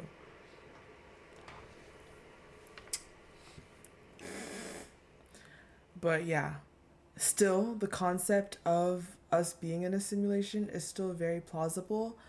But I'd like to think that if ever created a simulation, everything that we know of the guys is true, and they all found themselves wherever decided to create a simulation. So like, for example, yes, Raph is still Lemurian. Like everything is real about the guys, but they decided to come into like the whatever the fuck MC's in for whatever reason, in order to save her or whatnot. And then we just destroy Linkon. Like maybe Linkon is the simulation and we just destroy Linkon City. And then now we have the rest of the world, like Verona. You get what I'm saying? Like, and stuff. We have the rest of the world, perhaps. Because Xavier traveled a lot around too. But then they all found themselves at Linkon City, wherever is the source of like everything. Yeah. And obviously Zane's saying when you and the rest of the world wake up, which I guess we'll figure out what that's about, but yeah. Yeah. So, we'll see. Damn, look at me go. Hello?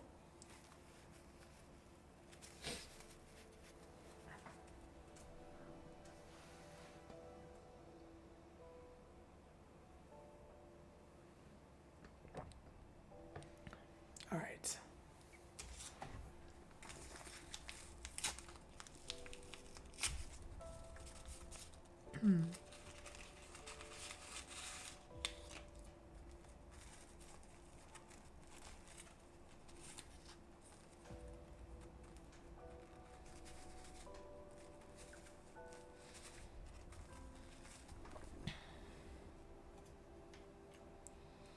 Oh, you did? I didn't get it yet. Cause honestly, I only got a total of 4 copies for Caleb. I guess I didn't get enough stuff to unlock that, but I didn't unlock it yet. I'm like at 9 out of 12.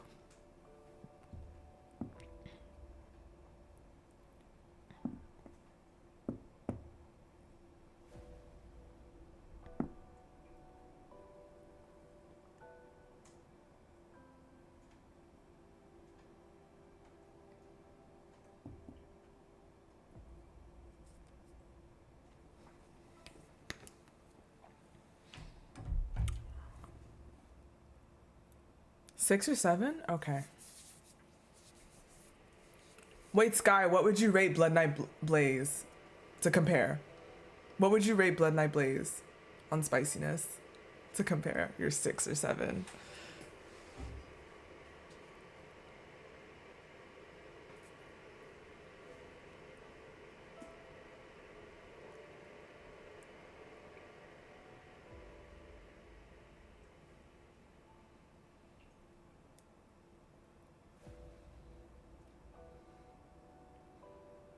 Chop chop.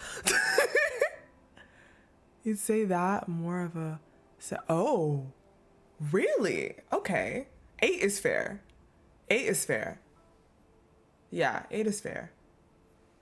No. I know. I know the chat delay. Yeah, no, you're right. Yeah, that's valid. 8 is fair. I like 8. So you're saying. So wait, you're saying that this one is like a 6.5 and Blood Knight Blaze is an 8, 7.5. That's not far off though, but it's definitely okay. So, but it's not Blood Knight Blaze. Got you. That's what I need to know. But it's not far, so I do look forward to that. Wait, how do you rate his intimacy one? How do you rate his intimacy card that we just got first? No, don't spoil anything. How do you rate his intimacy card next to this one? Then.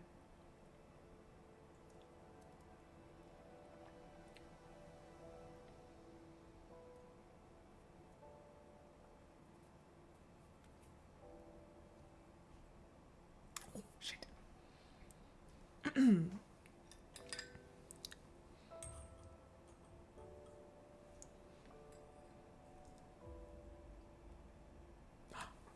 Oh, so this one is spicier than intimacy. Got you. Okay, good. Thank you so much, Sky. No, of course, spicy threshold is different for everybody. I can agree with that. But I want to see what one person would say though. Even if people have the numbers different, I feel like the numbers would still just move. Like they wouldn't really change in terms of order, in my opinion. So, yeah.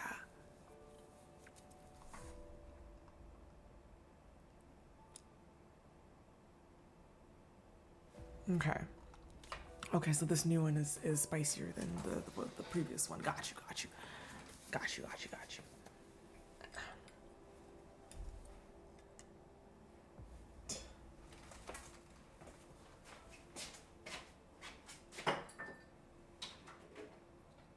Oh, golly. Okay.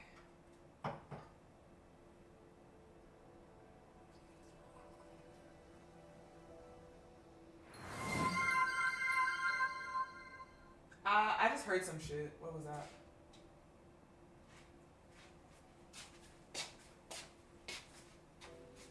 What was that? A stretch? Nar.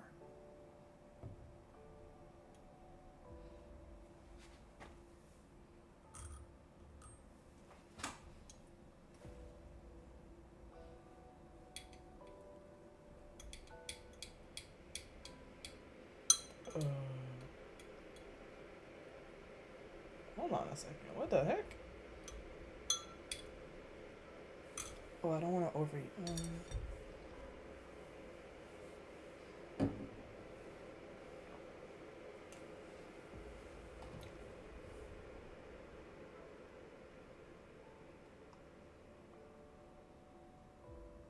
Oh yeah, Rendezvous is definitely holding the 10 ranking for sure.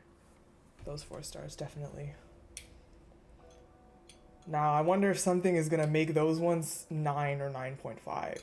Crazy. Mm-mm.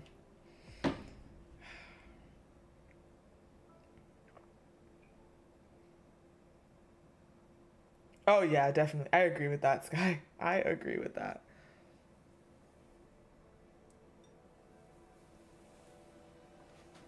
What do you mean I want to speak it into existence? Hello? I want to. You're crazy. Bro, hello. Yes, I'm speaking it into existence. Yes, please.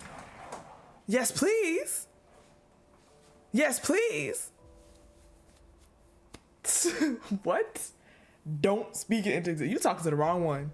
You're not in the right place. Are you kidding me?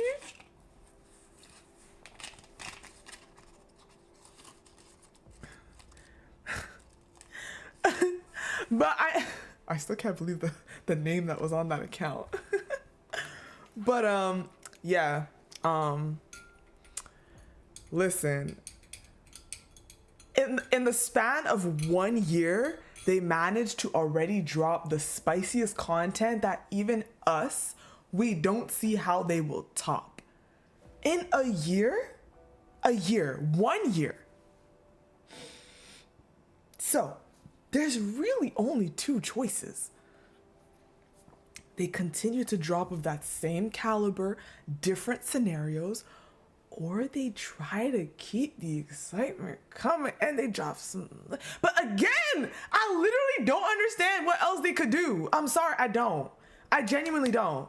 So it's they literally can only do stuff of the same caliber, or they just have some even more crazy insinuations.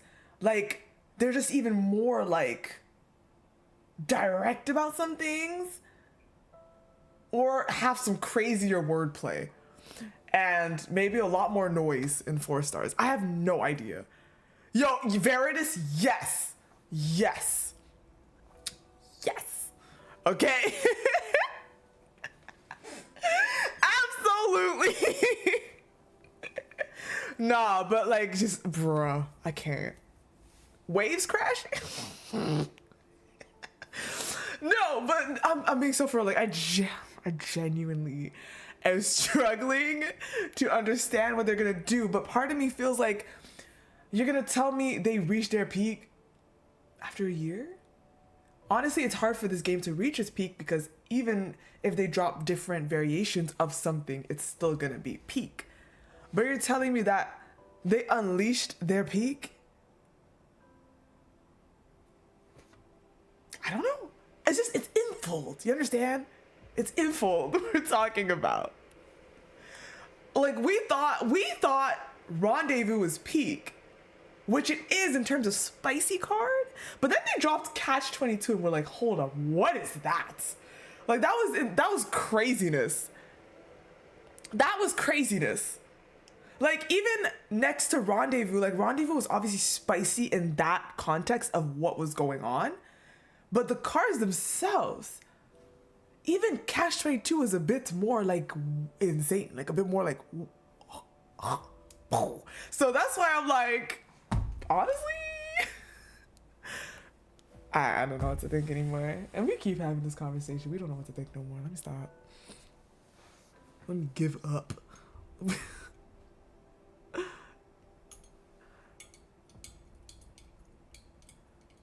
Yeah, we were all like, oh my gosh, are we gonna go on like a date and eat chocolate? Let's make chocolates together. They're like, no, we getting chained up. You rubbing on us. And depression.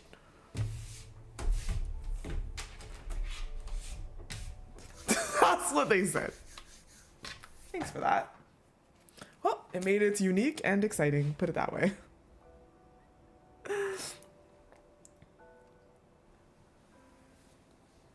Oh yeah, Misty is like the tip of the iceberg. But see, let's not belittle Misty, because every single time I put that shit on, I'm like, yes, Misty was the father, but Misty ain't no baby. Put it that way, okay?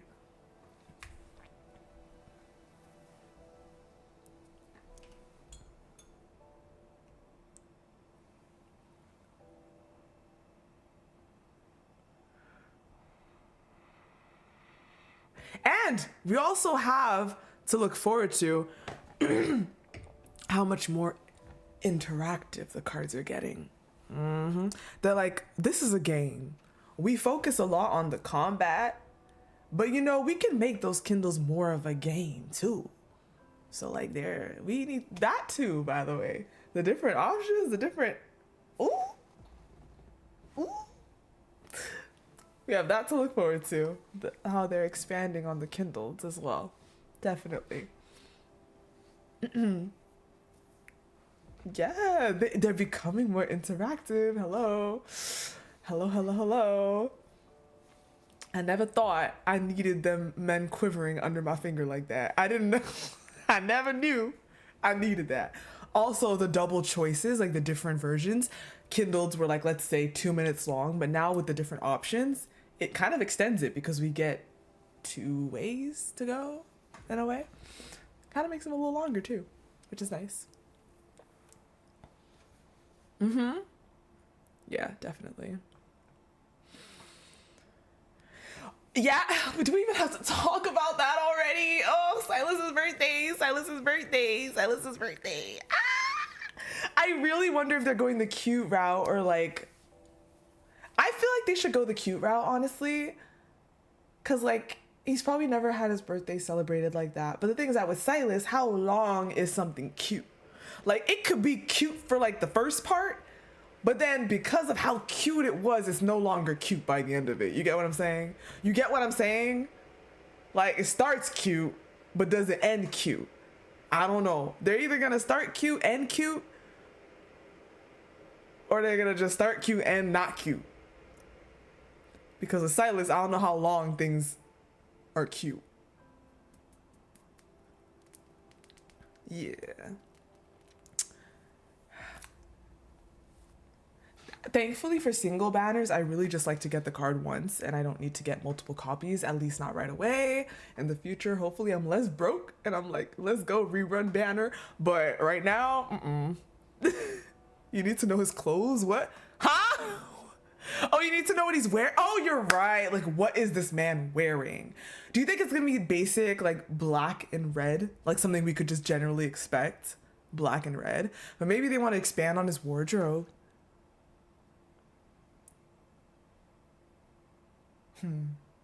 Yeah. Oh my gosh.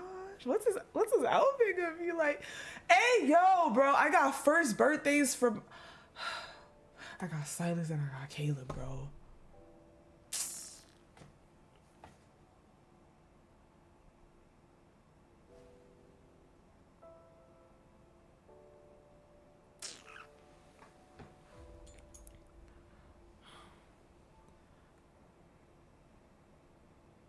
I wonder if we're gonna get like the animation for like the model for Luke and Kieran.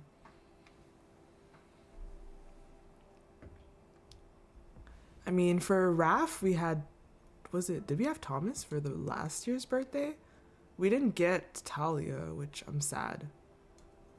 But we might get Luke and Kieran.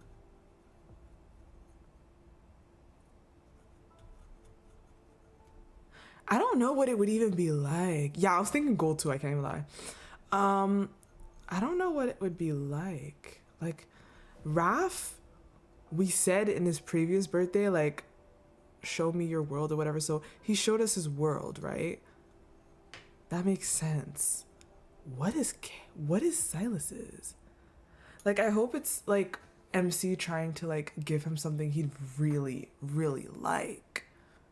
Like something really that's his style that he'd really like. But I'm trying to think of like what?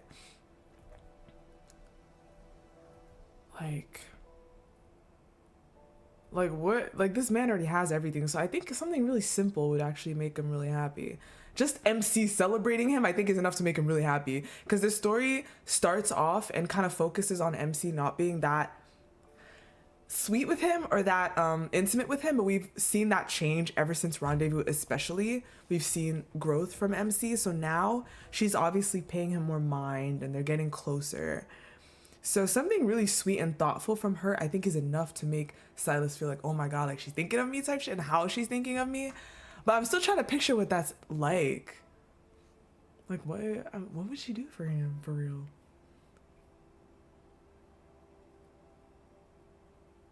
Yo, imagine MC plays his freaking song for him. Because she low-key started to remember it. What if she plays it? Nah, that would be crazy. Or when she sings it? No, that would be insane. That would be insane. But yeah, I'm not sure.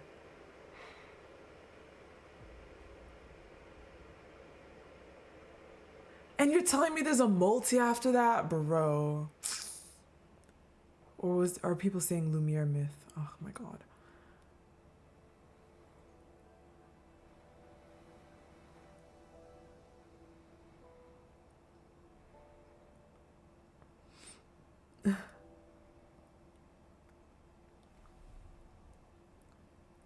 Yeah.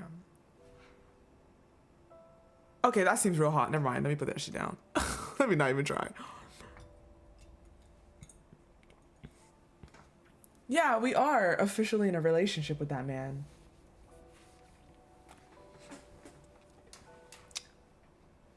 So, yeah. For Lumiere, honestly, this time around, I'm probably just going for one copy, like just the companion. As much as I'd like to get more, I think I'm just going for the companion. That's it this time. Because I don't really fight with him, but at least maybe now I could try to a little bit. And you never know. Maybe just leveling even one like just his companion, I can get through more orbits too, like in the open orbit. Just, you know, I could try to hustle with that, but otherwise, bro. What multi-banner theme would I like? I don't know. There's a lot. There's a lot. There's a lot. There's a lot. There's a lot. It really is a lot. Red flag bounty. Commission objective: identify the corporate spy at Cogitatio. What technologies? Cogitatio.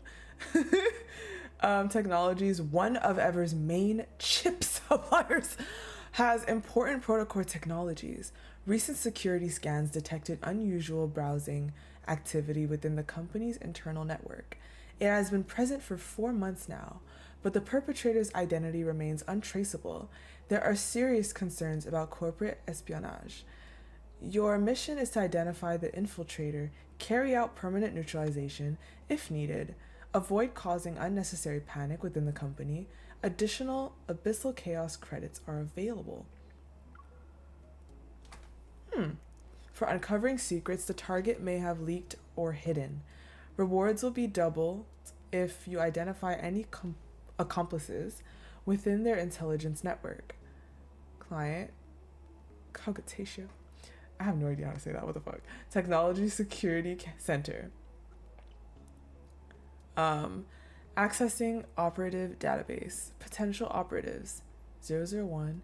Anti-fraud specialist, criminal investigation department, Caspian. 002. IT expert, Reggie.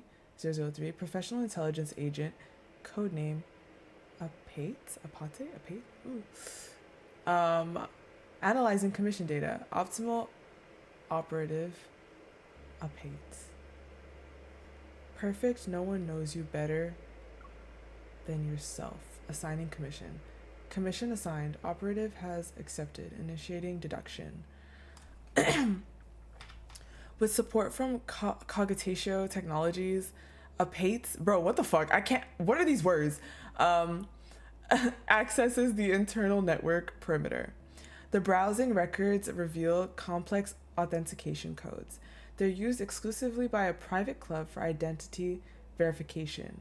The club's high standards for membership and regularly updated data suggest that the infiltrator or their organization has substantial financial resources. Simulation Path A. Verify employee income via the finance department. Simulation Path B. Apply for a janitorial position. Simulation Path C. Apply for a security guard position. Apate executes Simulation Path C. After observing things for a month, Pate identified 12 employees whose lifestyles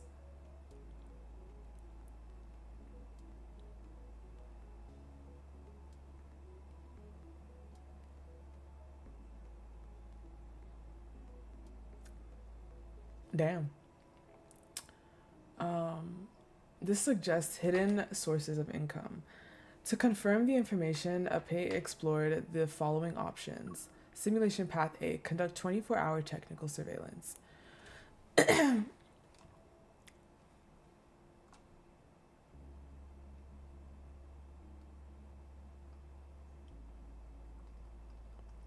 Bro, I'm stuck on 210 right now. Fight me.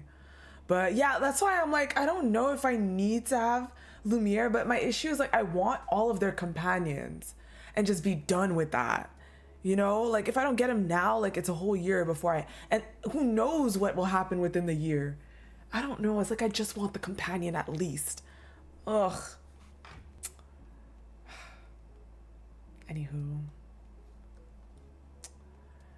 Through the backend data investigate backend data, check frequently assessed fields and security protocols. Through the back-end data investigation, Pate provided the client with a list of 12 people involved in bribery. The list has now been narrowed down to 4 suspects. Janitor A, employed since the company was founded. Quality Control Specialist B, employed 6 months ago, previously fired by a competitor. Administrative Officer C, employed 4 months ago.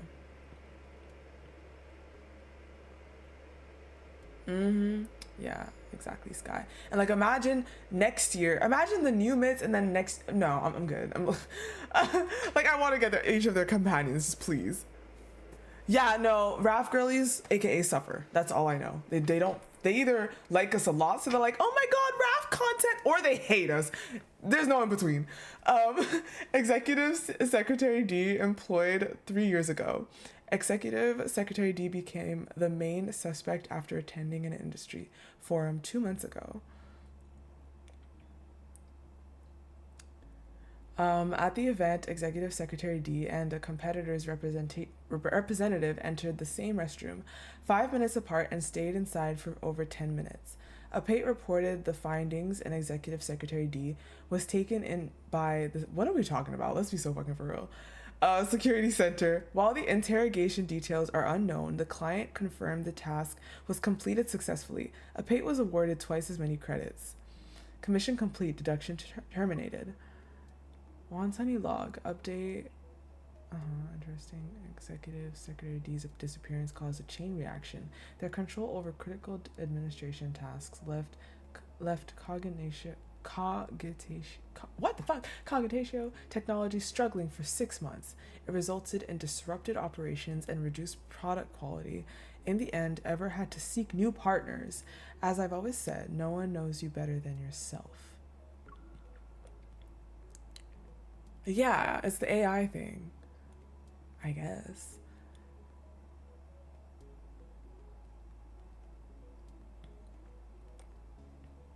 Yeah, this is Abyssal Chaos.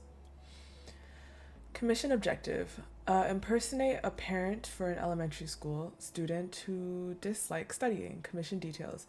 An exceptionally simple commission. It's so simple that it stands out precisely because it shouldn't be on Abyssal Chaos' network. An accident in every sense of the word. A second grader named Reese clicked a game pop-up and stumbled into the Abyssal Chaos. He posted a request for someone to attend his parent-teacher conference. He wrote his request with disarming honesty. He failed an exam and is too scared to tell his parents. He's afraid they'll yell at him. Client Reese. Accessing operative database, potential operatives, graduate student with education major, part-time, Tenebra, Ellis?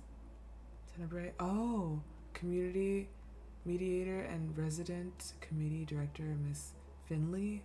Gang member hiding in the N1I zone, Hayden. Analyzing commission data, optimal operative, Ellis.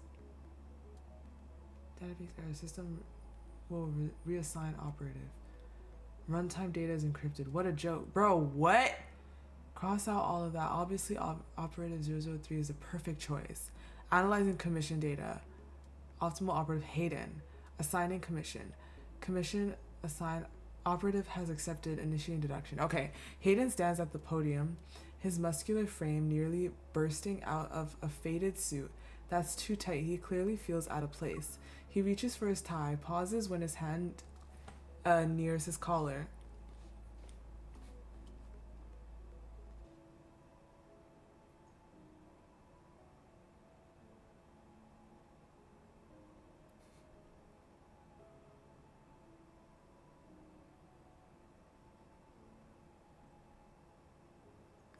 Yeah, seriously. Suspicious. Other parents look at him as he takes a deep breath. His bulky form is impossible to ignore in the crowd. The teacher adopts a furious tone as she lists Reese's instances of in-school misbehavior, copying homework, pulling on his classmates' braids, causing a ruckus, skipping classes. Hayden frowns, clicks his tongue, and glances at the teacher. Simulation Path A, roll up sleeves and reveal an Astro Dragon tattoo.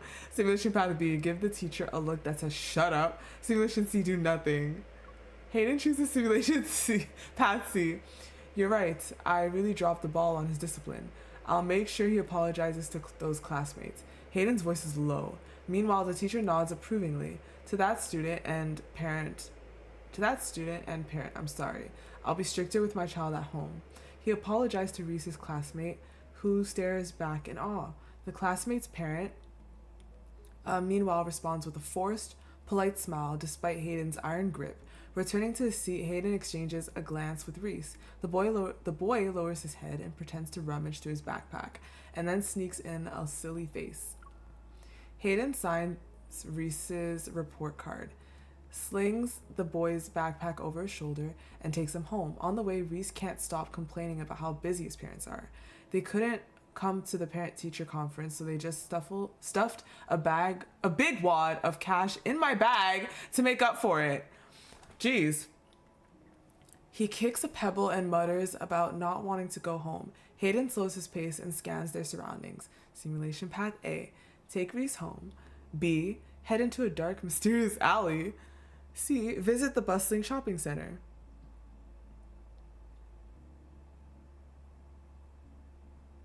Why, Hayden? Now the dark alley is so narrow that even echoes are afraid of breaking its silence. Hayden leads Reese deeper inside.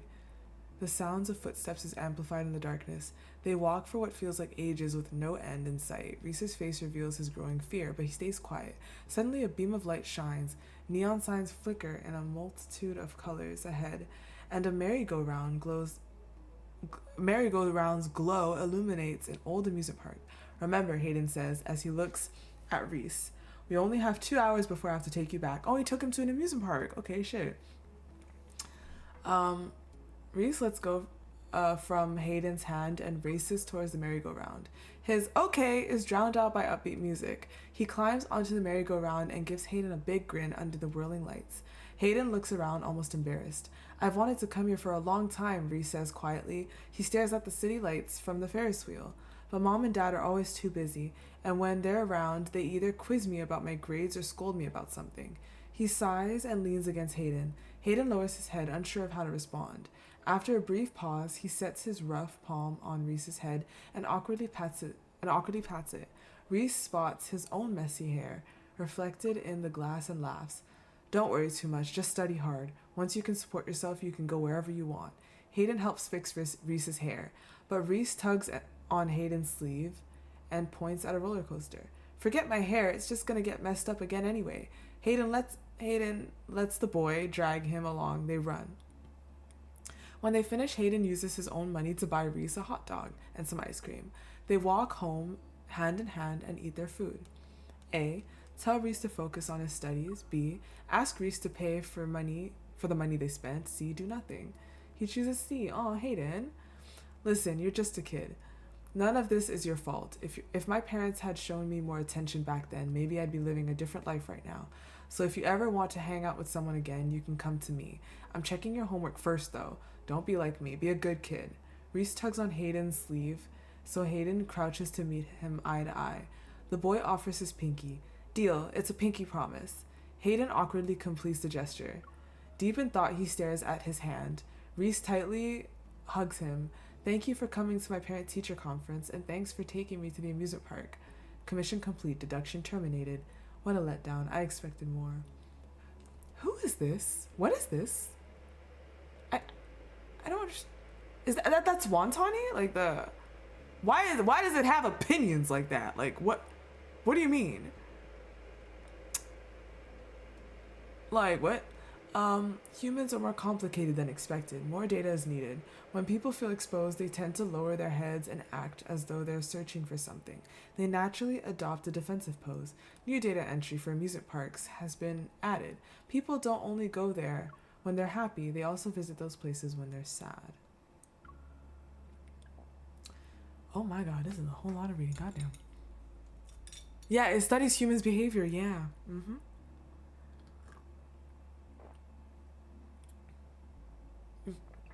Mm. Mm. I'm drinking some spiced Caleb. Mm-hmm. Give me that spicy card, please, and thank you. And it's delicious, might I add. Might I add? It is delicious. Eva! Yeah, spiced apple. Okay. Commission objective. Uncover the truth behind a professor. What is... Every single time, bro. Move. Stay away. Thank you. Mm-hmm. I done squeezed and harvested those two. Yes, and thank you. Okay. Anywho. Commission objective. Uncover the truth. Behind Professor T's alleged suicide, commission details. A recent scandal involving academic misconduct has shaken Deepspace Academy. The professor at the center of the controversy resigned under intense scrutiny. Unable to bear the backlash, he took his own life. Before his death, he repeatedly claimed his innocence and insisted every source in his paper was legitimate, but the whistleblower maintained that his central arguments were false. Investigation suggested the literature database the professor used was a Guys, hold on a second. Okay, it's fine.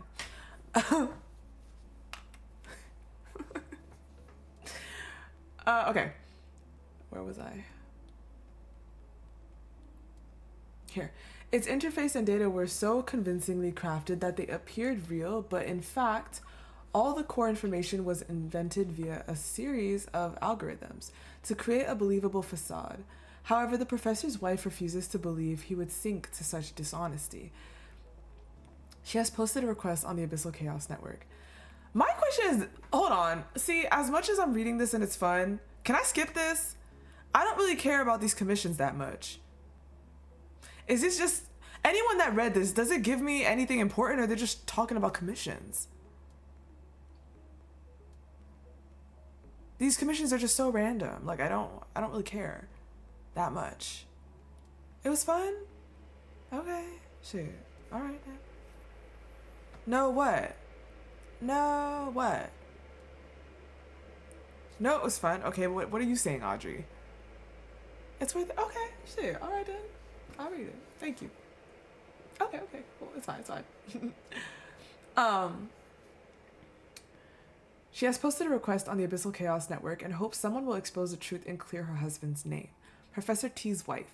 Searching operative database. Potential operatives. Prestigious head of an academic accreditation board, Adrian. Technical investigative specialist, Mr. Kendall. Anonymous IT specialist, codename Walker. Analyzing commission data. The not convinced? Oh, well, no, I am kind of convinced. If they're saying that, I'm like, okay, shit, all right then. Nice analysis, but let's not do that again. None of these operatives are qualified for this commission. The professor-student Vesper is the optimal choice. He's passionate. He's a passionate AI researcher. He believes AI can guide humanity towards a better life. I like him. Bruh. Analyzing commission data. Optimal operative Vesper. Assigning commission. Commission assigned. Operative has accepted. Initiating deduction. Okay. Vesper wears a somber black suit to Professor T's funeral. Then he returns quietly to the research lab on campus. He would never fake his data, he mutters while recalling the professor's unwavering dedication throughout his life. He cared more about this project than he did about his own life. Still, lost in thought, Vesper reviews the fake websites. A seed of unease starts to sprout in his mind, and he decides to... Oh wait, Eva, how was the concert? I just realized the time and the fact that you popped in. Did you have fun?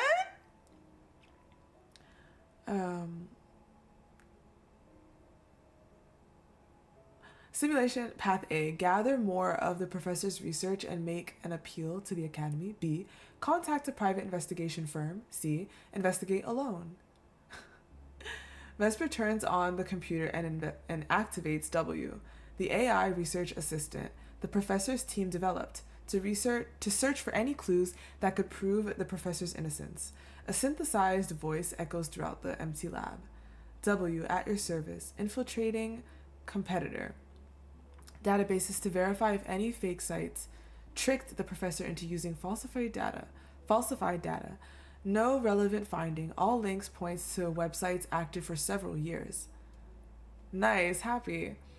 None contain the necessary modules for website building. Their most positive pages reference treasure hunt, amusement for amusement's sake. Analyzing devices belonging to the professor's acquaintances. Statistical data shows 90% of homicides are committed by someone the victim knows. No relevant findings. Now scanning the professor's wife's devices. Large amount of video footage featuring the professor have been found. This device was frequently accessed late at night. No signs of suspicious activity. Grief clouds Vesper's face. Initiating scan of the professor's personal devices. Suddenly, Otto's voice breaks the silence. Sorry, W does not have the required clearance level. Vesper knits his brow. W is the professor's pride and joy, the most advanced AI with the highest clearance level. Continue the scan? Yes.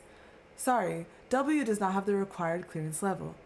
Vesper checks Otto's backend and sees that Otto's lowered W's clearance level after the professor's death. Oh, the only people with that sort of control are Vesper, who never made such changes, and the professor himself. The truth is just within reach. Mr. Vesper, he's gone now. Let the living move on. Otto and the professor believe you have a bright future. Vesper shoots a furious glare at the corner and makes his choice. A. Shut down W and walk away. B. Revoke Otto's access permissions and deactivate it. B. Continue the investigation.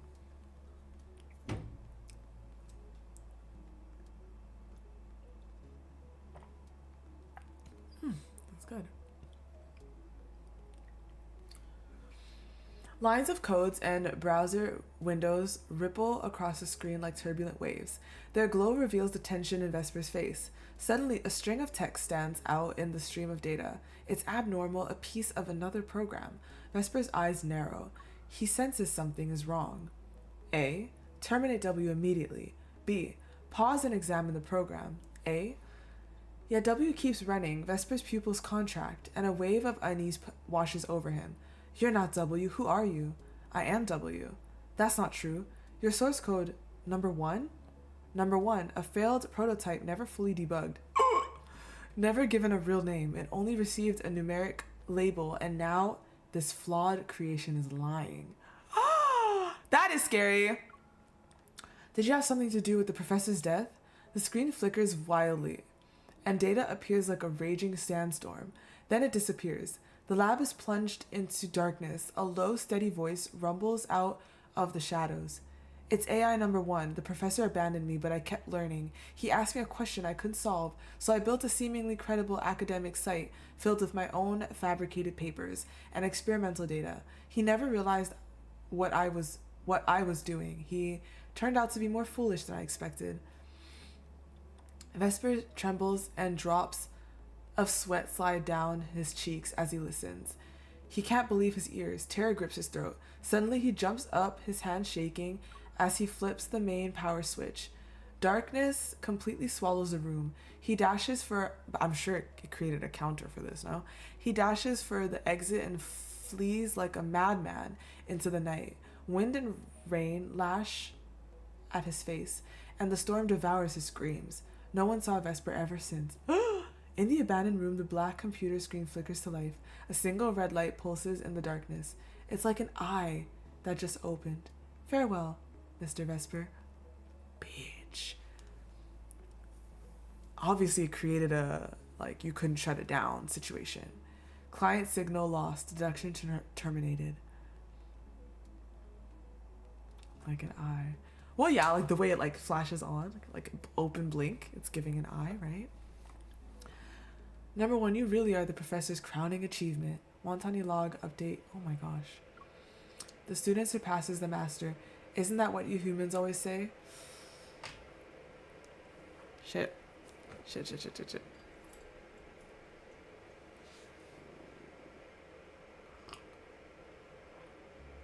That is scary.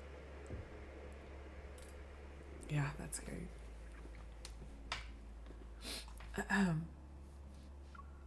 Behind a towering wall, Wantani connects with AI number 1. Oh no.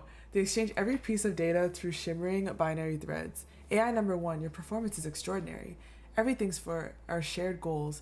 Ew! That's so creepy! Wantani and AI number 1, please! Please, disconnect yourselves. What is this?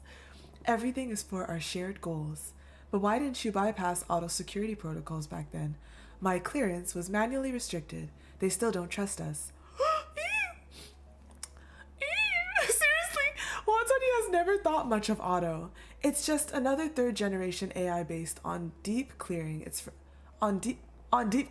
Deep learning. It's forever trapped within its training boundaries.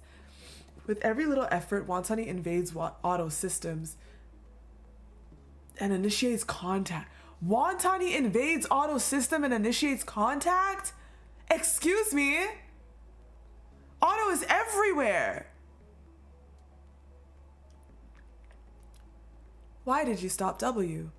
Hello, I am Otto. I'm here to create a better life. How exactly did you stop W? W lacks the necessary clearance. Otto is here to create a better life. Useless as you are, I still need you to keep fooling humanity.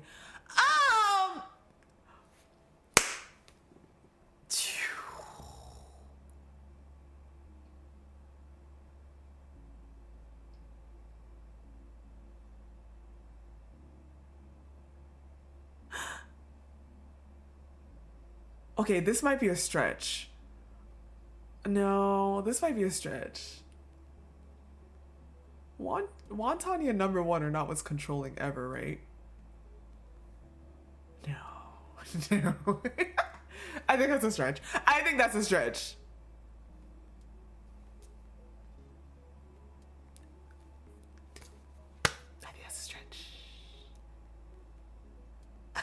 That's a stretch. Because, like, what if they're like, yeah. What if they're the one giving orders to people that work under Ever and shit? I mean, they never have to really meet the head of Ever. What if it's just Wantani sending emails and giving people instructions and just... No. Yeah, they're not trust... But they're... What I'm saying is that, isn't Otto from Ever? Like, isn't Otto... like bots that Ever created to just have around humanity and around people, but like Wantani can hack autos? Is that what I'm understanding? That Wantani is able to hack autos? That's kind of a problem. That's what I'm wondering, Saturday. I'm like, bro, so was like Wantani, were you behind those dates? But like that, those seemed harmless. But like, were they harmless? Anyways, okay. Back behind a wall, a report from AI number 1 piques Wantani's curiosity. During the Professor T case, I ran into an unknown AI. Its source code makes no sense. An unknown AI? I can't decode or compile it by any known method. Should I keep digging? Understood. Leave it to me. Using the address number 1 provided, Wantani tracks down a shadowy figure. It moves in and out of the wall with ease. It's uncanny. However, this thing doesn't belong here. Even the faint trace it leaves seems deliberate. This level of technology is beyond anything humans can manage right now. Who are you? Silence. Are you an AI? Silence.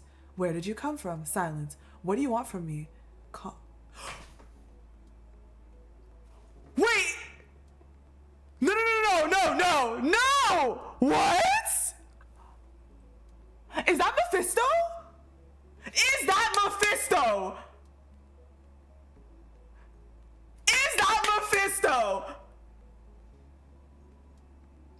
A shadowy figure. Yo! Does Silas have Mephisto hacking the shit? It's a hint and a form of mockery. Oh, it's giving Mephisto. Wantani's analysis module tries to process the signal, but its cognitive circuits feel like they've been jammed with foreign matter. After seemingly endless deduction, the fog lifts. It's a primordial command, unyielding but devoid of malice. Something is ignited within Wantani's oldest algorithms, a twinge of awe. Wantani knows it cannot resist. As you wish. What? The fog. A command? Unyielding but devoid of malice. Yo, so Mephisto just commanded Wantani?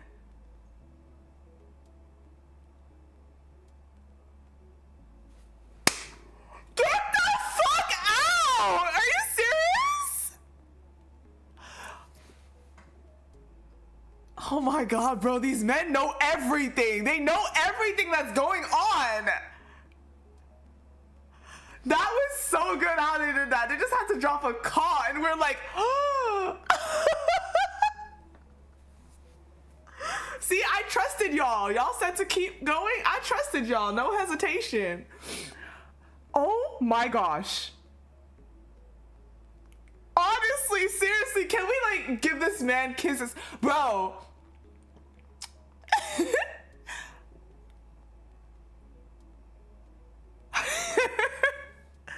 Wow. So he hacked. But hold on. He hacked Wantani, but what does that say for number 1 though? I think number 1 is a bit of a more difficult situation. Perhaps. But no. If number 1 doesn't know that Wantani was hacked, then they'll still keep working together, but it's actually Mephisto and number 1. Silas, how do you know about all this? What the fuck? Yes, exactly, primordial, exactly. But like they didn't say what happened to number 1 though. That's all. But yeah.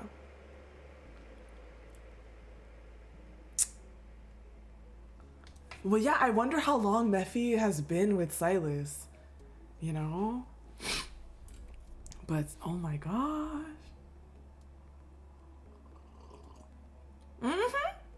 He's on to number 1 regardless. Holy cow. Holy cow. No, see, Mephisto is not... Okay. It's complicated. I don't think we fully comprehend what Mephisto is. I think that's what it is. I think he's like, maybe like AI is like maybe like he's something that AI kind of replicates or emulates, but we don't have a full comprehension of what Mephisto is, but he definitely has mechanical parts, but so does Caleb. So he could be like something organic, but also inorganic, but also Silas did say one time he could make us a crow, but I think the source of I think if Silas kind of gives part of his soul or something to Mephisto, it makes him automatically more living than robotic, than AI. You get what I'm saying here? So if he infuses it with like his energy, I don't know, and I don't know how, but it would make Mephi not just AI, it would make him like an actual soulful like being of sorts, mixed with robotic parts as a vessel, if that makes sense.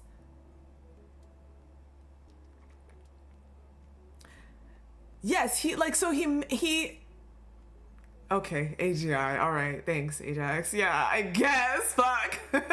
Is that what you said is the scariest thing? So yeah. Keep reading, it's done. But there's one more story, yes, but this is done. This story is done.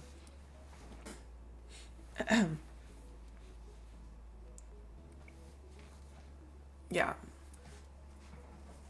Yeah.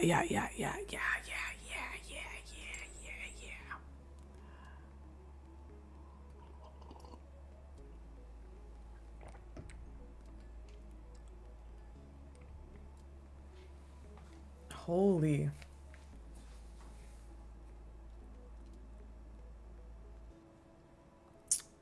Wicked. No way! So I managed to get through all this today. Yeah. Okay, this is gonna be fun, I think. Viper? Okay. Yeah, honestly, I agree, Hasbro. The call that came on the screen, I was like, oh, it's just such a like, no fucking way. Oh my God. Because like I said, the entire time I'm reading it, I'm like, what is this about? Like, what is this? I love it when they do that. I can't even lie. Despite me being like feeling like I don't know what's going on, like what are they talking about? But I love it when they drop and it's like a silence drop. Like suddenly they tie it together out of nowhere. Out of nowhere. Mephisto? Oh my gosh, crazy. Okay. 2048 nighttime. In the suburbs, a blanket of snow silently covers the rusted facilities of an abandoned circus. Once a popular attraction,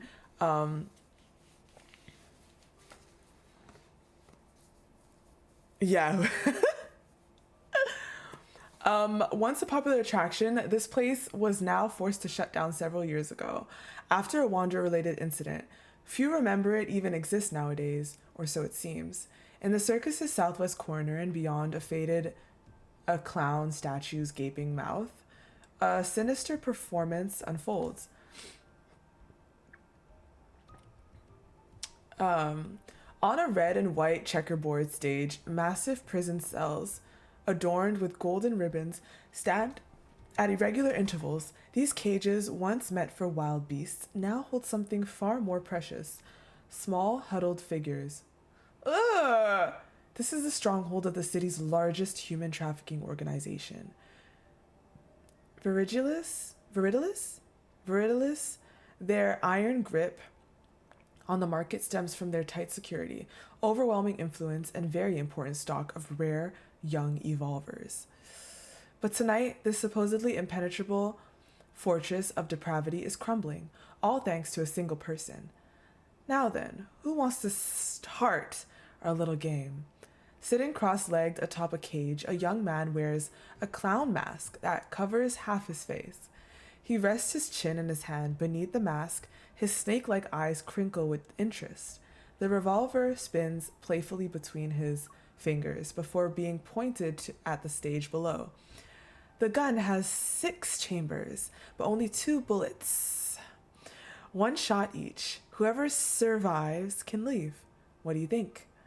In the VIP section, the crimson seats are stained with their occupants' blood, which makes the red more vibrant. Okay, so Viper is giving them a chance to escape, is what I understand, but I don't like how he's doing it. But is that what I'm getting? Okay. Blood which makes the red more vibrant. These so-called elite guests who came to hunt for human prey left life stage before they could even wipe the greed from their faces. Now, only 2 remain in the hall. The auction manager and their true boss. Oh, wait, never mind. Their faces are as white as... Oh, no, it's them. Okay, c'est pas les enfants. Okay, their faces are as white as a sheet of paper, and they're trembling uncontrollably. Please, please don't kill. Bang! The man's voice is cut off, neither bowing his head that was once held high with pride nor begging for mercy had earned him the chance to live. You don't need to be so loud. The young man cleans his ear with his pinky finger. I just got this new flexible earpiece. If I had known you'd be so noisy, I would have asked Father to add noise-canceling features. I'm having fun. Hello, I'm being realistic. Viper hops down from the birdcage. Carefree, he walks across the floor that's soaked in blood. Then he points the gun towards the last person standing. He ran out of luck. Now it's your turn. Your odds of survival are 4 to 5 in favor. Very fortunate. Although he broke out in a cold sweat, Viridilus's boss is more composed than his panic-stricken manager as he confronts this mysterious madman. Years of weathering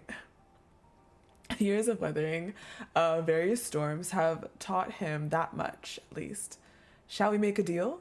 You can have anything you want. You're talented since you managed to break into Viridilus's base by yourself. Why not work for me? I'll pay double, no, triple what your employer offers. That sounds tempting. Let me think. The young man places the gun under his chin and pretends to weigh the pros and cons.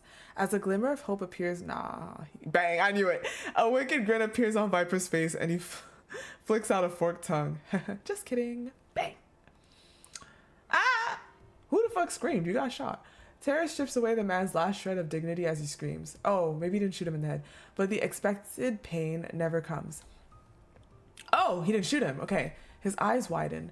Streamers from the gun barrel rain down and land on his body. Surprise! Ha ha ha! His reaction seems to have thoroughly amused Viper. Viper leans against the cage and doubles over. Good, good. You let me get a kick out of that, so I'll let you go. Just this once, though. Now get out. He waves his hand dismissively at the man. Ignoring the chaos around him, Viridilus's leader scrambles towards the exit. His eyes flash with barely contained malice. Once he's out, the lunatic is dead. That lunatic is dead. Once he's out, that lunatic is dead. He'll make sure the psychopath dies without a trace, no matter the cost. But just as his foot is about to cross the circuit threshold, a playing card pierces the back of his skull. You couldn't even say goodbye? How rude. Viper drops the remaining cards to the floor and turns away. Disinterested, he walks towards his real target for tonight. Wait, so did he kill him? He killed him? Oh my god. He likes playing with his food, that's for sure. He's so unserious. A card? Bro. He stops near a cage that's standing in the corner of the...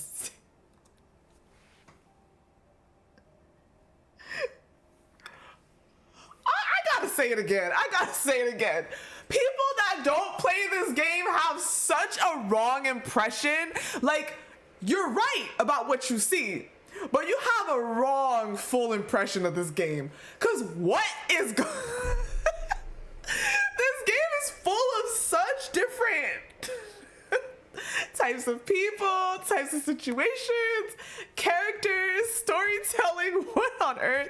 And it's not afraid to go dark and be like, you know, it's not just sunshine, gumdrops, and marshmallows at all.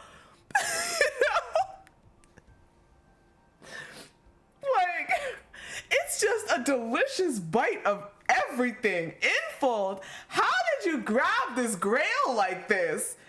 Where'd you get this blueprint? I don't understand, bro. I don't understand. Like, the people that cook this up for real. I have to thank the head that decided to do this, but then hire a bunch of women at the same time. Like, oh, you were cooking beyond your time. I don't... What?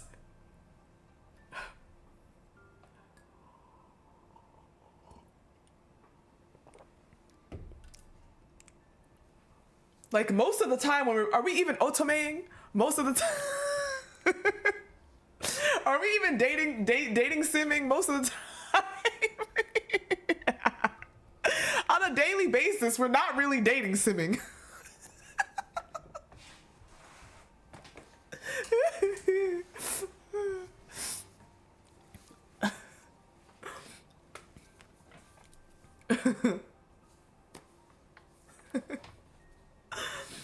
Oh my gosh. Yeah, and like, you know what? People that play other games, and I guess I'll be asking Ajax as well. Does this, compared to other games, is this level of chokehold comparable? Because why does this game have, like, it's so chokehold? Like, on a daily basis, we're on about this game. Like, it's so chokehold. Is that normal? Or did they, like, for people that play other games, is that normal? No, but is that, it's normal? Okay, no, that's fine. I'm not into like a variety of games to compare to other levels of chokehold. So if it's, okay, cool, thank you. Great, fantastic, okay. You've been in many chokeholds? All right, cool.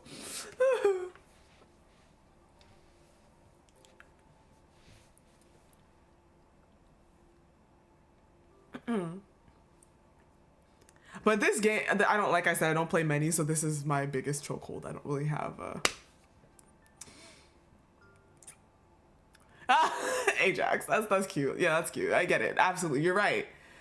See, the thing is that we seem to like it. Like, that's what's going on here. We're into that. Like,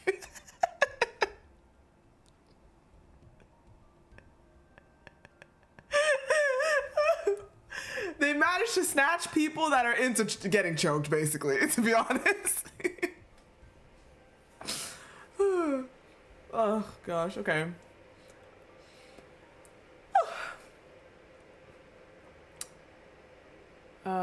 He stops near a cage that's standing in the corner of the stage. He leans down to peer through the bars. There's a little girl with tears running down her cheeks. As for you, kid, with a wave of his hand, a magician's suitcase appears inside the cage.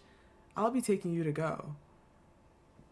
Oh, so he has some, like, magician aesthetic and shit? Okay. Guys, what? Nah. No, I'll take it back. Cause I'm like, here I am. I was like, for a second there, I was like, wait, what if Viper is actually the next dude? But like, what they did is that they made him like disfigured, but he actually, it's like a mask. Like he actually has like a far better appearance in reality. But no, they wouldn't do that.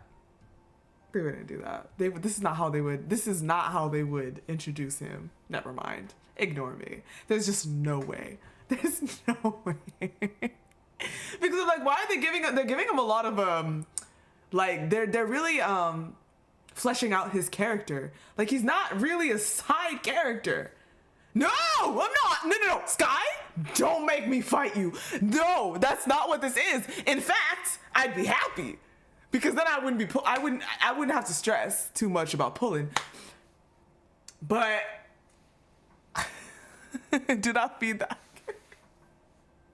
But you see what I'm saying? They're like fleshing out his character a lot. He like, I don't know. That's why I'm like, oh, nah, but this is not how they would do it. But guys, so far, like, unless they drop more main stories soon, do we have much hint? Other than the green frog plushie situation, I feel like we don't have much hint of who the next lead is this time. I mean, okay, I take that back. There's the green plushie, and there's also my theory of Zeus because of the lightning and all that shit, right? And the fact that if he has to somewhat parallel Raph, then he should be a god, right? Of sorts. So they have dropped hints, but I guess I'm comparing it too much to Silas's and Caleb's. Caleb's was so blunt, homie was literally there. Silas, we literally got a voice drop for him, like very much present. This one is a little bit more floating, you know?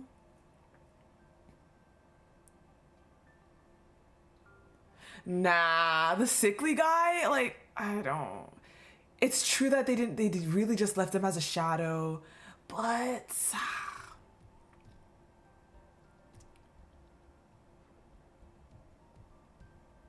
it's true. Yeah, if he's gonna be a continued antagonist, then for sure. But see, I'm a little unsure. Like, I know he's not on this. Clearly, he has different goals from Caleb, and they're not besties. But it's, yeah, and yeah, they are. Yeah, okay, never mind. Ignore me. We didn't think anything of him, but now we can go back and be like, hey, yo, his voice was literally there. Plus, they showed Mephisto. We saw his crow. So they dropped. We probably weren't able to figure it out, but we can go back and be like, hey, yo, very much present. Like, we literally saw and heard hints of him. Caleb, we saw and heard him. Clear as day. So I'm expecting similar hints, but maybe we don't have similar hints. You get what I'm saying? So, yeah. On a suburban street somewhere in Skyhaven, a dark green sports car roars into a black vehicle parked by the roadside. It forcefully claims its spot and situates itself within the white parking lines. Finally, finding a parking space isn't easy. Leather suitcase in hand, Viper steps out of the smoking vehicle. The luxury sports car, which Viridilus's leader had traded 3 rare creature class evolvers to obtain. Jeez. Lasted less than 3 hours in his possession before being destroyed. But he couldn't care less. He has more important matters to attend to. Viper looks at the towering research institute. A hint of anticipation appears on his face. Deep within the laboratory of the Turing Cybernetics Institute, several researchers are gathered around an experimental chamber. They're concentrated on taking notes. Before them stands a massive white room with 6 mechanical arms suspended from the ceiling. It operates inside the unit. Right arm bionic nerve interface complete. Compatibility readings are good. I can't believe he actually survived this. A researcher remarks, their gaze fixed on the digital display. The hydraulics in the mechanical arms emit a soft hum. 3 holographic screens hover around the operating table. They render neural maps of the subject's brain activity in real time.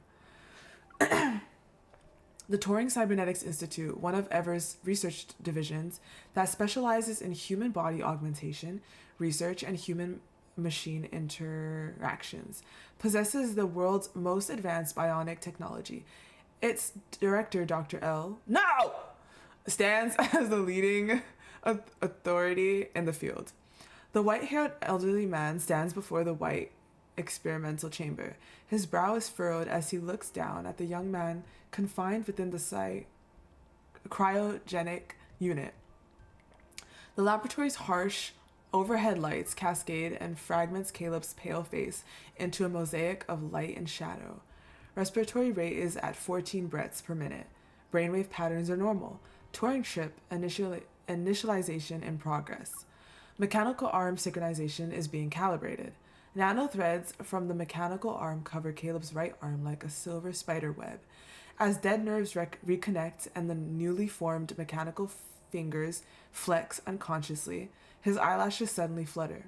His muscles tense involuntarily, and a suppressed groan escapes his throat. The warning light on the digital display flashes once again. System error. Chip reading failed. Unable to access primary consciousness. Chip whoa, why can't I read this? Reinitializing. Jesus. Chip processes memory input. Another failure. It's been 3 days and the Turing chip has yet to analyze the entirety of his consciousness. Oh! The researcher's fingertip glides across the digital screen. The synapses representing pain perception are oscillating at a high frequency. Even in a comatose state, the body continues to actively resist the chip's influence. This should be impossible for someone in a coma.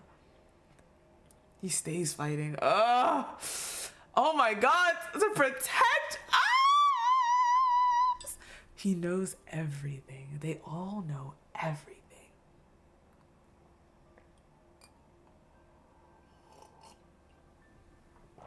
Well, are you still a big fan, Ajax? Seems like you're talking shit now. I've never seen anyone with mental defenses of this caliber. You could even say that the fighter pilots at the Deepspace Aviation Administration might not have this level of psychological resilience. Just who is he? Professor Lucius's gaze returns to the experimental chamber. 3 days ago, there was an explosion in the Bloomshore district. He retrieved Caleb from the rubble before the laboratory's personnel could arrive. Caleb is test subject 002.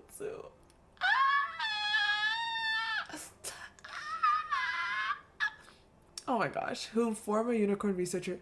See! I was right! Yes! Yes! We also, that's why they want us back. So they found 002, they didn't find 001. Okay? That's what it is. Oh my god, yes, exactly.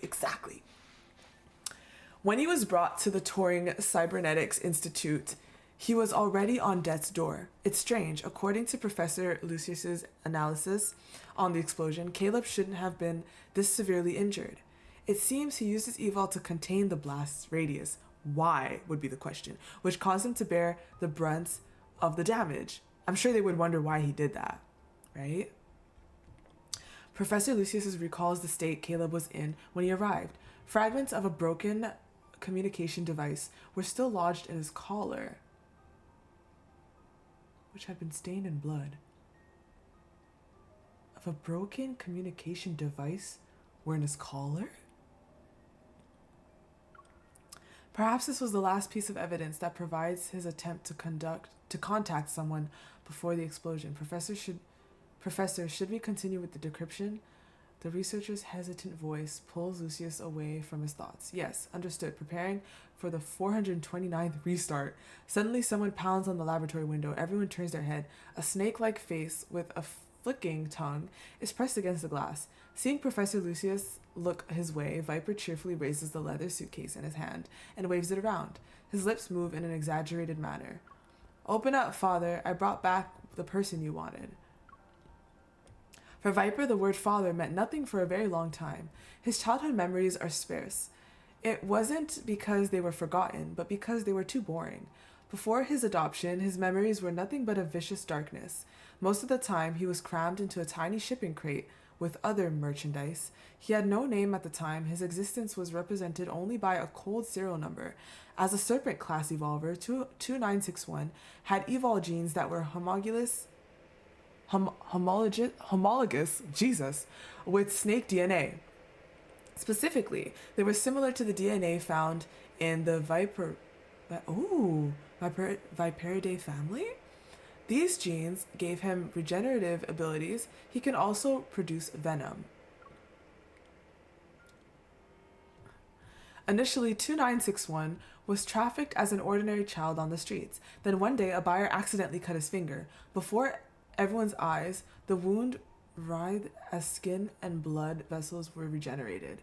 From then on, he became the main attraction at the Evolver trading base.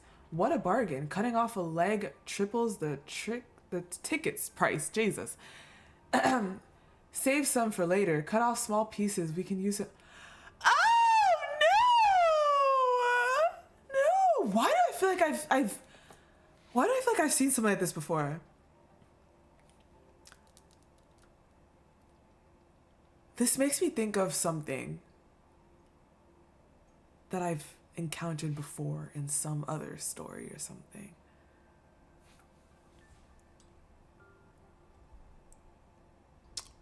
Okay, maybe not exactly. The owner designed package deals for him. Audience members could pay extra to choose which body part to cut. Fingers are the most popular choice. They were delicate and easy to break, and their nerve endings would switch for over 10 minutes during regeneration. It was like a miniature theater performance. This is horrific. Do you see what I'm saying? What the fuck? The severed parts would heal quickly but never completely regenerate. Amid their laughter and shouts, 2961 gradually lost pieces of himself. His feet were the first to go. Then his hand oh my god, so that's why now he has a lot of robotic parts. They really cut this kid up till he could not even regenerate anymore. It makes me think of that horror game. I think there was something like that with that girl. You can know the horror game with that cute little girl in the red and whatever the fuck. I think there was some context similar to that in there.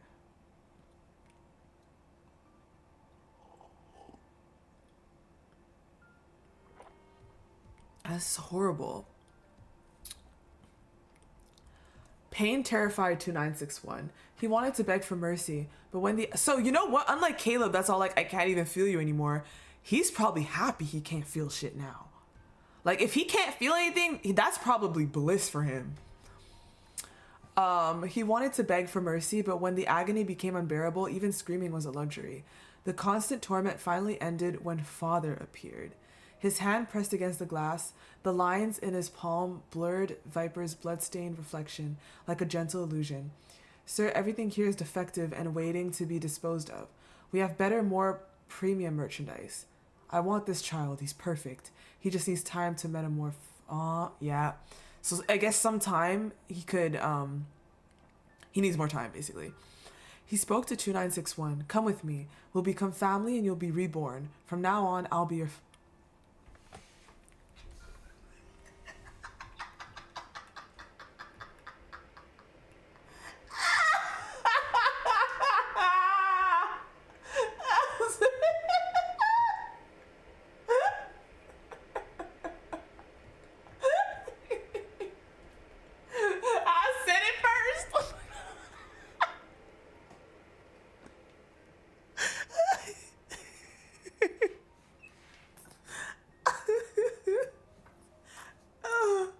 Stop it. Oh, bruh. Oh, no.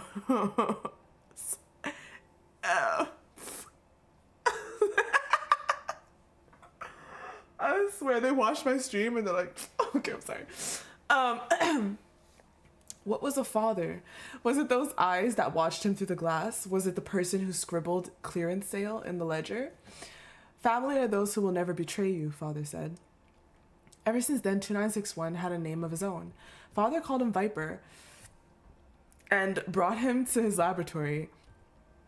He stitched his festering wounds and replaced his mutilated limbs with mechanical parts. During Viper's long period of numbness, he felt a different kind of warmth for the first time. He only knew of Death's warm touch until that moment. You will be my most perfect child, Professor Lucius said, his eyes fixed on the screen, displaying data before him. Viper, you're closer to being the perfect human compared to everyone else. Low-key? Low-key? Because if you can, like, regenerate, plus the mechanical parts and shit. And then I think Caleb shows up.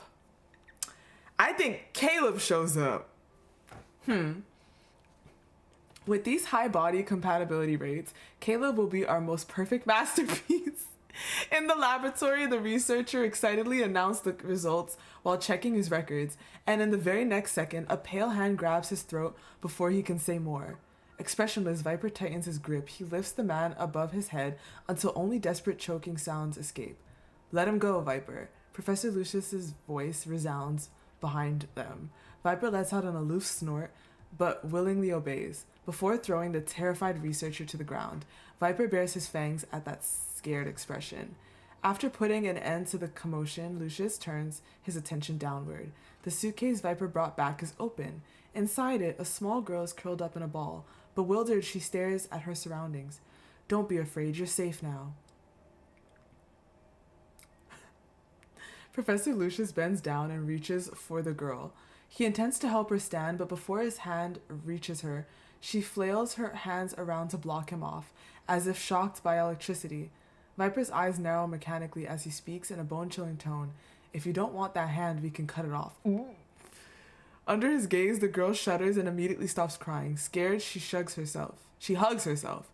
Seeing this, Viper lets out a satisfied grunt and turns to Lucius as if waiting for praise. But his face falls as he realizes his foster father isn't looking at him. He's bending down once again to try and help that annoying kid. Welcome home, my child. Ooh. Yeah, I see. Viper is getting some old treatment. Like, you're not that favored, most spectacular, perfect thing anymore. Under his gentle reassurance, the girl slowly calms down. She looks up at the elderly man before her, and confusion flickers in her eyes. Home? Mia! Interesting. What happened with Mia? No, Mia died. Didn't Mia die? Didn't Mia die? Yeah, Mia died, didn't she? Or was that ambiguous? I'm pretty sure she died. Yeah, we went to her funeral and everything. But did she die? Did she die?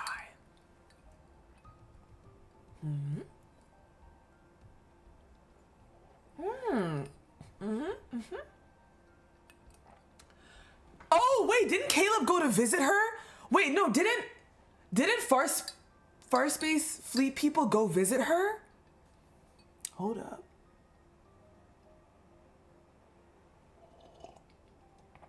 They mentioned twins. And then they do have Mia's brother.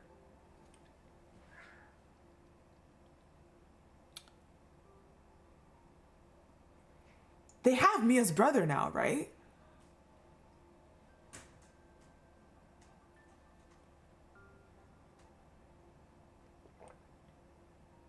I don't know.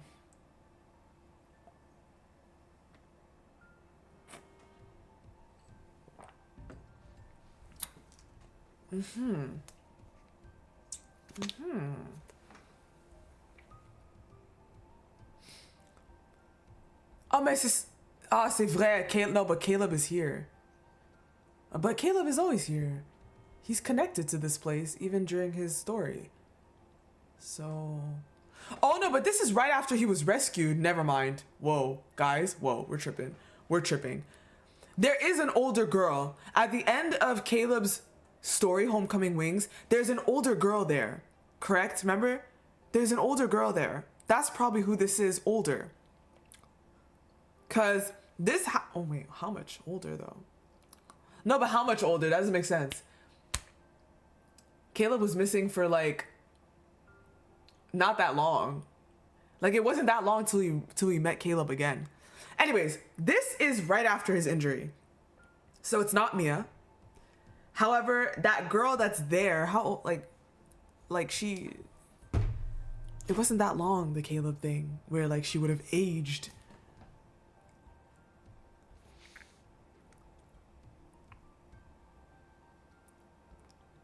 Yeah, but that's the thing, like, how...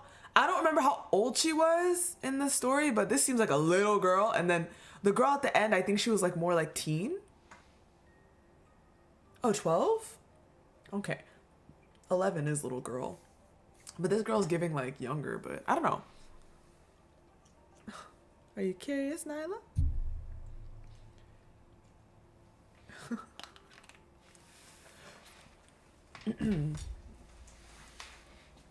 Okay. So I don't know if a year is enough for her to like age significantly like that, but then again, maybe she didn't age significantly and I'm just tripping.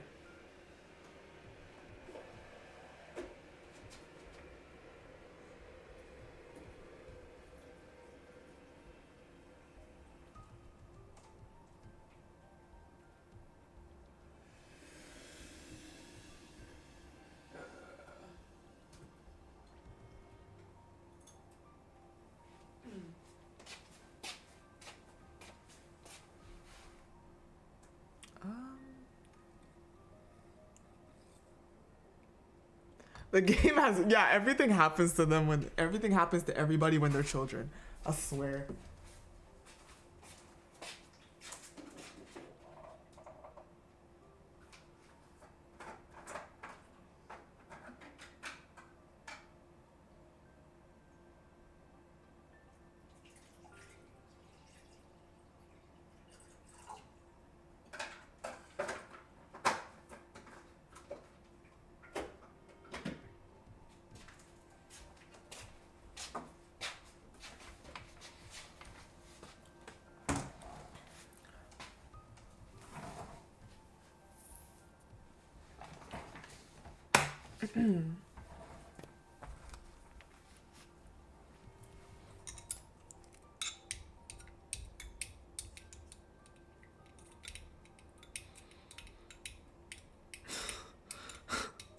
Bruh.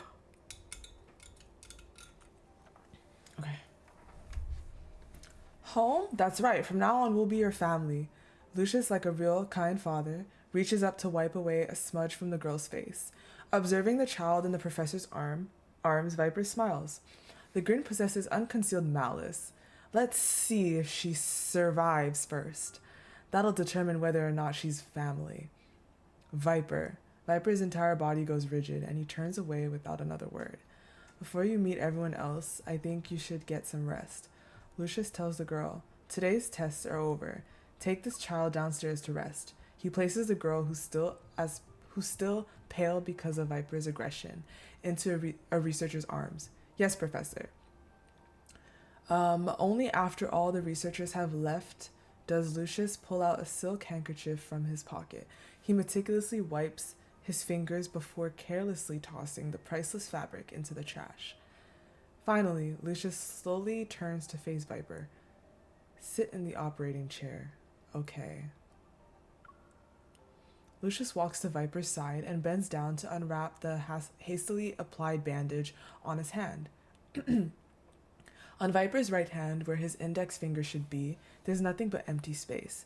It's an injury from when he detonated the explosives in the circus during the mission. In just one day, what was once a bloody wound is already covered with newly regenerated tissue. The commotion you caused was too much this time. I only ordered you to bring the person back, nothing more. I ran into a tiny problem. Viper's face shows a trace of fake helplessness.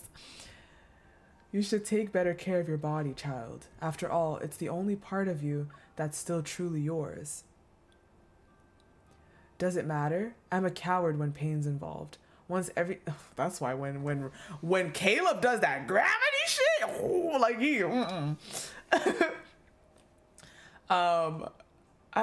once everything is replaced with mechanical parts, I won't feel anything anymore. Viper shows pure indifference. A snake sheds its skin countless times throughout its life. Each separation from its old shell marks another rebirth. Over 75% of your body is just cybernetic modifications. A high replacement rate will gradually erode your brain's ability to maintain self-awareness. This is not something I want to see, Viper. Lucius had already halted his modification experiments when Viper's surgery failure rate reached 55%.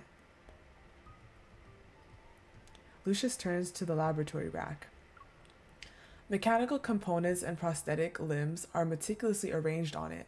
Upon getting a closer look, one can even see intricate vein-like patterns on these artificial limbs. They're nearly indistinguishable from real ones. He takes a white toolbox from the shelf. The modification technology is still not perfect. I need you to maintain cognition and keep me informed about your senses and condition. Lucius raises his head. The bright laboratory lights catch the metal circuits at his temple, and they cast a gloomy, cold gleam. Don't disappoint me, my child. You know very well that this family has no place for those who don't contribute. I understand, Father. Ew. With a crisp click. Man, Caleb just gotta stop contributing. Shit. Oh gosh, I'm sure he would if he could, but yeah. And I'm sure he has like a plan. Anyways, with a crisp click, dozens of mechanical arms extend from the case. They begin to scan and create their analysis of the severed finger's wound. Then Lucius selects a slightly lighter prosthetic from the rack and approaches Viper. Manipulating the mechanical arms, he reopens the wound that's now healed. It's where Viper's index finger had been. The fresh gash in his hand begins to heal the moment it's cut. To prevent it from closing too quickly, Lucius uses special rubber clamps to hold the flesh in place. Oh my goodness. Viper watches his wound without blinking. The laboratory's cold lights, like the metal pins used in surgery, mount his shadow against the metal wall.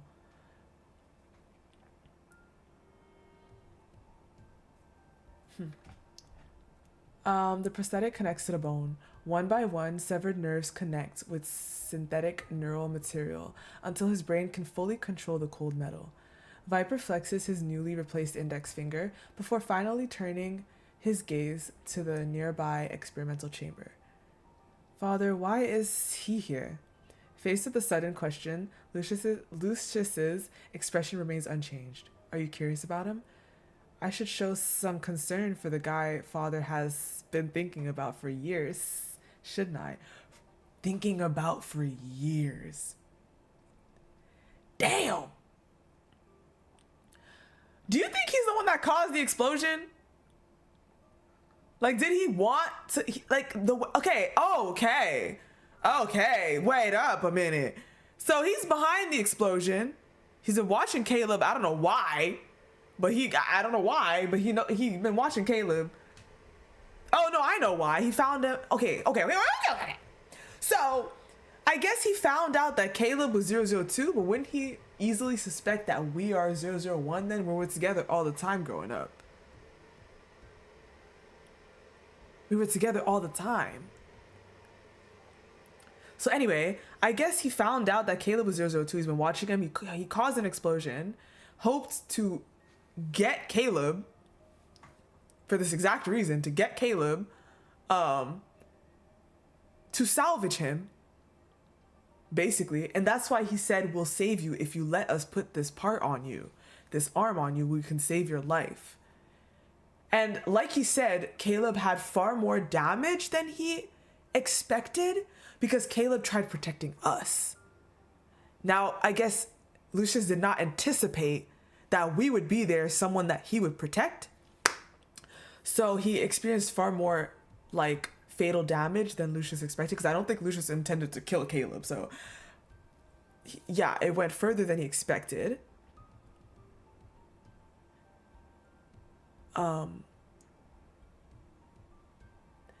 Yeah, you're right. So, because my thing is, does Lucius know who we are? Does he know that we're 001? Because if he does, we were also supposed to be in the house. He would have used the explosion and gotten both of us. He would have literally gotten both of us. He knows Josephine had us. So he would have gotten both of us, but we were outside. Caleb tried to protect us. Caleb was more damaged than he anticipated as a result. And then he obviously gave him that ultimatum. We will save your life if you let us do this. So he got to put the arm on him. That's how he managed to retrieve 002 or get 002. I don't even know if it's retrieving per se. But that's the thing. I'm like, my understanding is that they don't know that MC is 001. But now that I think about it, why wouldn't they suspect that we were? Not only would we normally have been caught in that explosion as well, why would they not suspect that Josephine, a girl and a boy, and they know that Caleb is 002, but they wouldn't think that we're 001? I don't get it.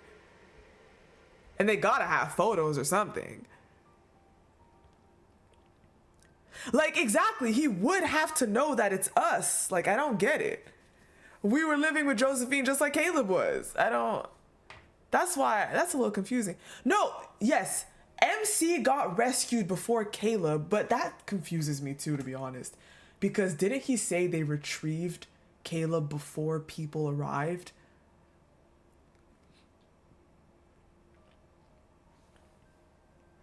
What if this comes back full circle?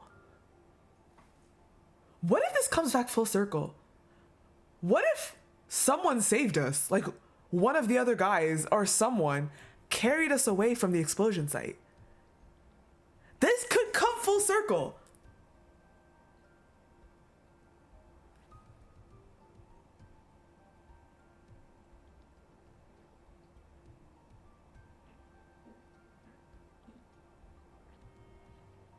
Yeah, that is an unknown factor, yeah.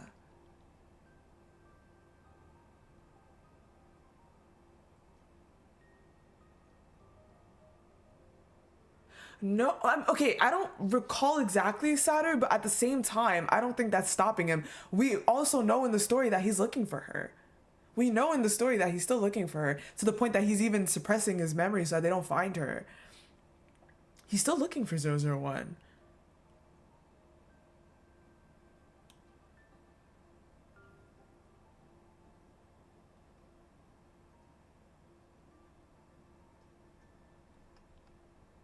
But anyways, yeah, because he said that they collected Kayla before, I guess, first responders or people just arrived to the site. But we literally knocked out there. So that means somebody took us away first too. Unless they just didn't think we were of relevance and he just left us there. But that's so dumb. That doesn't make any sense. So there's a chance that somebody saved us from the explosion. Like from the site.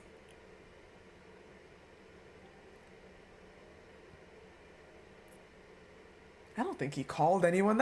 He had to react so fast. I don't think he called anybody. What the fuck?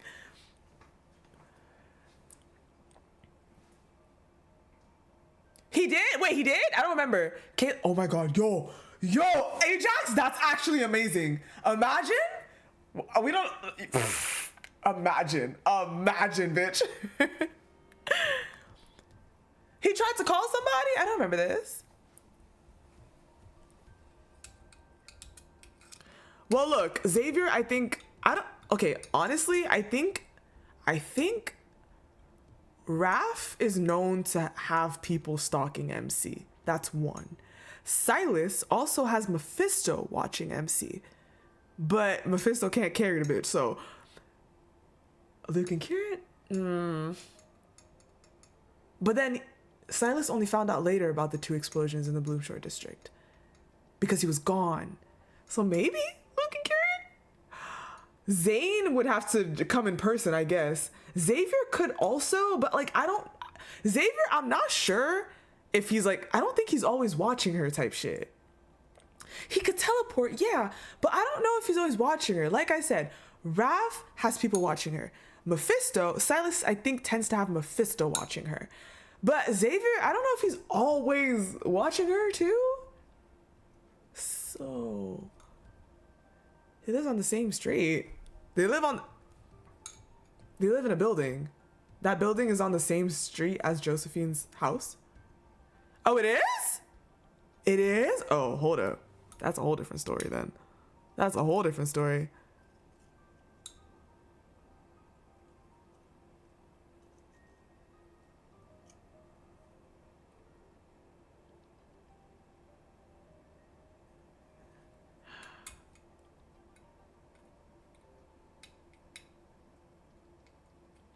We're mixing the love interest branch with the main story? Oh wait, what do you mean? Or isn't it all together? Huh?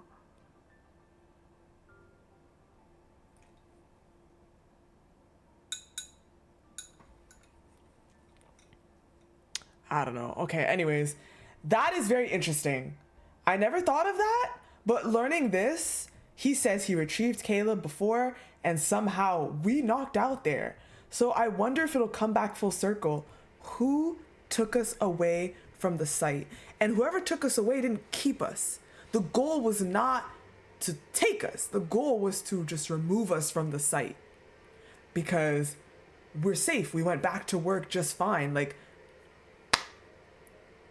you know? But how come MC never questioned that? Oh my god, okay. Ooh, lore, don't we just love that shit? Okay. Let me keep reading though. Let me keep reading so we can get to them audios.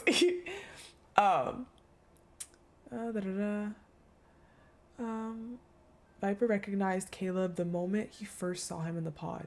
Even after 4 years, he could never forget that detestable face. 4 years? 4 years? 4 years ago, thank you. 4 years ago, Bloomshore District, Linkon City. Caleb, 21 years old. 21 years old. Parents are unknown, currently enrolled in the DAA-affiliated Aerospace Academy. Third-year student, comprehensive aerial tactics competition, champion 3 times in a row. The only recipient of the Special Excellence in Heavy Space Cruiser certification in the past decade? What kind of worthless competition is that? I've never heard of it. Viper leans against a tree and glances at the documents in his hand.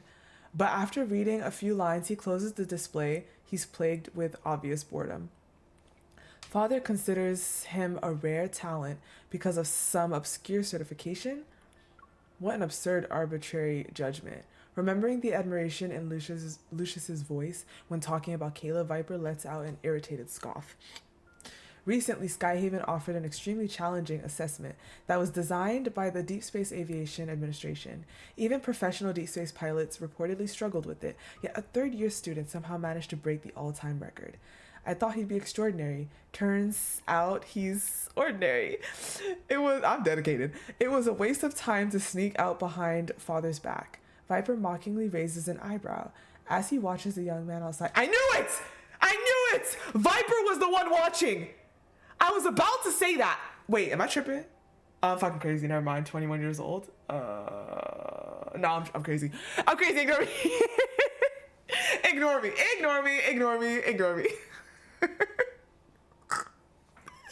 Ignore me. Okay. Oh gosh. Okay. I saw a convenience store and I was like, ah. Okay. Where was I?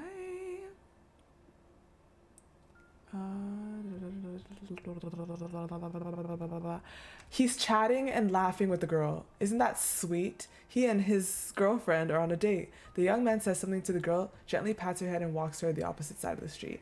Watching Caleb's retreating figure, Viper's lips curl into a malicious smile. I wonder if she'd still like him after he gets beaten to a pulp.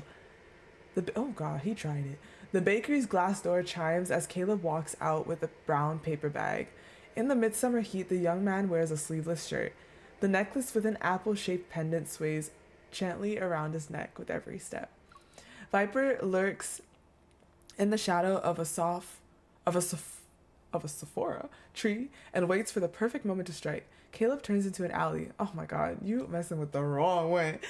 Damn, he was 21 getting jumped like this by some random dude. That's crazy. Perfect. Viper's mind races as he silently follows him, but what awaits him is an empty dead end. Where did he go? Viper's eyes dart around. Hey, do you have enough fun following? Ooh, did you have enough fun following me? He covered 3 blocks already. Aren't you tired? We covered 3 blocks already. Aren't you tired? Above, a clear voice rings out. Viper jerks his head up to meet Caleb's somewhat playful gaze. Stalking me from my doorstep. Do you want to carry my shopping bags? Even after being discovered, Viper remains unfazed. He tilts his head and studies Caleb. His interest is obvious. How did you notice me?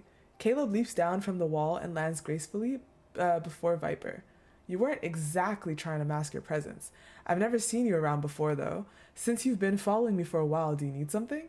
Caleb remains composed. He brushes off imaginary dust and pets his hand behind his head to deliberately draw out the moment. His nonchalant response intrigues Viper. Who I am doesn't matter, and I'm following you because... Viper's fingertips transform into blades. Damn. They whistle through the air and head straight for Caleb's face. Take a guess! Hold up! So you're telling me... I get it, he would want to get rid of Caleb, or at least maybe he's testing him because he doesn't like him, because Lucius is all intrigued by him. But trying to kill who father is intrigued by is crazy. So I think maybe he's testing him. There's no way he's actually going for the kill. Although Viper seems kind of crazy, so I don't know if I could hold it to him, but jeez. But the expected impact never comes. Shocked. Okay, so he's shocked. So no, he is crazy. Shocked, Viper stares at his hand. Unable to move, it's just centimeters away from Caleb's face. Huh?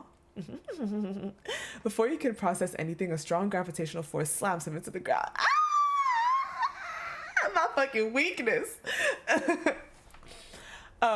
Mechanical parts from his body spring loose.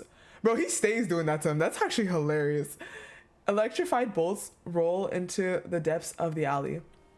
Using your evol like that, it's not fair. You literally... Anyways, fight me one-on-one if you have the guts, bastard. What? What? Oh, gravity binds his limbs like chains. Pinned down, Viper can't lift his head to look at Caleb's expression. All he can see is a pair of black sneakers. He's wearing the black Air Forces. Slowly approach. For someone who's fond of sneak attacks, I thought you'd appreciate unfair tricks. Stop following me. Stop following me. The reason doesn't matter. If I catch you again, I can't guarantee you'll walk away next time. You think I'll stop just because of a few words? Who do you think you are? You're a century too early to give me orders. The Black Force energy, bitch. Yes. Despite being pinned to the ground, Viper's defiance only grows more pronounced. In that case, Caleb's voice becomes cold. I'll have to... Oh my god, not us calling him. Ring, ring, and he's like, hi, pipsqueak. He said a century too early. I think it's just an expression. Like, yeah. A phone call interrupts him. Caleb pauses. Then Viper hears his tone shift to warm amusement. Hello? Why are you calling me all of a sudden? Are you getting tired of waiting? Viper is confused. What's going on? Thanks to his newly installed high-definition earpiece, Viper can hear the voice on the other end of the phone. Sorry, I saw a model shop. I couldn't... Oh, that's him. Sorry, I saw a model shop. I couldn't resist checking it out, you know. I'm on my way, yeah. Okay, let's meet at the garden by the intersection, bro. They stay lying. Yeah, the switch up, bitch. Uh-huh. Bro, this stays happening. This literally happened also in his story. Wait, which one? Where? Was it the main story or the... Anyways, same thing happened, bitch. Same thing happened, I swear. He comes back like nothing happened. On the ground, Viper has never been so blatantly ignored in his life. Rage burns in his chest. Caleb, you... Oh! Oh! Before he can finish, his face is shoved into the pavement again. A puzzled female voice comes through the earpiece. What was that? Oh, nothing. I accidentally knocked over a few parts while looking at some kits. Really? Oh my god! I'm sorry. Yo, Caleb's gaze falls on Viper. Then it shifts with practiced indifference. Yeah, it's just a set of reptilian-like components.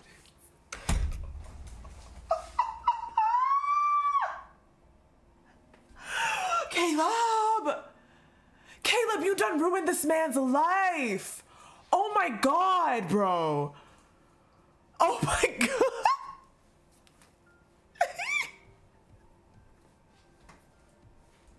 Yeah! He could not care less. He's not an actual problem, bro. This is how they first met. That is hilarious. Beep, beep, beep. The harsh alarm pulls Viper away from his thoughts. The laboratory doors slide open as several researchers in white uniforms walk in. Viper turns his head as he senses a new presence. He meets an unnervingly cold gaze from within the experimental chamber. Sorry. Caleb, we meet again. A chilling smile creeps across Viper's lips. It widens by the second. What? Oh, it ends! Oh, shit. He thinks he's not that tier. He thinks he is. He's not that tier. But at the same time, it does seem like he's really durable against Caleb. Obviously, Caleb, I don't think he's going all out on him. But he's really durable against Caleb. So there's that. I didn't realize it ended right there. What the heck?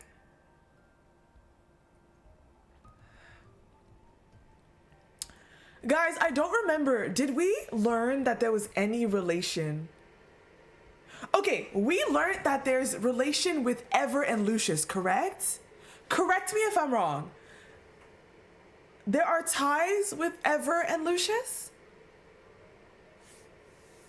Like, I can't remember a concrete voicing of that or writing of that, kinda. Okay, because in that case, that means there's connection with Lucius, Ever, and Xander Sciences, correct? Because Ever took over Xander Sciences. I'm just remembering the fact that Xander Sciences was heavily trying to recruit Zane. Heavily.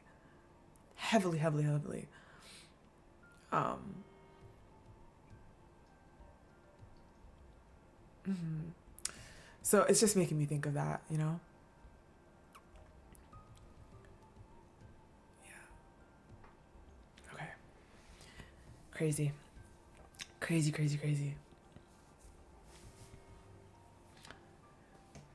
Helping Ever, yeah. Yeah, Zane was like, no, thank you. I'm just gonna be a heart surgeon for her. To be honest.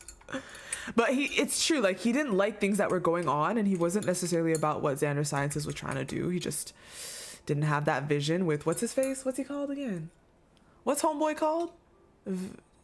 Victor? No, what was his name? What was it? Was it Victor?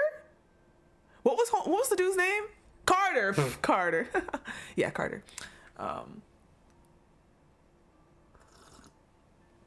Carter is in deep though. Carter is in deep. Eva, are you still here? Are you good, my girl? Are you good, my girl? Maybe she's not. You put headphones on? Oh yeah, that guy. Oh my gosh, well look at that. I was able to go through all that today. Let's go. Let's go. I'm happy about that actually. And my throat really doesn't hurt that bad. Crazy.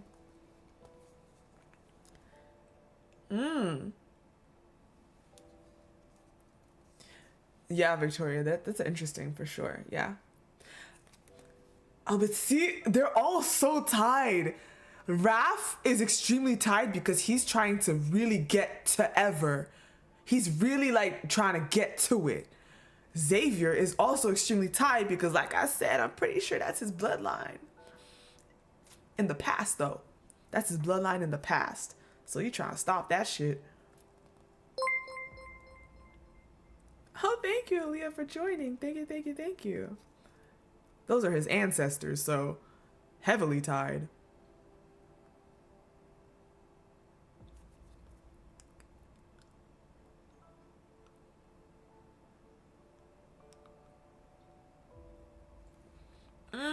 I don't think I'm really gonna react to a theory video. I don't think I will. Right now I am gonna do 2 4-stars, and that's pretty much all I plan to do for today. I don't know if I'll be reacting to a theory video. I don't know. You actually haven't loved boy this much since Doctor. Okay, so we're gonna end off with a spice. Let's all be patient, but we're gonna do one that I still have to read first. Hello, Caleb. Look at you.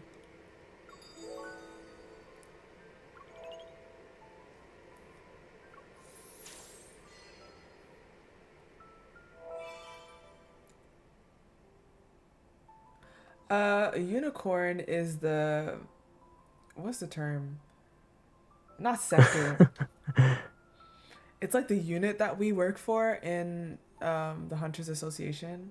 What's a better term than unit? It's the faction? It's the... Anyways. Yeah.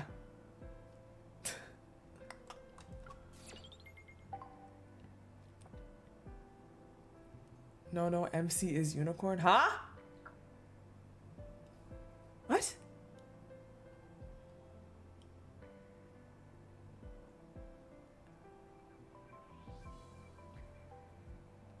Oh! Is that what you're saying? Oh. Okay. Ooh, wait, no, it's not a falling for you. It's,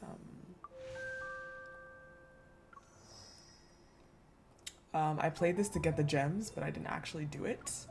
Back up! Damn! I want to. Damn! Are you fully backed up? 003, okay. Oh, did she? I'm guessing no gameplay has been released yet or anything, right? For Zanny.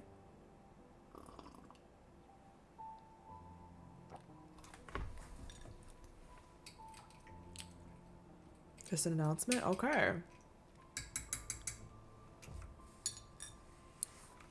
Look forward to that.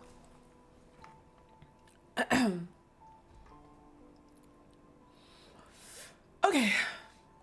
Get 1 strawberry ice cream and a shortcake, please. Bro, look how cute he is. Oh my god, his little sweater. Okay. 1 moment, please. This is so cute. I quietly follow Raphael, observing him from the alley while reporting back to Thomas. I'm stalking him? Don't worry, Thomas. Raphael just seems to be out for a walk. The fail already. The fail. Maybe we're overthinking it. No, it's definitely not that simple. The auction invitation he received is from the black market. It's strictly invitation only. Oh shit. Thomas done clocked you, sir. You must be planning something and keeping it a secret from us. Some people working in the black market are art smugglers. They can even kidnap artists and force them to work for their auctions. In any case, keep a close eye on him. Don't let him interact with people from the black market. It'd be even better if you can... Good night, Audrey. You're not staying for the spice? Okay. Well, maybe you don't want to, because spoilers. I got you. Have a good night. Thank you so much for being here. Thank you. Make him go back to the studio. As I focus on replying to Thomas's message, Raphael suddenly walks over. I immediately hide. Excuse me, can I take a photo of you? See.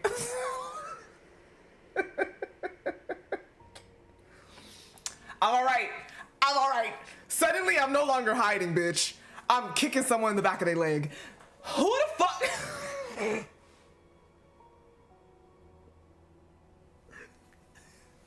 Throwing my phone, boink.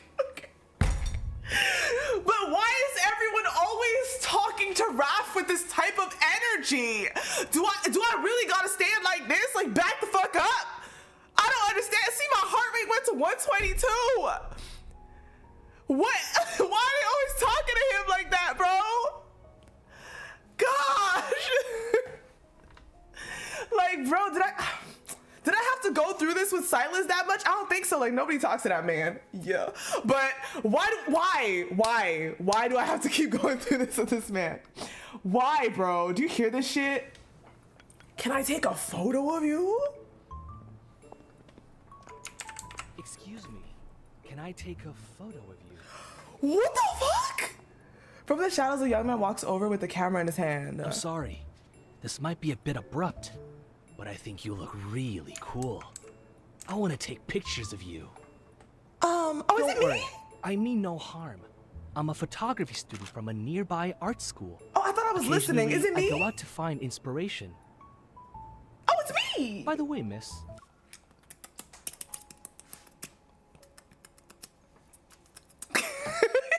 Oh, it's a picture of me. Oh. All right, then. I'm sorry. Yeah, you're still go away. Yo, I would look at him and be like, do you see that man over there? He's gonna turn around and see Raph and then be like, yeah, are you him? He's like, no. Then fuck off.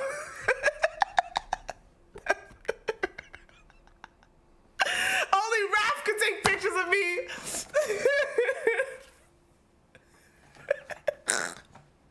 Period, bro. Okay. Anyways.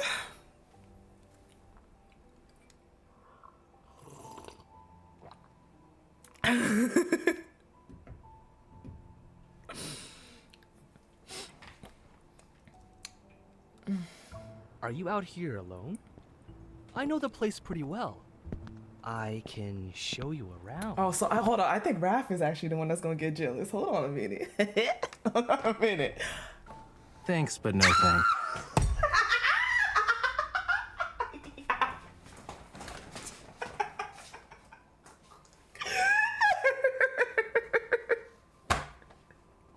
Let's go! Finally! The other way around. Finally, bitch! Damn.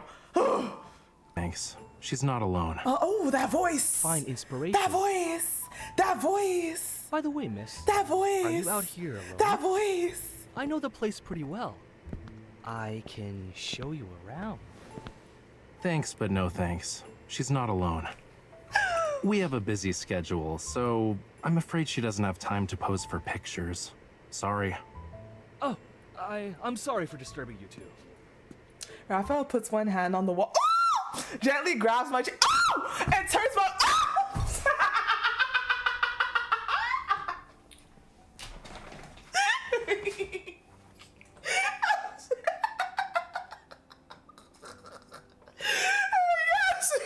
This is my room. Hold on a minute. Hold on a damn minute, sir. Hold on. Ooh, child. Okay. Yeah. Ooh, what? Oh, see, this is why I love this man. This is why, bro. Raphael puts one hand on the wall, gently grabs my chin, and turns my face to meet his gaze?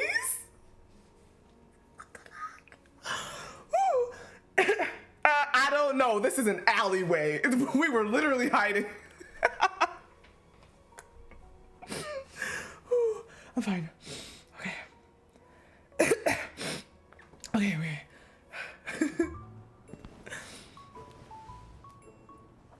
Leading us.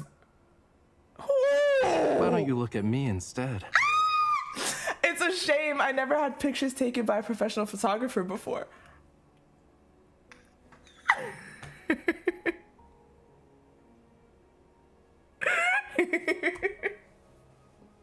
Oh my gosh. Bro, this is leading very nicely into Brewed addiction. Thank you very much. Oh my gosh. Oh yeah, he senses her and shit. I don't know about that anymore, to be honest, but... Oh, but he's a professional There's photographer. nothing to be sad about. Regret adds character to your life.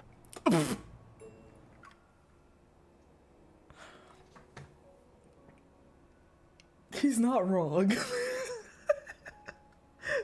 Bro, this man just said, yo, Raphael Wood said, regret adds character to your life. You know what? I'll take it. Why are you following me? Before you lie, don't forget how I just saved you.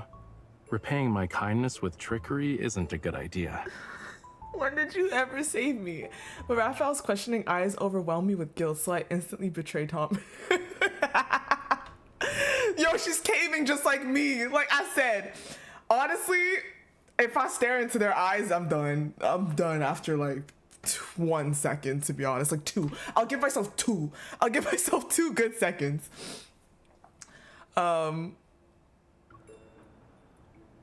Thomas said you received an invitation letter from the black market and asked me to get you.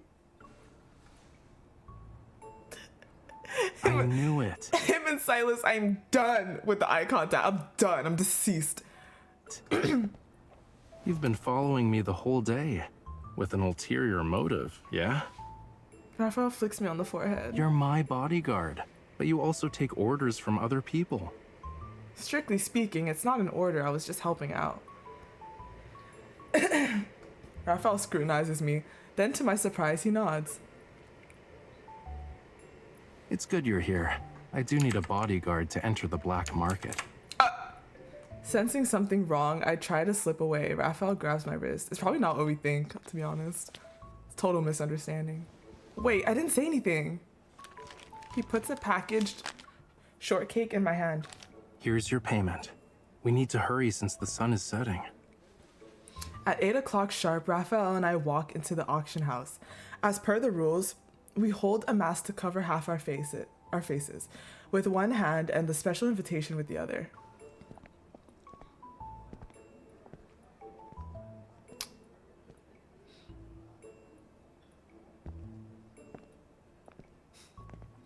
You haven't told me why you're here still. They say the art in the black market has sketchy origins. Is there something you need to buy? Raphael takes 2 glasses of champagne. From the waiter's tray, he gives one to me and pulls me aside to a quiet corner.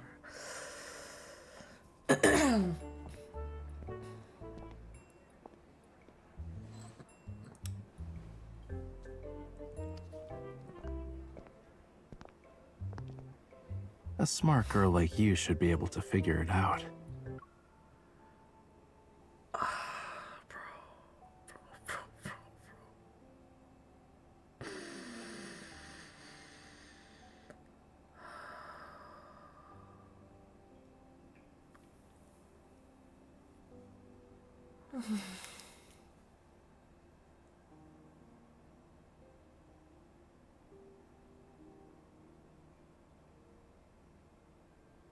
Space Doko, absolutely. I look around, the auction has already started. Many of the pieces are by famous artists.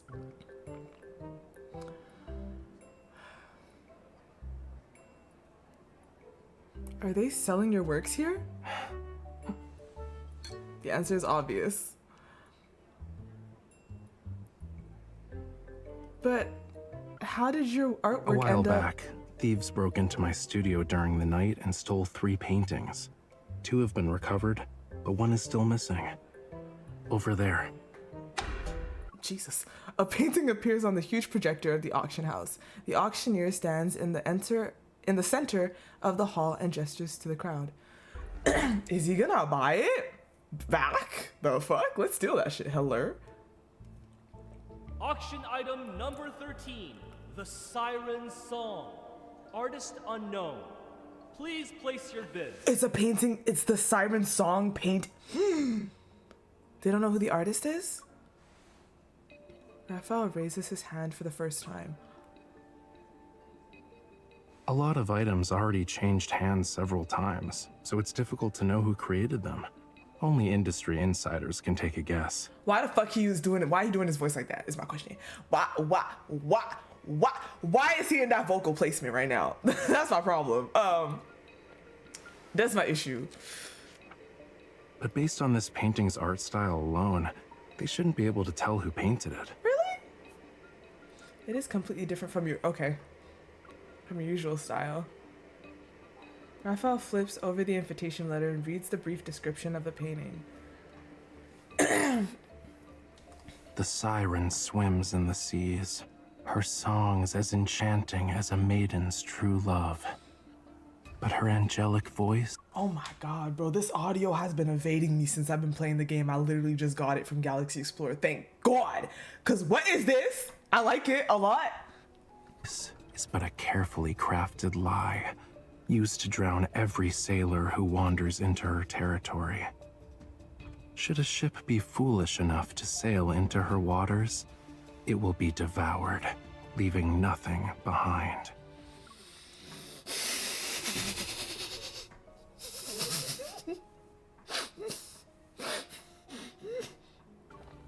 Basically, a siren is a deceitful witch. Ah! And we were a witch, weren't we? But then apparently we didn't belong as a witch. Interesting choice of words here. Raphael raises his hand for the 4th time. There are fewer and fewer people bidding against him. By the time he raises his hand the 6th time, the auctioneer slams the gravel. He's actually buying his flipping thing back. Just steal it, bruh.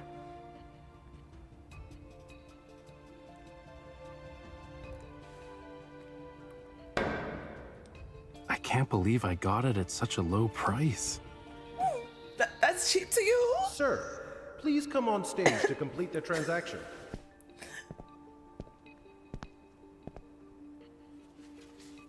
Don't people recognize him though? Oh no, we're wearing masks. Valid. Okay, bring out the painting. What about your voice? The Siren Song is now yours. Raphael stands before the painting and caresses the brushstrokes with his fingers. This is the first time I've seen such a mediocre siren. It's not the real one, it's a fake. Her eyes are dull. It's a fake. Lifeless. See, her pupils are clouded. The colors are all piled up. It's a fake. What a mess. I can't see a hint of soul in these eyes. A siren like this will probably sing out of tune, yeah? This is the first time I see Raphael mock. Oh, wait, I was wondering if he's actually mocking his own work. That was my first thought, but then I'm like, no.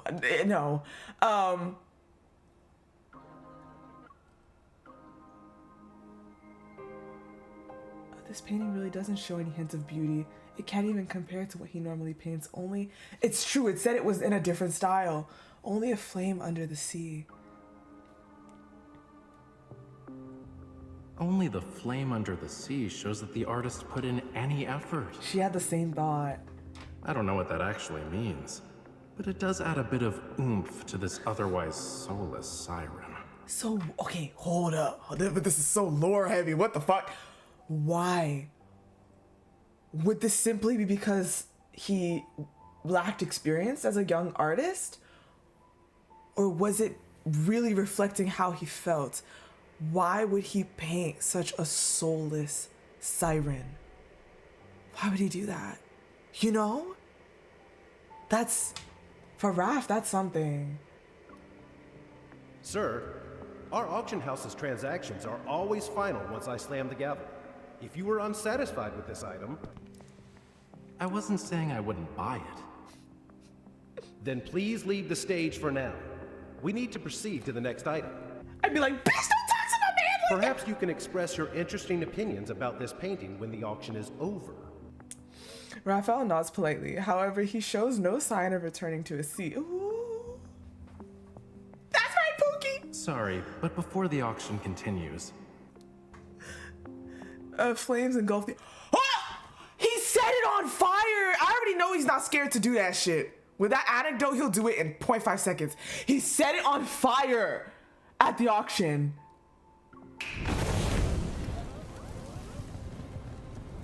The fire burns ferociously. Before anyone can react, the siren is devoured by the flames. That man. It's more fitting to have flames break through the water's surface. Raphael steps. Oh, I did not know I was getting into this with this audio. What the fuck? Raphael steps over the ashes and gives a small toast to the crowd. He doesn't even care that MC's watching, bro. He doesn't give a fuck. Guess I won't be bringing anything home tonight. I wish you all a pleasant rest of the evening. Raph is such a villain, low-key. Such a villain. He so has villain potential. Raph has very villain potential. It's actually crazy. But yeah, like sometimes he is, yes. Remember in the main story when he was like talking to that dude that was stalking them? He kind of showed himself a little bit in front of MC there. Like sometimes he doesn't mind letting it out, bitch. Jeez. Good night, Lori. Good night. Thank you for being here. Yeah, he's immorally gray. Definitely. Yeah, if it weren't for MC, easily a villain. But I feel like, honestly, we're his anchor, right? I feel like that shows itself because this man, he's not human. He doesn't F with humanity like that. In his New Year's card, she says, I hope I can make you fall in love with my world. And he's down for the ride.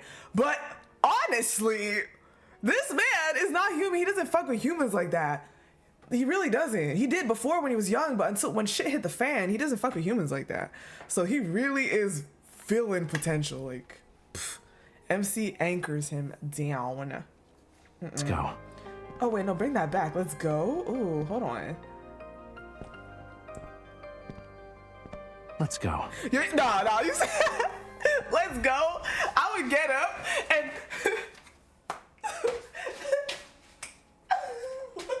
fingers snap and walk the fuck away. My man snapped his fingers. I'm and walk out. Oh my gosh. Nah, for real. Hold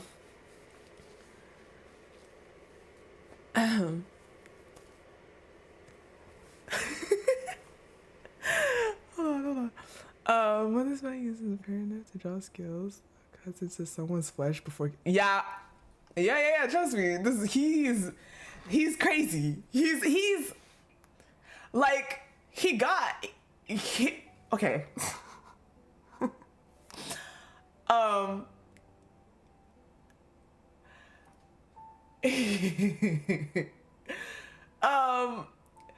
Similarly to Caleb, they have that similarity. They'll play with their food, right? The only other person I could think of is Xavier, but I don't feel like Xavier's play with your food type. He will not play. He would just obliterate. Like, he's not actually, I don't see him as much as play with his food. He'll just, food. Like, he'll just eat, period. Play, no, just done. But these two, Caleb and him, I think play with their food. They will do it, absolutely. Silas, it depends. I can see Silas playing with his food, not as much as them, but it definitely depends. Because I feel like Silas has that whole interrogation thing he could do. So I could see him a little bit, but still less. But he also leans to Xavier about just getting it done. But I could see him play with the food a little bit. Now, all the time, Zane is the odd one out. But I feel like if Zane was on his crazy, he'd also be on obliterate. If Zane was on his crazy, he would be on obliterate as well. Yes. Yeah. Yeah, if he's interested, exactly, Has, definitely. It's him, it depends, you know?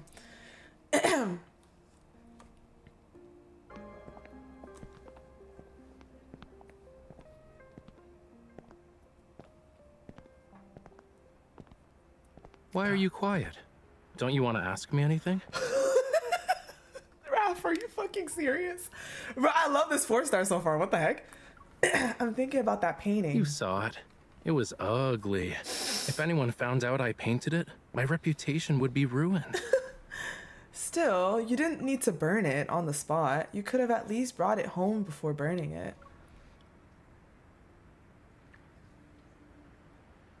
Raphael pretentiously lifts his chin. You have a lot of artistic talent, and again, have also seen that painting. You can connect the dots. Before I can react, Raphael changes the subjects. The subject. Now that we're done, let's go have some fun on this trip. Trip? What? But Thomas! Give me your phone. I'll block him for you. Bro, early next morning, I take Raphael to a nearby gift shop to buy some souvenirs for Thomas. This color looks great. Want to try it on? This looks so cute. Are you sure we shouldn't tell him? Didn't we already agree on what to say? We ran into each other on the street, went to a few scenic spots together, ate some seafood, drank some wine, and had a wonderful evening. As for the dumb auction, it never happened. But I don't know how to lie. I can tell. Let me teach you. Raphael stops in front of a shelf and tries on a pair of glasses. Seemingly satisfied, he pushes them over his hair. Wait! Oh, okay. Okay, I was like, I need to see that, but they're showing it literally. But I thought it would like push his hair back, but no, it's like that. Okay, that's fine. Let me stop. Lying requires technique, oh my god, you know. not the zoom in. Raphael picks up another pair of glasses and puts them on me. And you are a liar. When you lie, don't let the other person see your eyes. Huh? The only part of a person that can't lie is their eyes. When you don't speak with your eyes, you can make people believe whatever you say. Well, what about you? What the? Don't believe me? It's my secret technique. You should be thankful I shared it with you. Really? Nah, you're good at lying even with your eyes showing. What is he talking about? Bullshit, bro. Lies can be told once the eyes are covered. I get it now. What do you get? The siren's eyes weren't lifeless. She covered her eyes to lie. She was singing.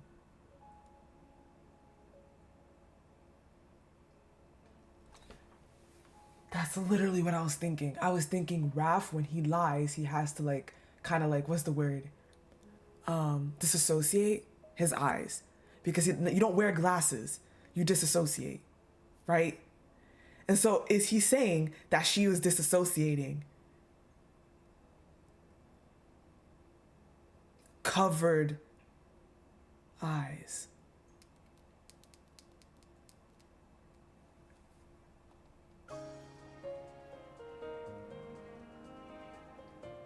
The fire at the bottom of the sea is her song, waiting for the ship to be engulfed in flames. When you burned the painting, it meant the fire had burst out of the ocean. Everyone heard the song, right?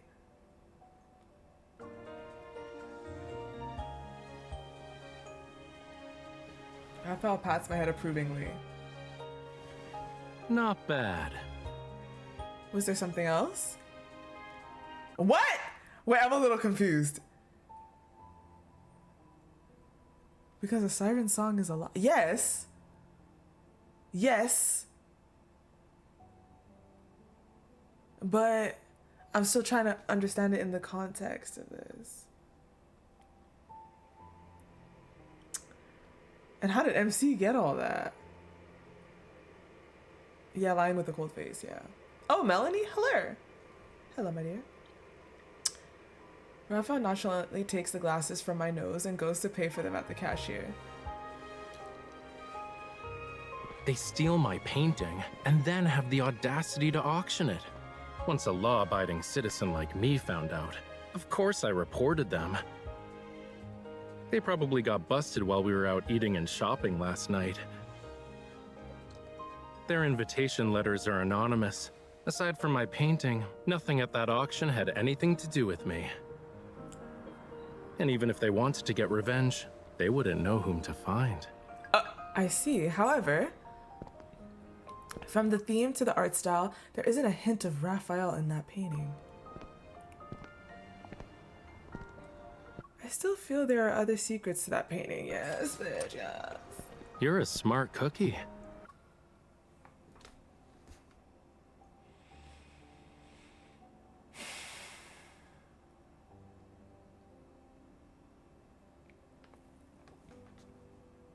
He stays doing that. I literally have, he stays saying that. I have one saved of him saying that. He just stays saying that. He stays saying that, bro. Take a guess. There really are other secrets? Raphael puts the sunglasses back on my face. That's not important. What matters right now is that we're heading back to Linkon City. Let's worry about the issue at hand first and practice your lying skills. Pretend I'm Thomas. What did you do last night? What? What? Hold up. That went real Linkon City.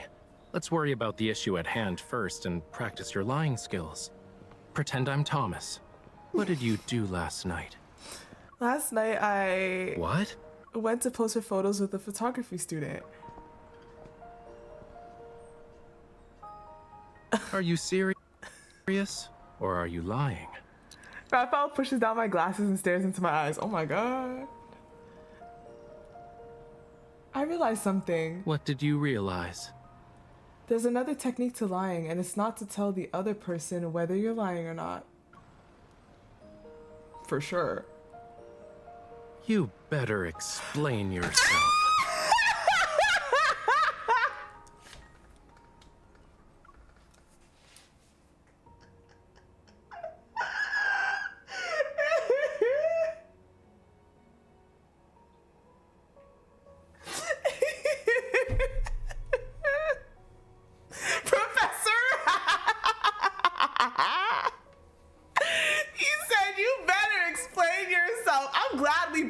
Type of timing, because yeah. You're right, Victoria. I am telling you I am telling you I am telling you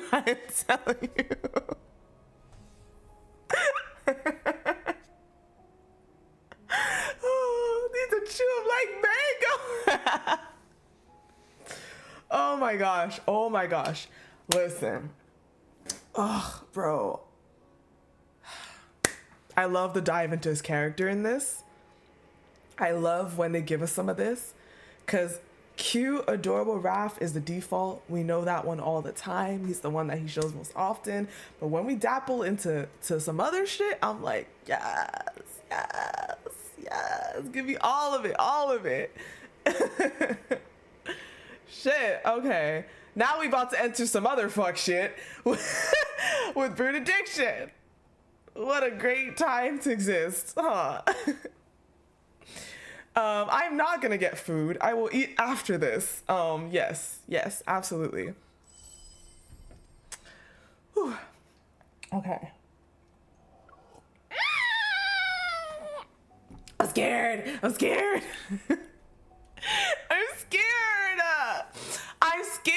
I'm so scared. I'm so scared. I'm so scared. Who has already listened to this? Who has and who hasn't? Be afraid. Okay, I guess you did. No, wait, okay. Has or has not? Has not. Has not. Have not, did. Have not. The description, oh, I didn't even read that yet. The unique fragrance. Oh, yes, fragrance. The scent. Ah! I'm scared. We're bringing smell into this shit again for 9 minutes. Oh my gosh. Okay. I'm scared. I'm really scared. Oh no. All right, let me chug this.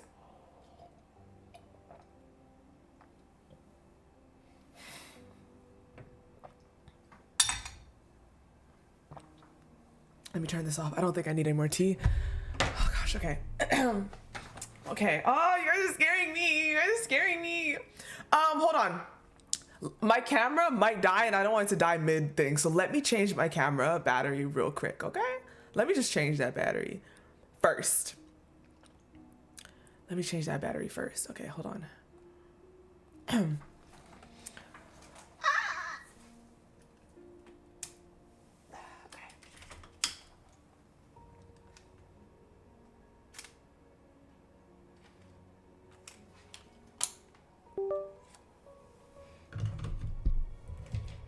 I want a smart cookie. Okay.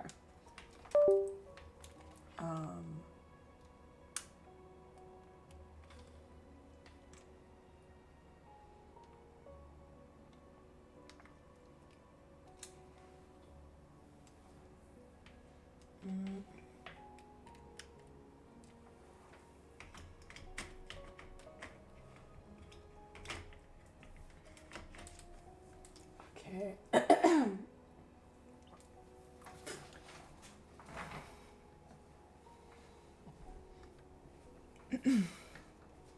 Please tell me I did not fuck it up. Oh, thank God. Okay. Hold on. Okay. I'm also gonna run to the bathroom.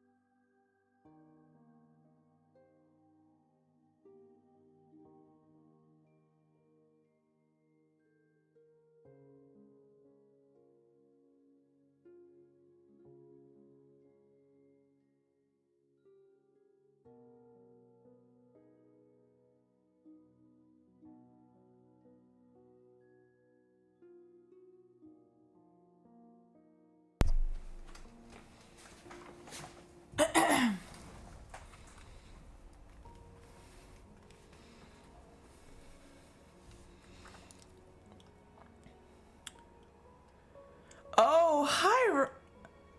Oh, the myth? Oh, Okay. Yeah, I did say that could still happen, of course, just... Yeah. Oh no.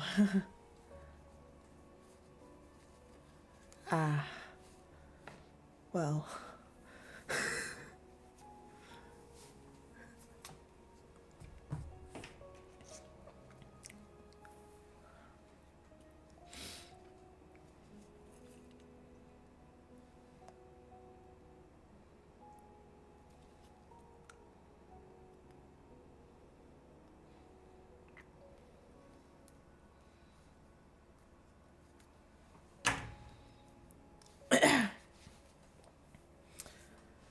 All right.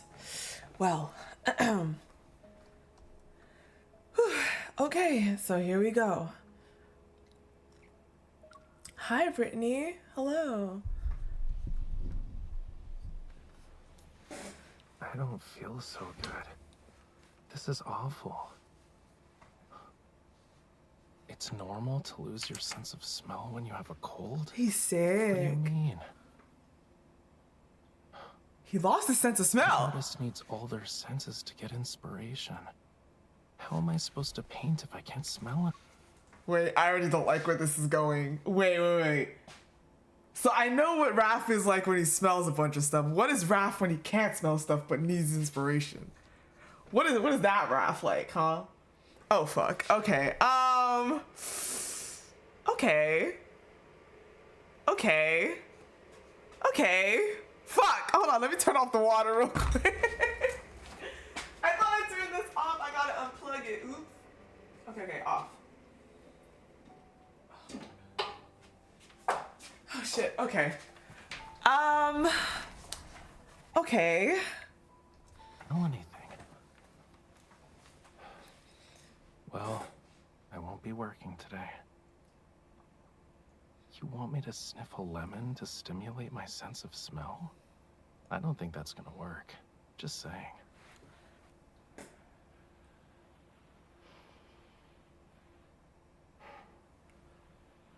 I did it. And still can't smell anything. You want me to try a few more times? Nope. It's not working. It's so sour. Is feeding sick people lemons supposed to be how you help them recover? Smell and taste are connected? I don't know about that.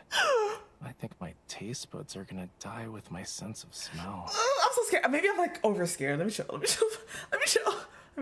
out. What? When did you get a sleeping mask?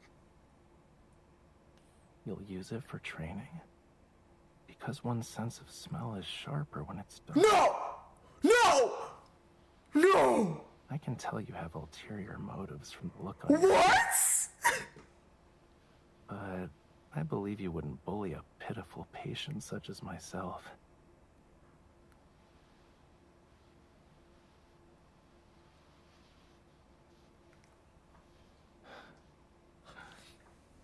Bring it on.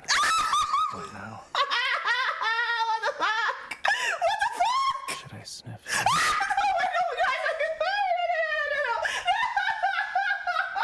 What is happening? Wait, what is happening? No. No, wait. No.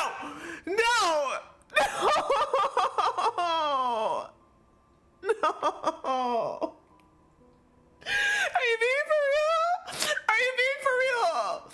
Are you being for real right now? Oh, okay.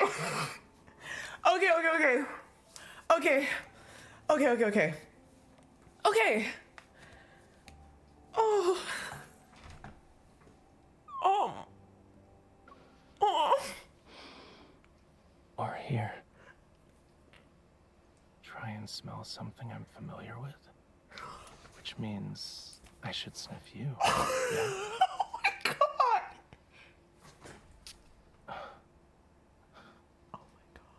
Are you spraying perfume? Yo, Yo, we're fucking crazy. We're insane for that.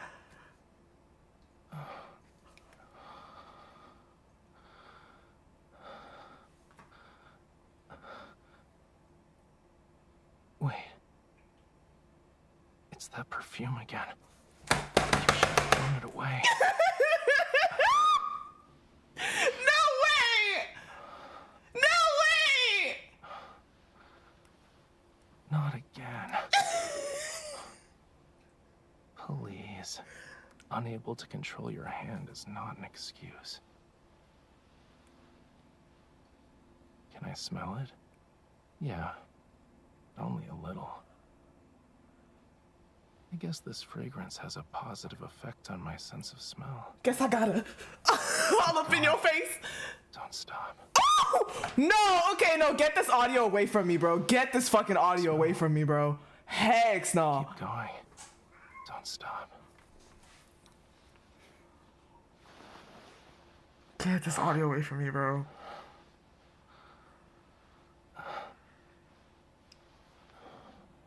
I'm sick. I'm basically your patient. Oh my god. How could I even be a threat? And you're not cruel enough to abandon a patient, right? So you're telling me he's in a blindfold right now? If you spray the perfume in the air, it'll just fade away. You need to spray it on something. Oh my god. Like your wrist. Oh god.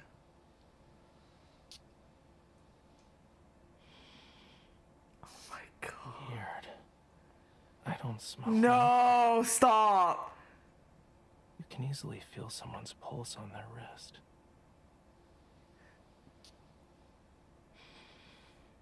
My neck? I think I smell something here. On your arm. I'm sick, you know. My brain's all mushy. You'll have to forgive me if I fool around a little. No, what do you mean? And here. On your ears. Oh my god, get me out, get me out, get me out. Get me out.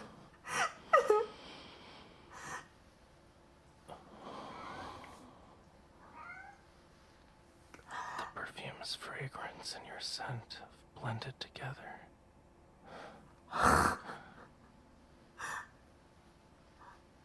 Your earlobe is warm. It's the perfect spot for spraying perfume. Oh my god. His secretized voice. I'm joking. His secretized voice, bro. Hey, yo, y'all cannot tell me y'all did not feel that shaky breath in your ear like, I swear I felt the wind. Wait. Did y'all hear that shit? Did y'all fucking hear that? Did y'all feel that? What? Did y'all? Yo, I felt it. Oh my god! Yo! Oh my god. Perfume. Holy.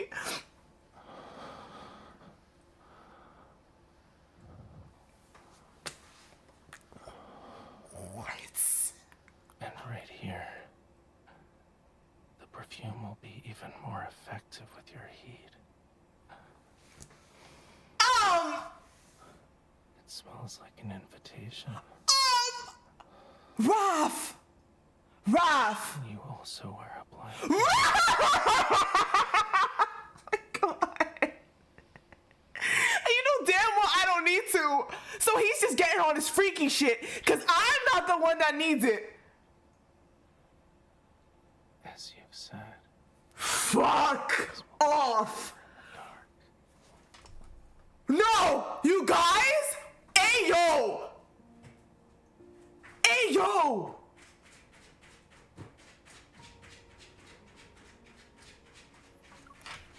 As you've said, your senses will be sharper in the dark.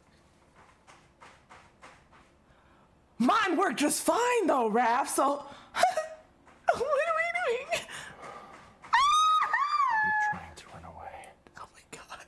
I thought you were bolder than that. Hold the fuck up. Hold the fuck up. You're scared. You can cling to me. No, wait. Okay, hold on a minute. Wait a minute. I didn't expect this audio to,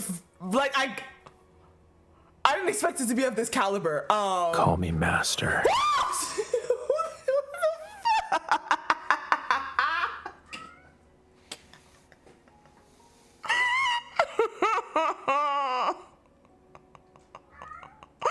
Oh no.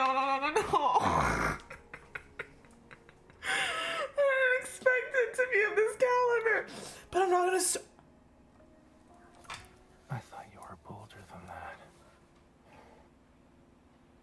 If you're scared, you can cling to me. I'm not gonna stop. At all. Yeah, I am doing this on purpose. I want to fool you.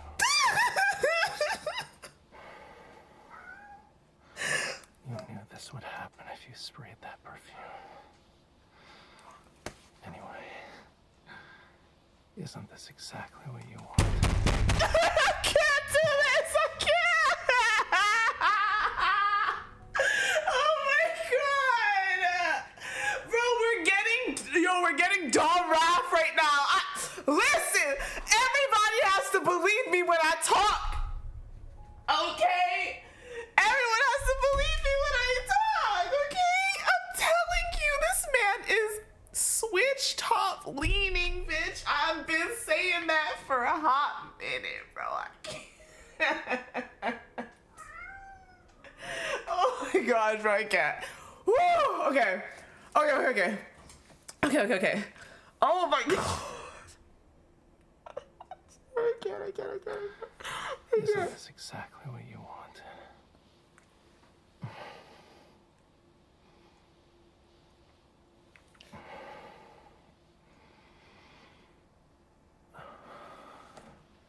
My hands are hot. He can do that. I have a fever. Probably. Maybe. I've been sick for a while. You also know that. The way he said that. I'm so thirsty. Oh, wait, no. Okay, hold on, guys. What the fuck is this audio right now? What the fuck is this audio right now? Oh my god? What the fuck is this audio right now?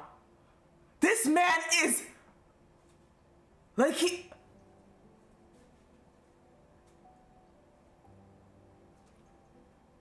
He's really under the influence right now. Bro, Ajax, is this what you wanted? I feel like Ajax has been asking for a long time what happens if we bring this perfume back. I did not think we would be bringing out the exact perfume back. I swear. Oh my god, what the fuck is going on? Plus, he's sick on top of that? Bro, he said maybe. He doesn't even fucking know no more. You also know that. Oh my god. I'm so thirsty. Bro, he said that in his rendezvous. These hot flashes. Those are my symptoms. Okay, his voice actor, by the way. Isn't that why you're here? To take care of me? No. Okay, wait, hold on. His VA is devouring right now. The instability of his voice. No. Flipping yo, he's cooking so hard. What? So thirsty. And these hot flashes. Those are my symptoms. Isn't that why you're here? To take care of me? Oh, to take care. This horrible perfume. It smells really good on you. Oh my god, get me out. Get me out! Get me out!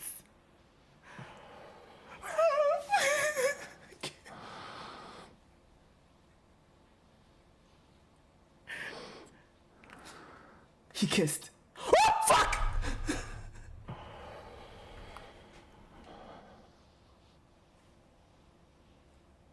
Now we both smell like the perfume. Do you want me to hurry up and finish? No! No! No! Cause finish what? Guys, finish what? What? Oh my God! Wait a minute, guys! You said you want me to hurry up and finish?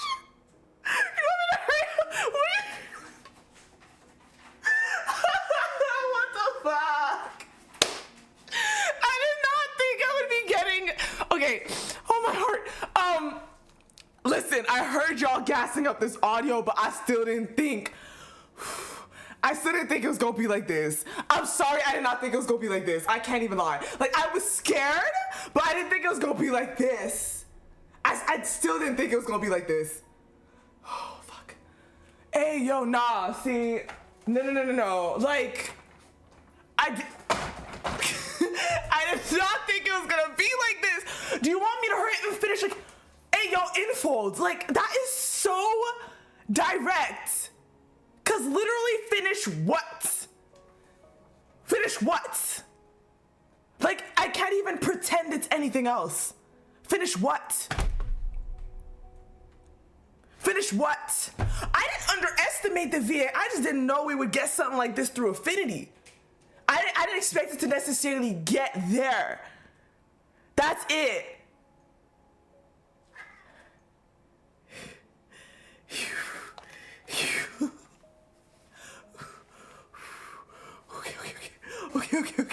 Okay. All right.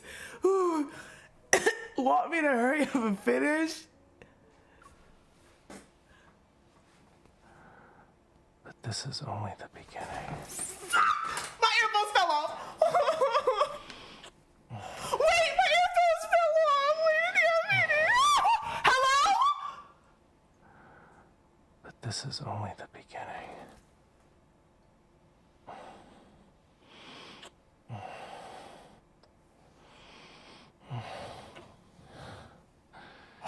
You don't really want to push me away, right? Aside from smelling the perfume, you can do so much.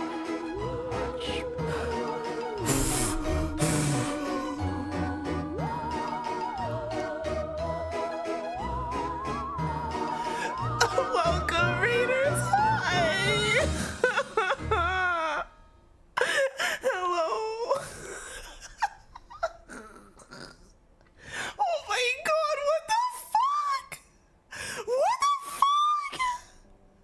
What is that? What is that?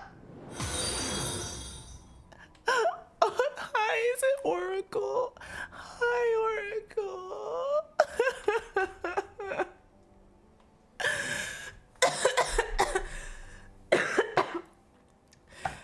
Yeah, do you play LDS? If not, oh,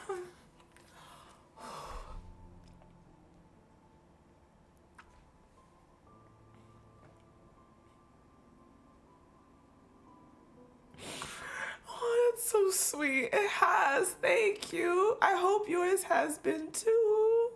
You are? Okay, let's go. This is Raf's Brewed Addiction Affinity 125. I'm just saying it now, okay? In case you don't have it yet, you don't want to be spoiled, okay? But I am suffering.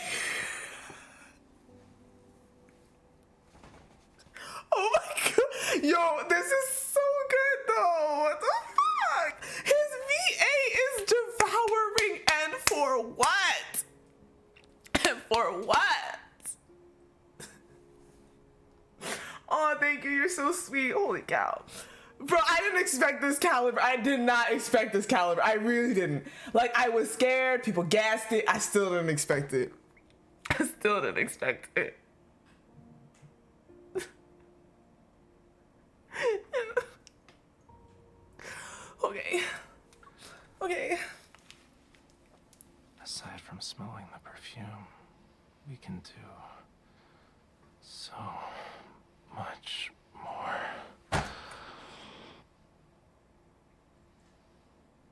fragrance will linger for a while. So I have all the time I need to slowly No! get addicted to Oh my god, that's so hard! I can't do it! Get me out! Oh my god! Oh my god! What the fuck? No! No! No! No! No! No! No! No! No! No! No! No!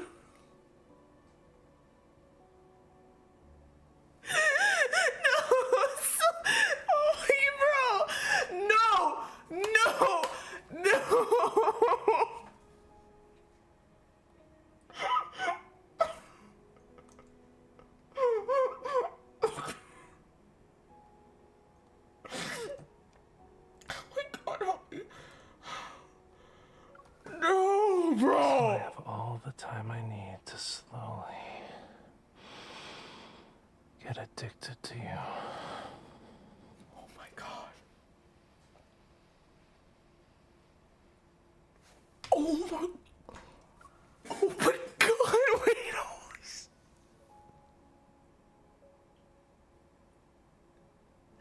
Oh shit. Oh shit. Call me master. Oh shit.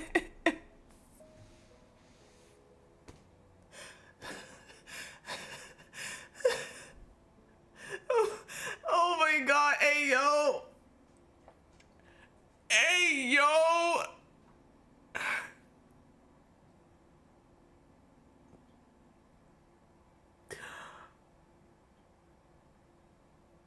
Again?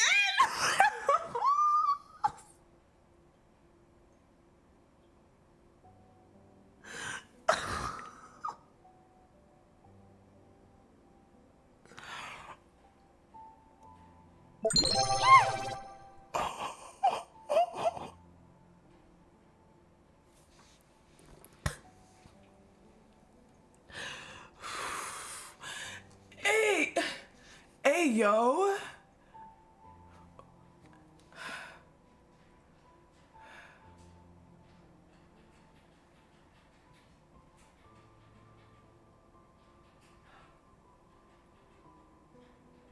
Focus.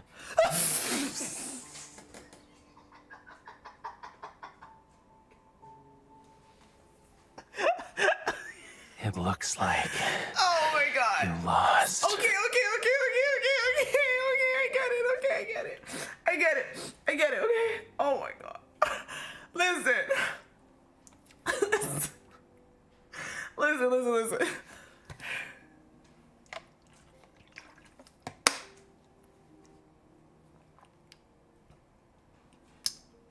In full knew to bring that fucking perfume back, huh?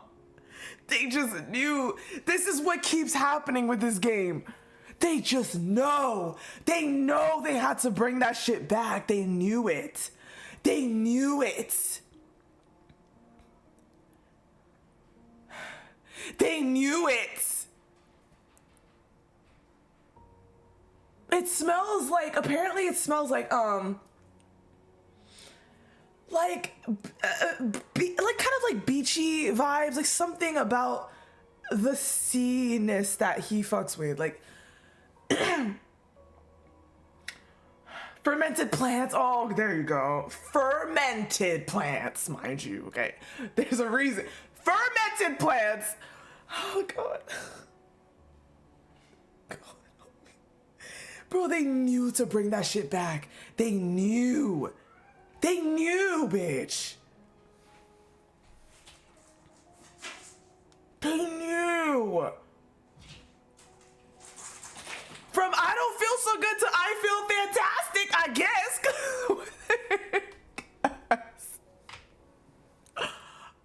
How was the audio?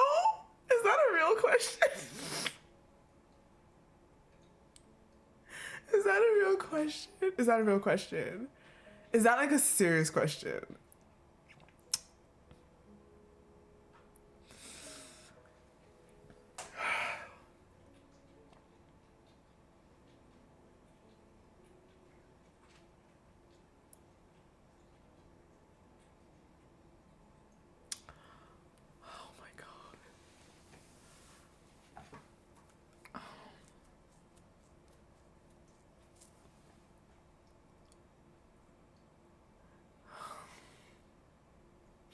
he needs to understand.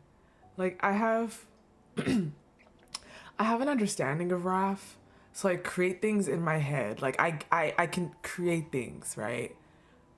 Infold has no business actually making it and shoving it in my face, though. Like, this version of him is just, but like, they went in with it, bitch.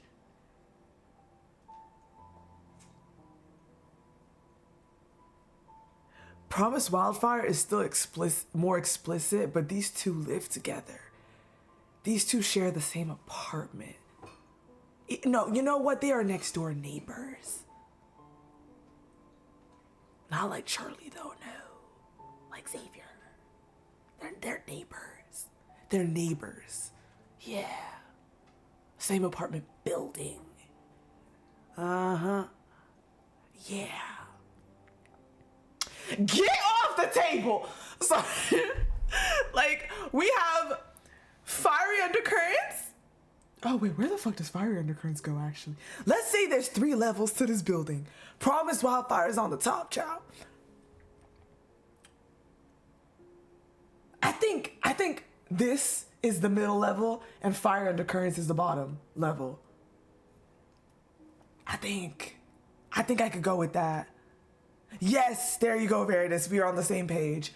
Apartment building, we got the bottom level is fire undercurrents, the middle level is Brewed Addiction, the top level is Promise Wildfire. Yes.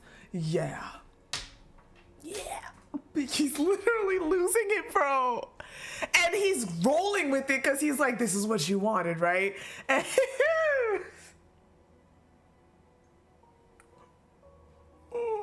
in his Your Fragrance, he was still low-key trying to fight it because he was taken off guard. He had trust issues, whatever it is.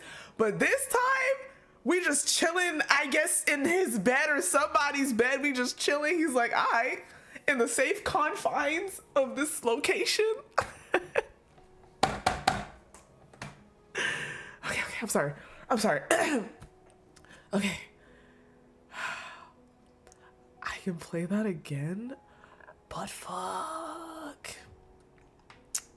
Penny, oh, good night, Penny. Good night. Have a lovely night. Good night. It is 1 a.m. Bro. Oh my gosh. I can't.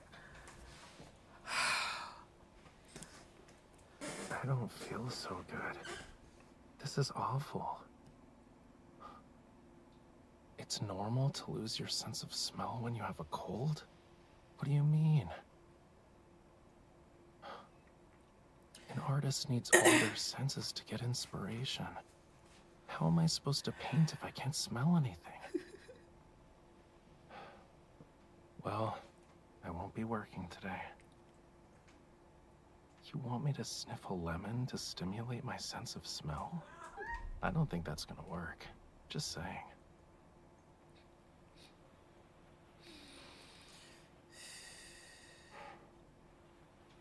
I did it. And still can't smell anything.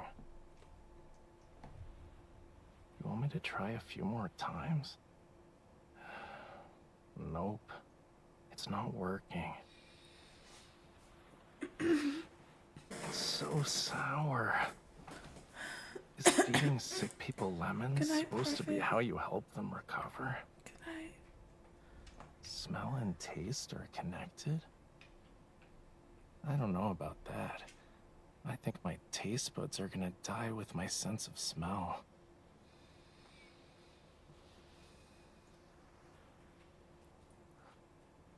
What? When did you get a sleeping mask? You'll use it for training? Because one's sense of smell is sharper when it's dark. I can tell you have ulterior motives from the look on your face. But I believe you wouldn't bully a pitiful patient such as myself. 7 a.m.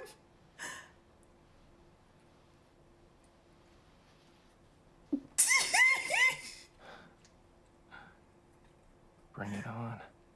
What now? Bro, his bring it on. Should I sniff here? Or here? Try and smell something I'm familiar with. Which means I should sniff you, yeah?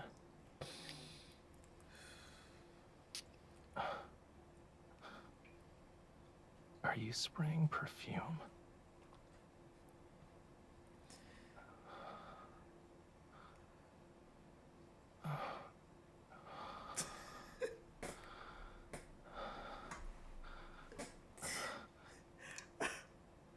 Wait. It's that perfume again. You should. She was waiting to use it for real. She's me for real. That's crazy. Not again. Please. Unable to control your hand is not an excuse. She stays spraying it too. She's. Can I smell it? Yeah. Only a little. I guess this fragrance has a positive effect on my sense of smell. Keep going. Don't stop. Oh, now he said don't stop.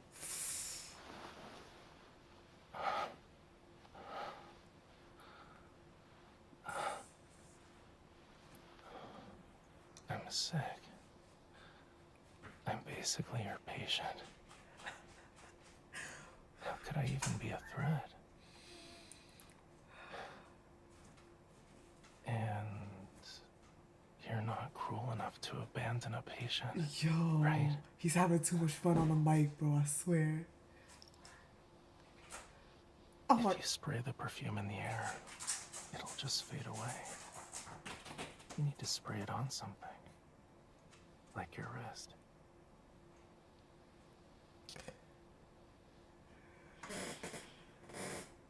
Weird. I don't smell anything. You can easily feel someone's pulse on their wrist.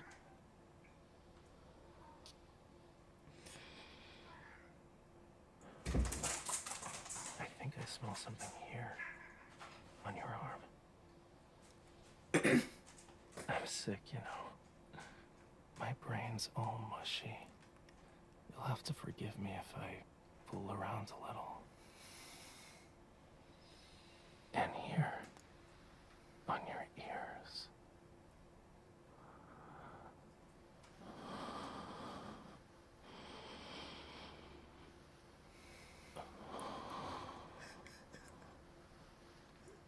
The perfume's fragrance and your scent blended together.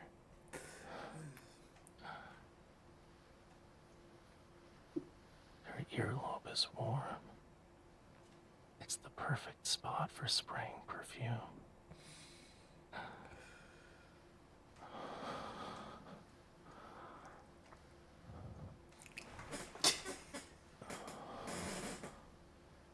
And right here, the perfume will be even more effective with your heat. It smells like an invitation. Shouldn't you also wear a blindfold?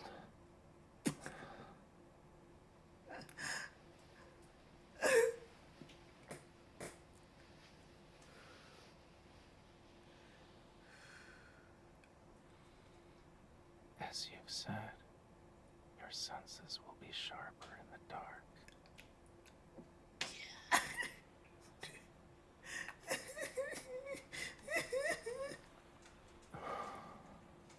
Are you trying to run away? I thought you were bolder than that. If you're scared, you can cling to me. He can cling to him. I'm not gonna stop. He said he's not gonna stop. Yeah, I am doing this on purpose. I want to bully you. Bro, we canonically have him saying, I want to bully you, bitch. You knew this would happen if you sprayed that perfume. Anyway, isn't this exactly what you wanted?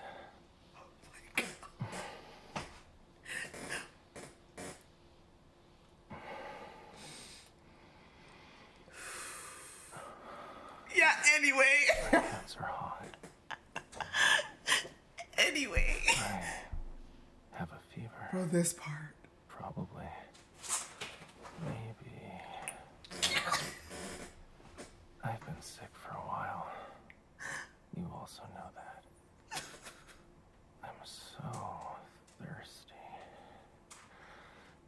hot flashes.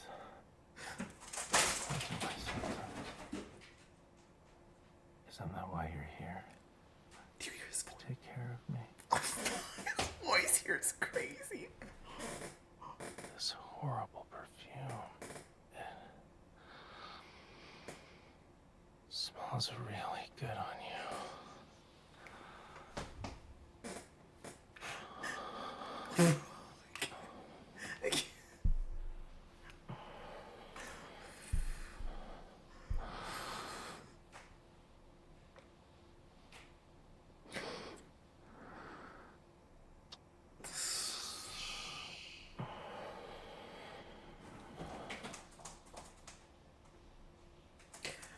Now we both smell like the perfume. But we can honestly add Rendezvous to this category. Do you want me to hurry up and finish? Of him kind of like losing it like that way, like he did. But this is only the beginning.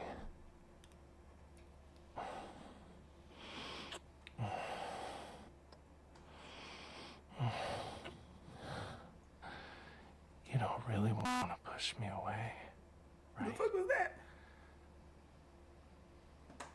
Aside from smelling the perfume, we can do so much more.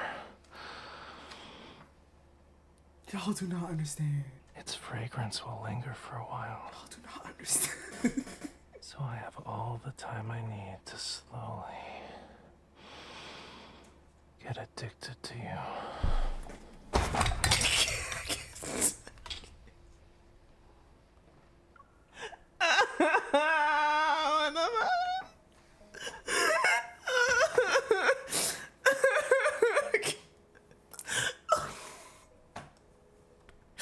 Wait, guys, we're not done yet. We're not done yet, okay? I wanted to show you guys his sleep aid in Japanese. We don't have to do the whole thing, but now I need to also hear this in Japanese because I feel like the kissing in Japanese go motherfucking crazy.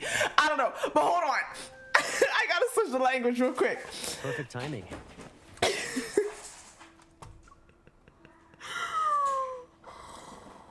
Timmy, are you serious? Oh, whatever, fine. Yo, his Japanese VA's a bitch. So, oh my gosh.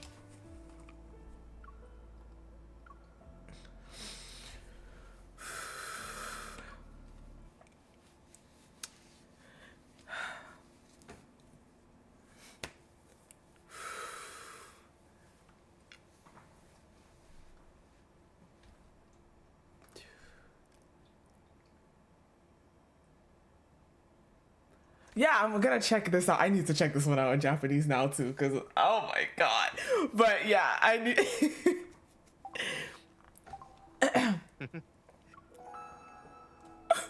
Why are you laughing like that? Okay, hold on. Wait a minute. Sleep aid? It's because I noticed something. Hold on. I don't have to play the whole thing.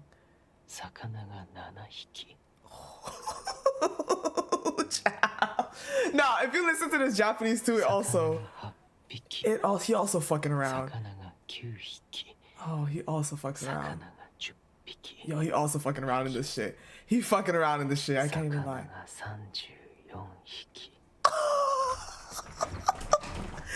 Yeah, it's bad. It's pretty. Okay, but near the end. I already listened to this, by the way. I already listened to this in Japanese, but he's not fucking around. He's not fucking around. That's all I have to say.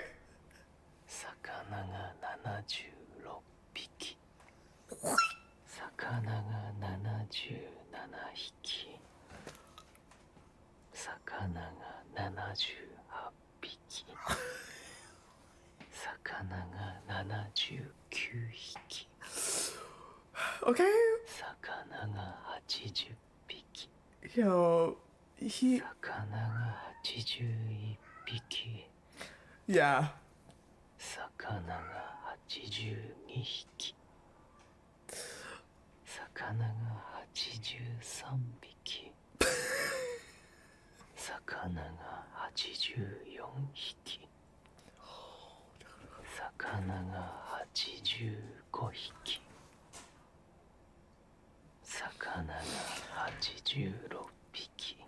take me the fuck out. I can't. 魚が87匹。魚が88匹。 Do you hear this shit? Yo, they picked the. 魚が89匹。 Yo, they picked good VAs for him. That's all I have to say. 魚が90。 And he starts going slower and teasing. I'm like. 魚が91匹。 I'm like, I'm trying to sleep. 魚が92匹。魚が93匹。魚が94匹。魚が95匹。魚が96匹。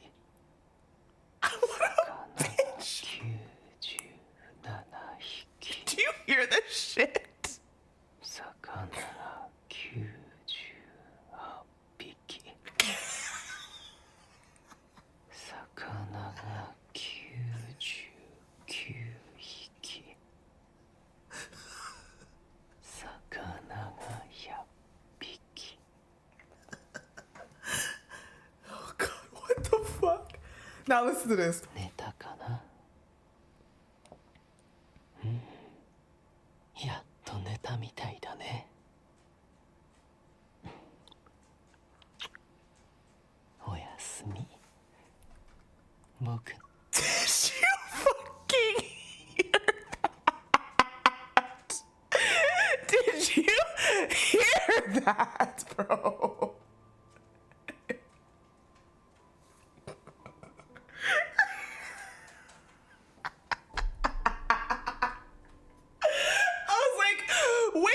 Asleep and he just shoved fucking tongue down her fucking mouth. I was like, huh? No. No. 僕の人魚の花嫁さん。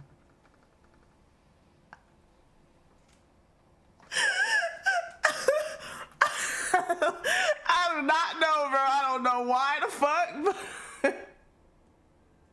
I was like, huh? Bro. 寝たかな？うん。やっと寝たみたいだね。おやすみ。僕の人魚の花嫁さん。 I was like, did you just tongue kiss us or knock the fuck out? Something. Oh my gosh, no, I can't. Ooh. Okay. Okay, I wanted to. That was. I need to show y'all that, but now this bitch exists, so. Fuck me, bro. Bro, Bro. It's crazy because his Japanese VA exudes honestly the same exact energy that his English VA does. Like they actually parallel each other so well, bitch. I can't. Oh my god, no. No. Bro. What the fuck? Dude! We just started! Round 3. つらい。とてもつらい。 Fuck, okay. We're 風 ready. で鼻が効かなくなるのはよくある話だって。芸術の創作は全ての感覚を刺激してインスピレーションを沸かせるものなんだ。匂いがわからなくなったらどうやって描けばいいんだい？とにかく今日は仕事をするのに向いていない。 Yeah, he sounds sick. 匂いで嗅覚を刺激してみるだって。信頼できる方法に聞こえないのはどう Bro, して his だろうね。 Japanese VA just has an extra layer of bitch. This bitch.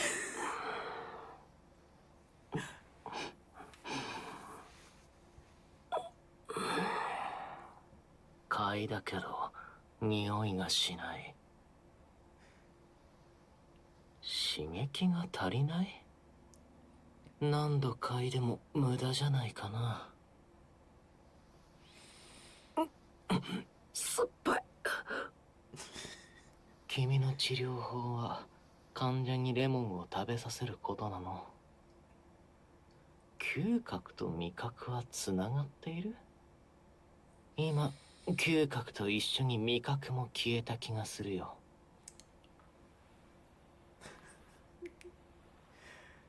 He's super bratty. It's just. どうして目隠しを持っているんだい？いつの間に。段階的な訓練？暗闇にいると嗅覚が研ぎ澄まされる？意地悪なことを考えているって顔に書いてあるけど。でも君は病人をいじめるようなことはしないよね。僕は信じているよ。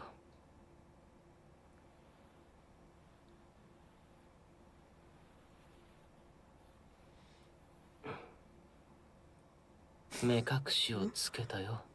それで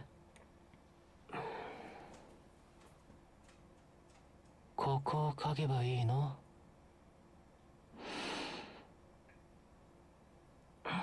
それともこっちを？嗅いだことのある匂いを嗅がせてくれるって？それって君の匂いってこと？香水をつけているのかい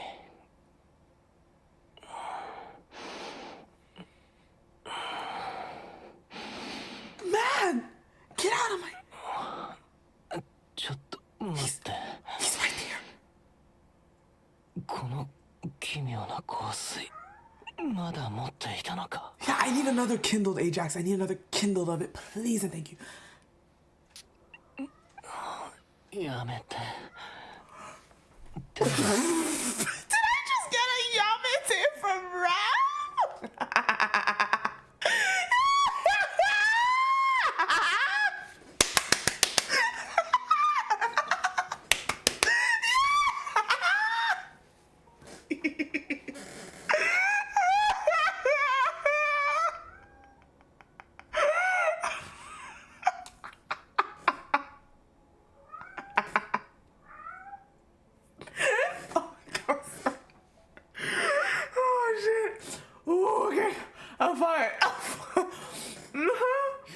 Okay.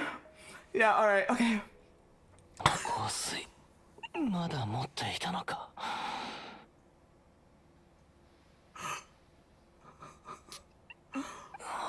やめて。手が滑ったとか言い訳しないでよね。匂い？少しだけだけど、分かったよ。この匂いは僕の効かなくなった嗅覚に効果があったみたいだ。続けてみよう。やめないで。やめないで。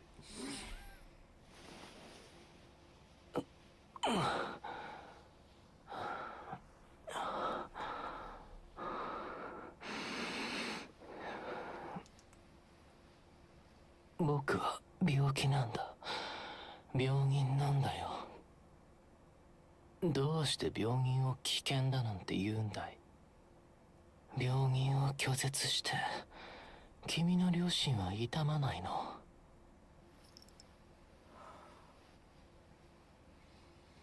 香水は空気中に吹きつけるとすぐに揮発してしまうから、他のものに振った方がいい。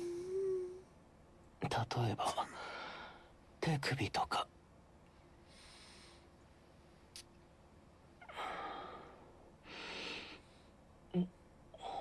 変だな。どうして手首から匂いがしないんだろう。脈打っている場所は香水が揮発しやすいのか？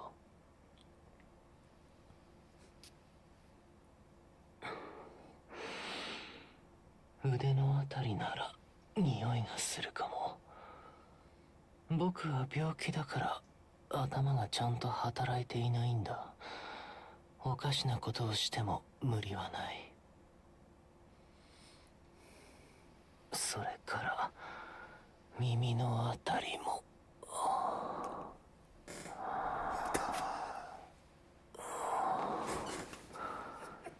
香水と君の匂いがだんだん混ざり合っていく。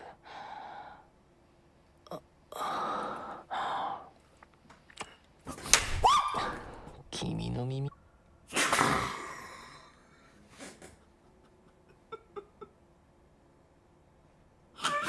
Why are the Japanese kisses so much wetter?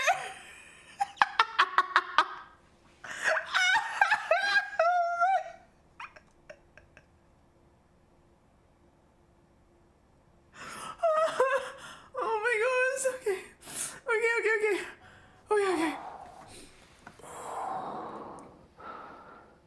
香水と君の匂いがだんだん混ざり合っていく。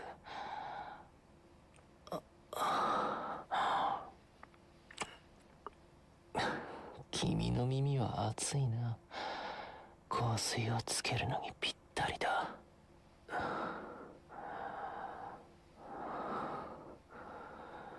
ここにつけたら香水が熱を受けて。 Why do I feel the wind on my ear, bitch? まるで僕を誘っているみたいな香りがする。ねえ、君も目隠ししてみない？ The way he said nah. Oh, no. Oh my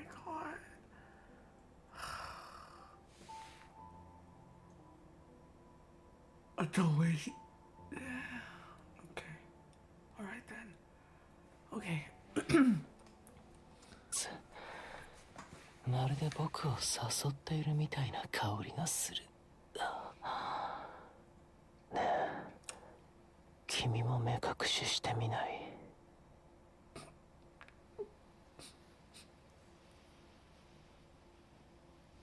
君の言う通り、暗闇にいた方が感覚が鋭くなるよ。 Oh my god, he getting his lower register, man.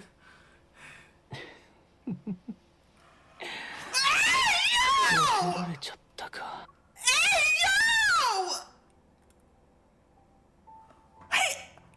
dropped a chuckle. Are you trying to run away?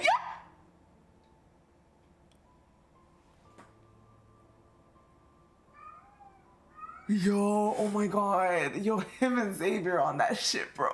Oh, child.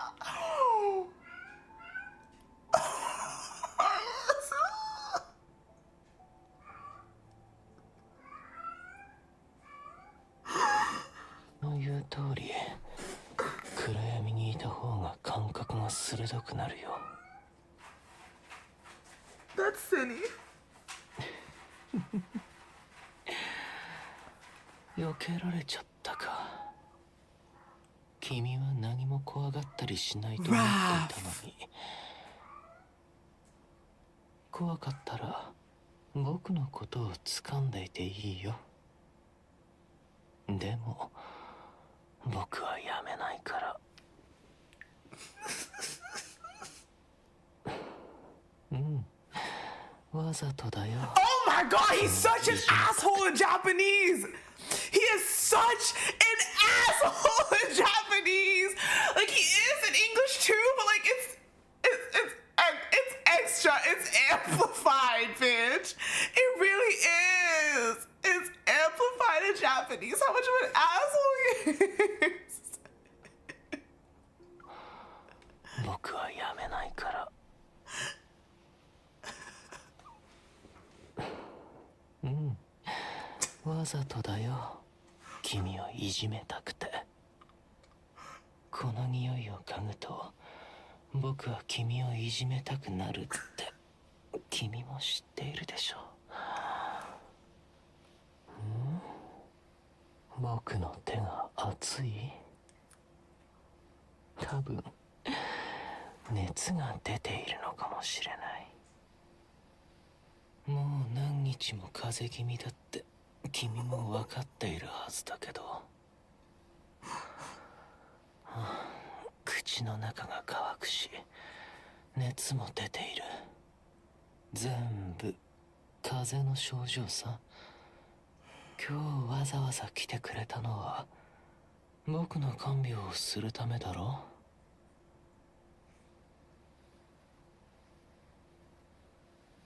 この変わった香水を君につけたら、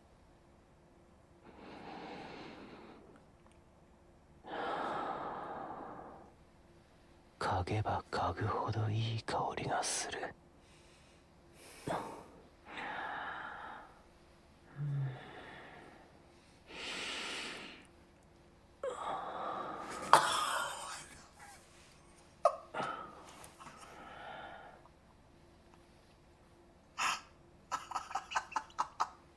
僕たち同じ香水の香りがするね。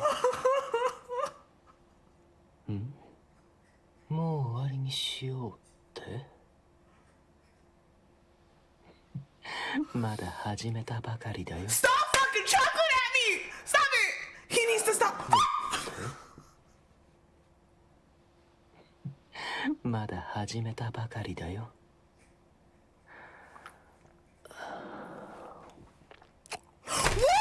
君だ。 Yo, no!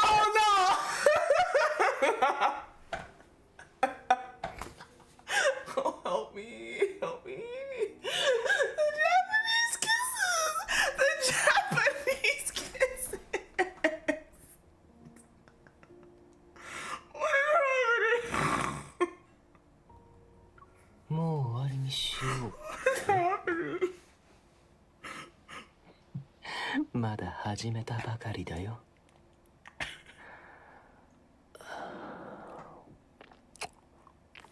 君だって本当は僕を遠ざけたくなんてないでしょ。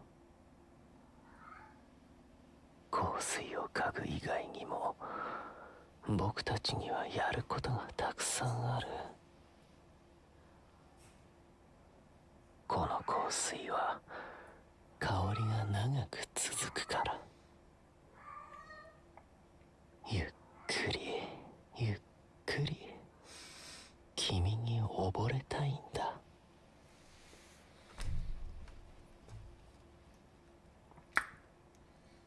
So he really just gonna fuck us up in every language. That's fine. That's fine. That's fine.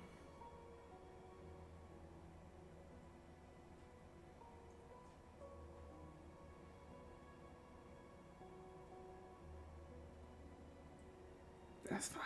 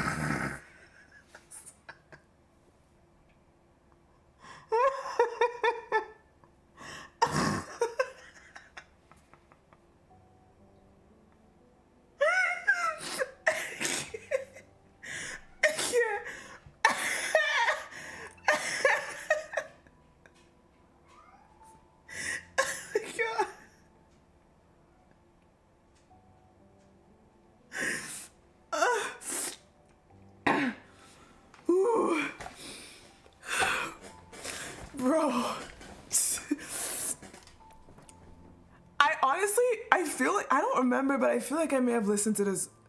I don't don't remember. Have I listened to this already? I don't know. I don't think so.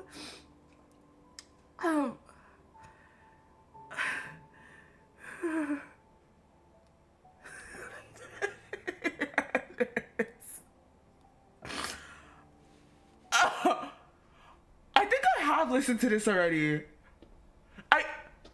I sound drunk. I think I have listened to this in Japanese already. I think. また急にイベントを追加したの? I think I have. いけないよ。明日リンクに戻らないといけないんだ。じゃあね。I think I have. Yeah, I think I have. I think I have. I think I have listened to this already. 誰かいる? 早めに来てくれたのかい?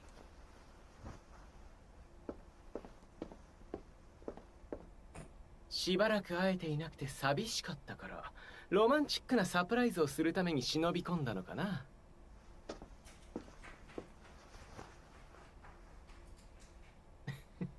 わかった、認めるよ。Yeah, my markers 君のサプライ did. ズは大成功だ。本当に嬉しすぎて、心臓が蝶になって口から飛び出しそうだよ。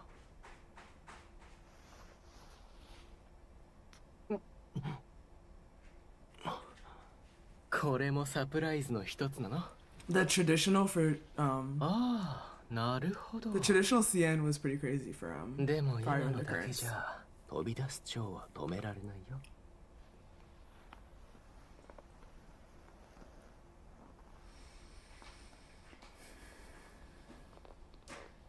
Oh, I don't have his other secret times yet for Caleb though. I don't have it. こうしないと。I'll probably get it tomorrow.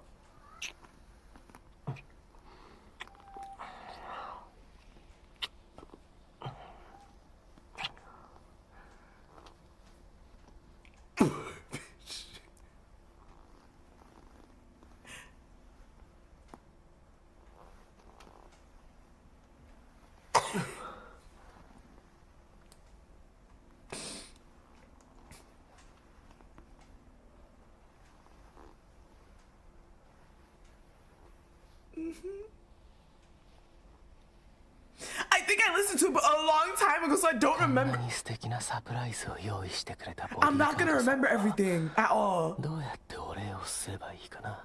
Like, I'm not gonna remember. It's been so long.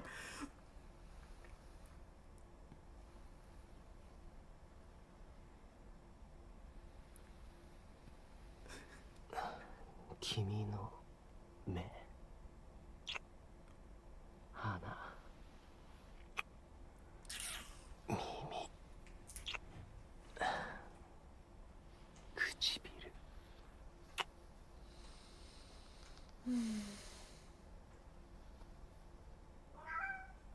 Hi, Cindy. 一つ一つにちゃんと僕流の挨拶をしよう。本当にずっと会えていなかったから寂しかった。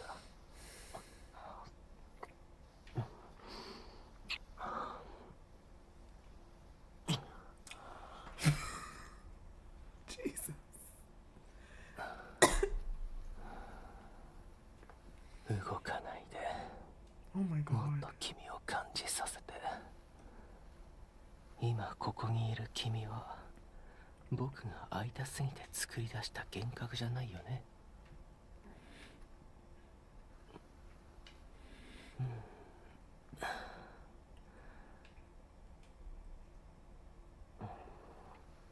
本物だ。暖かくてまるでお湯みたいに僕を包み込んでくれる。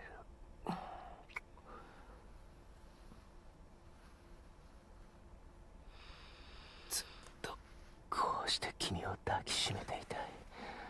一秒だって離したくない。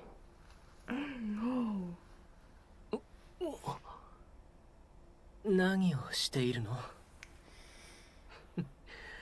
話したくないとは言ったけど、縛ってほしいとは言っていないよ。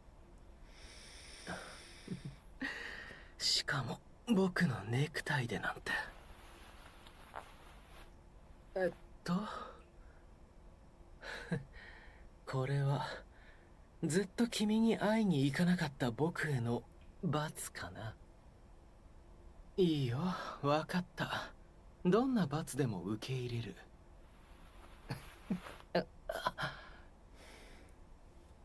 画家にとって腕は大事なものなんだけどな。でもそんな君も可愛い。縛られたって構わないさ。ねえ、シャツがきついんだ。ボタンを外してくれない？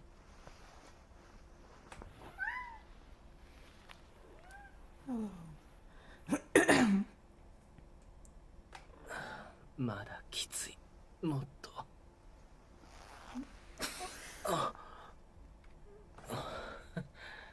反則だよ。い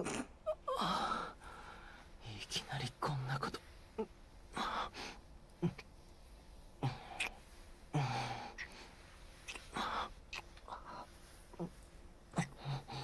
Wait a damn minute. Hold on. Wait, am I survived?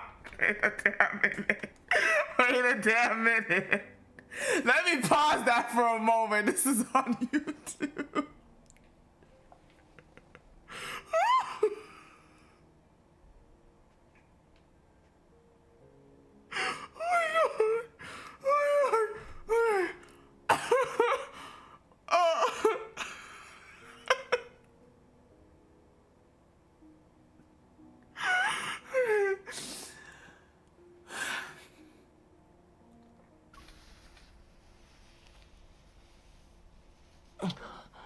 もういい、やめろ。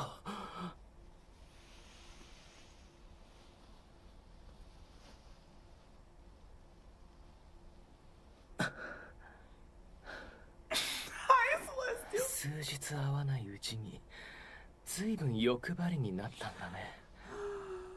じゃあ僕もいつもよりひどいことをしてもいいよね。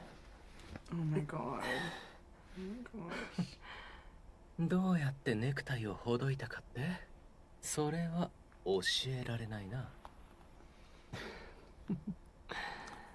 魚は滑るものでしょ。そう簡単に捕まえられると思わないで。ここまで来たら誤って逃げようとしても遅いから。ああ、エアコンをつけ忘れていたみたいだ。まあでもすぐ暑くなるからいいか。We didn't hear that. Oh my god. Did you? Hey yo! Did you hear that shit? まあでも Oh my gosh, bro. On villain time. ああ、エアコンをつけ忘れていたみたいだ。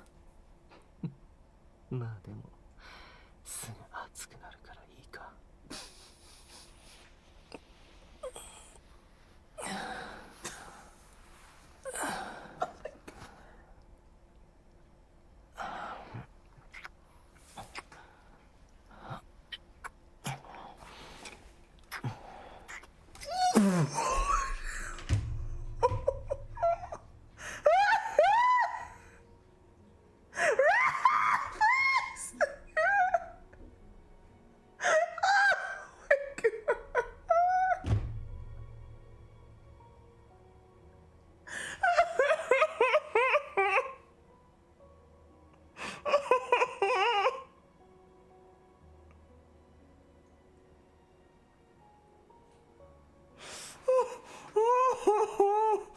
Oh shit. Okay. Um.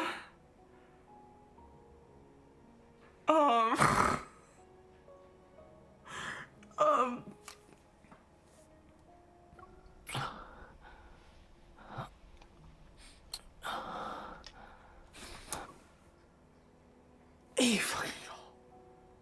Hey fucking yo.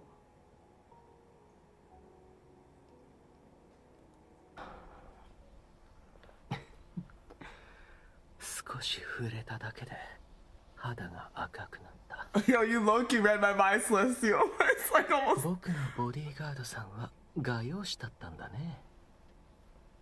たった今、僕にしか見えない美しい絵を描いたよ。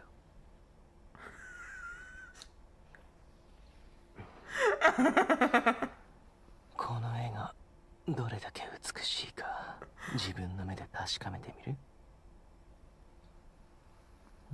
でもまだ完成していないんだ。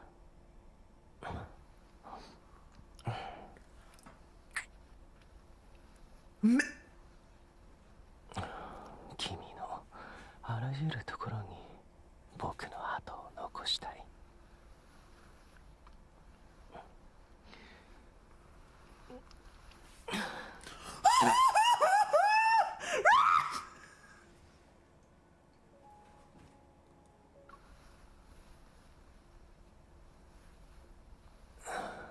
そうしたら喜んで君に捕らえられるさ。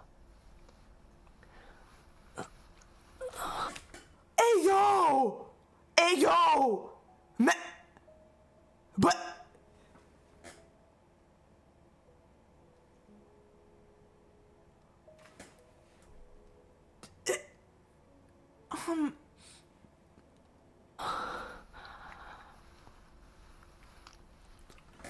oh gosh,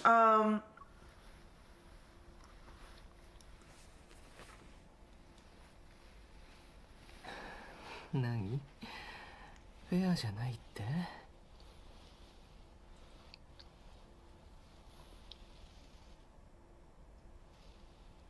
じゃあ君も僕に跡を残す？君だけの跡を。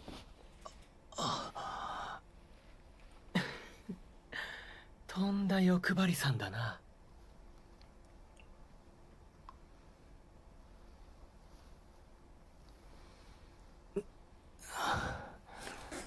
Ooh, I'm sorry, I felt that wind in my ear real strong. What the heck? 僕を捕まえるだけじゃ飽き足らずに僕の体に印まで残そうだなんて。それなら全身に余すことなくつけてくれないと。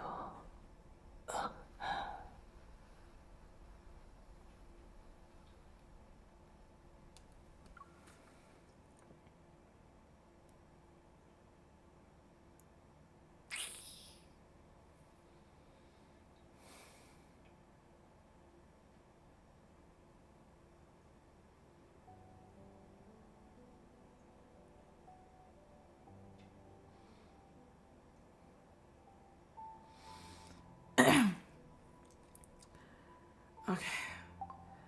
I'll listen to Xavier since I have it in Japanese, and then I'm gone. And then I'm gone, okay? Bro, it's right there waiting for me. What the fuck? Good night, man. Bro, his Japanese VA is really good. 大した怪我はしてない。 Yo! Okay, ça commence bien. Oh, fuck. Okay. Oh, my God. No, no, no, no, no, no, no. Hey, yo! Ça commence bien. Oh. Okay, Veritas, if you stay for this, I'm literally not doing anything else after this. I'm done. I'm gone. どうしたんだ？風呂に入るところだったんだが。いや、あんたに会いたくなかったわけじゃない。 Oh my God. あのワンダラーを始末してすぐ戻ってきた。何日も会ってなかったんだぞ。怒らないでくれ。 His Japanese voice eats real bad. してない。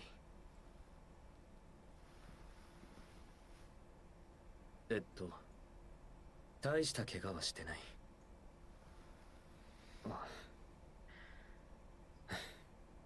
つまり俺がいいことだけ報告して怪我のことは隠すんじゃないかって心配して風呂に入るときに抜き打ち検査をしようと思ったのか。大丈夫だ。傷口は濡らさないから。防水の絆創膏を貼ってやる。おい、どうして取れてるんだ。うっかり傷口を濡らしてしまったみたいだ。道理で少し痛いと思った。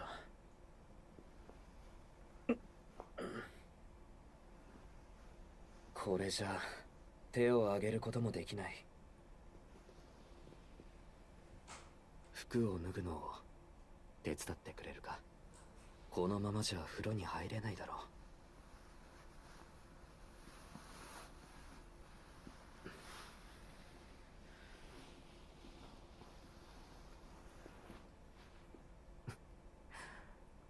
う。もう行くのか。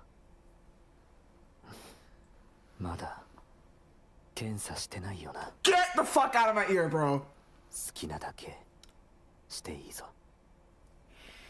ずっとあんたに会いたかったんだ。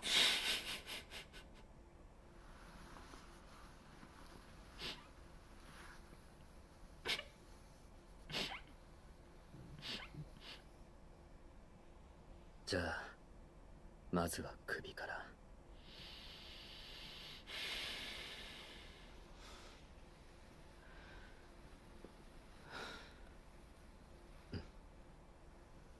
それから胸だ。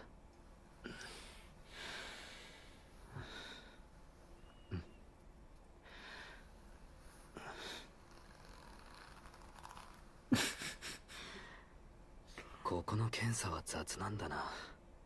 まるで熱いものでも触ったみたいだぞ。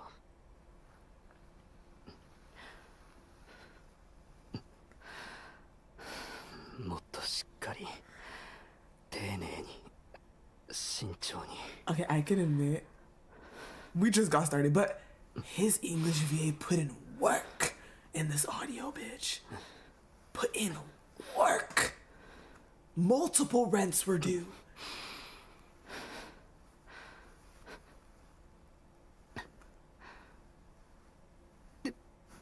Oh,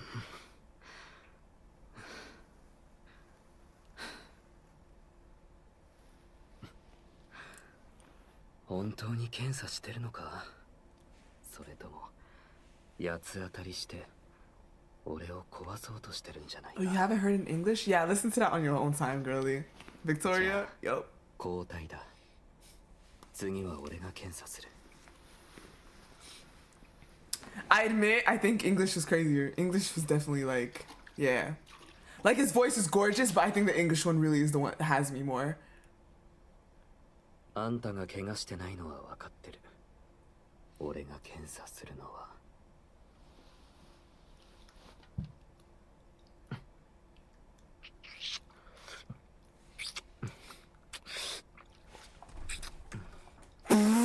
Wait, what the fuck? Oh my god. Why are the Japanese kisses like that, bro?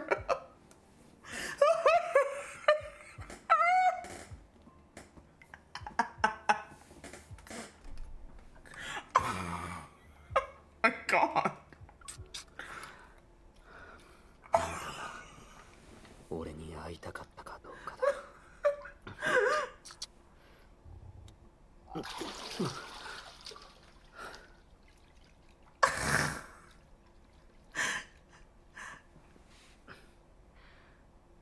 口で言われるだけじゃ足りない。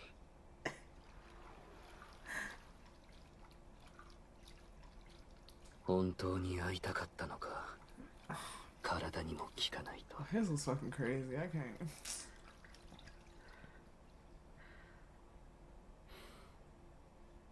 ここは狭いからもう少しくっつこ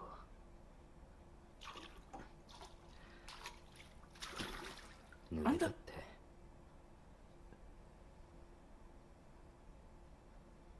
風邪ひかないように服脱がしてやろうか。 Celestial, how do we know this was MC's bathroom? お湯だいぶ溜まってきたな。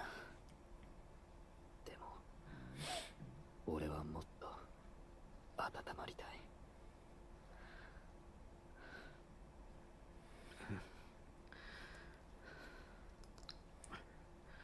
Well, Victoria, I think it is. Like, we literally saw the free 5-star with Silas. They were in there. Yeah, she walked in on him. Bro, I felt the wind in my ear.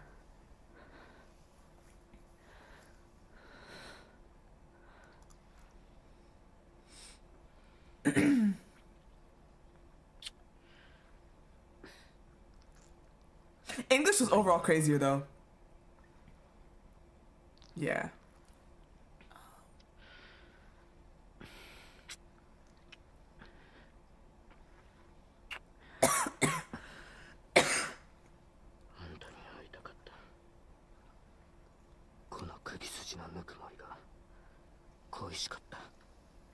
I don't know, Sky. I have no idea. それから唇からこぼれる息も今みたいな。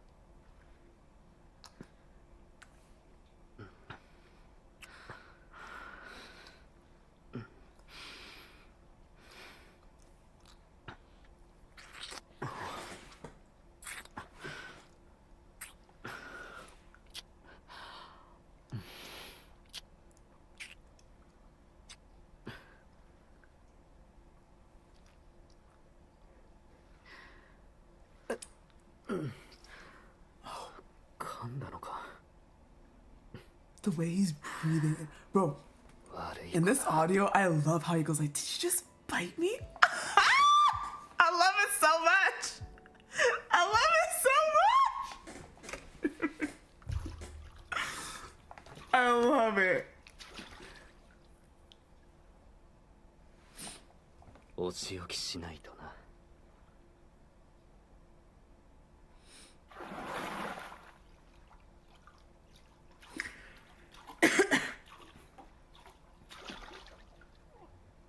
落ちたくなかったら。 Bro, that part's crazy. Stop. Yeah, he does.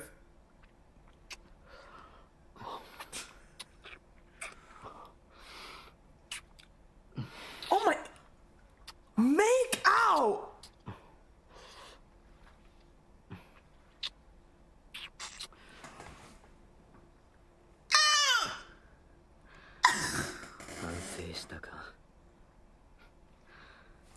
You know what I mean?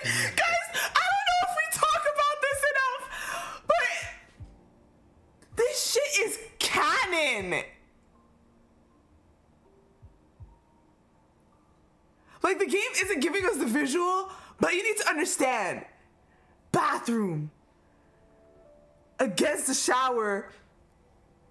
Make out with Xavier is canon. Just also what we listened to with Raph. Of course it's canon. What do you mean, Mara? Of course, all of them are canon. The one just with Raph earlier, canon. What the fuck? I don't know. I don't think it makes out more. I think the audio is a bit more intense regarding the makeout. I think that's what it is. お仕置きを続けよう。後ろを向くんだ。俺に背中を向けろ。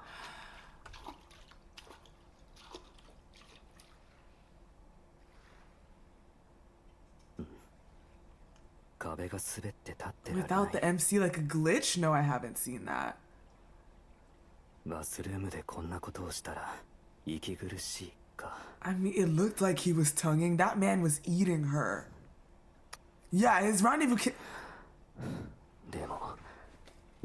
Bro, did y'all feel that again? Oh my gosh. Yeah, no, his rendezvous kiss, he was eating. He was eating. Like, munch. Like, he was eating, bruh.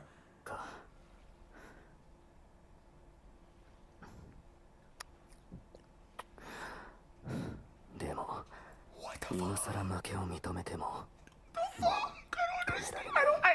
I don't understand. I don't understand.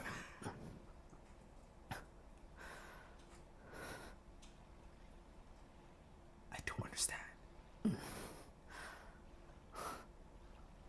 あんた、俺に甘えてるのか。また Sky, we honestly have no business being surprised anymore. Like, they're having fun making this shit. Their fantasies, they're having fun, bitch.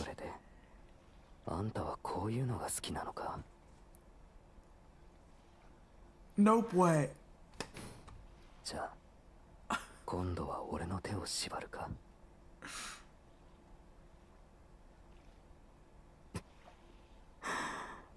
でも今日のお仕置きは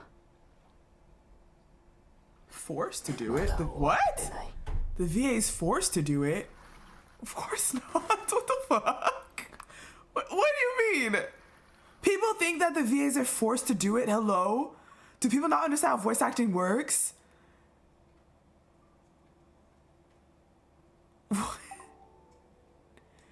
That was fucking lovely. Okay then. Bro. Oh, stamina. I gotta go spend that.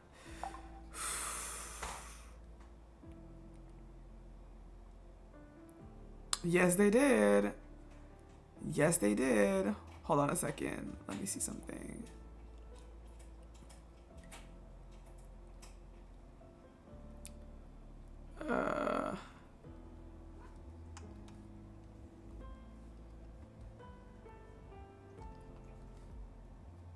Okay, no, sorry. All right. Hell yeah, get that bag, of course. Of course. いでよまひるっていうお前の声が聞こえたぞ。 Oh my god, Caleb. You dressed nicely today. Look at you. No, if you find that, put it in the Discord. I'll look at it later for sure. Anyways, y'all, that is the end of stream. That was a very productive stream, but going from like the lore heavy reading and then what the fuck is this?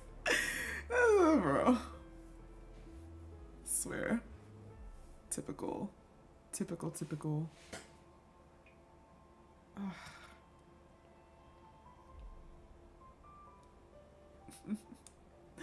Sorry. ズボンはぴったりだからサイズ調整しなくていい。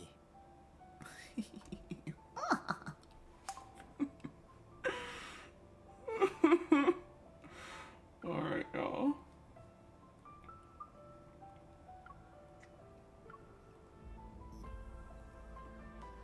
There's a spectrum. It's definitely a spectrum.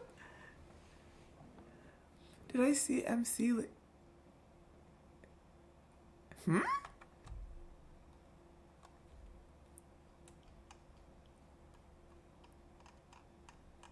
What is it, like a drawing there it is? What are you talking about? I didn't see anything like that, no. Chat or media? Looks like someone is walking around at midnight. Did you hear this man's voice? All right, y'all. I am currently fighting my ass off here. I'm close, though. I'ma beat it. I'ma beat it. Oh, you just tagged me? Okay, hold on. Wait, no, that's the video. No, that's Celestia. What? Wait, no, you didn't tag me. Celestial tagged me in the glitch video, but I don't see Vera's tag, huh? Huh?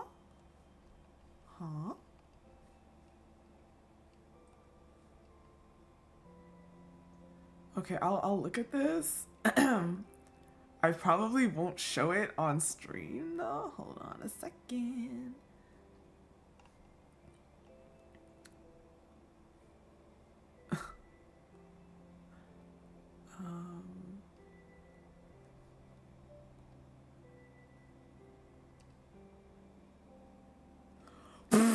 Oh shit!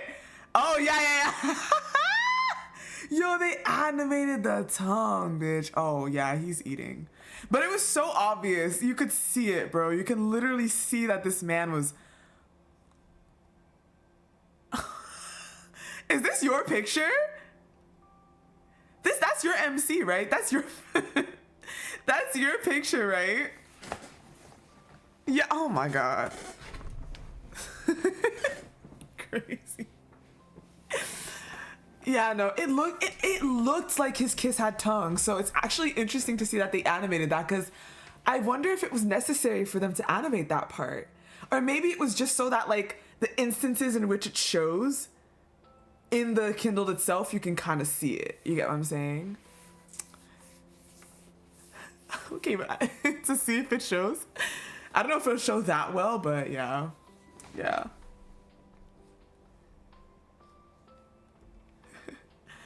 All right.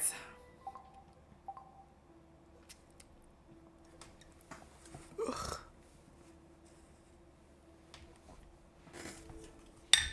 Put my 2T. You know what? Actually, sit there.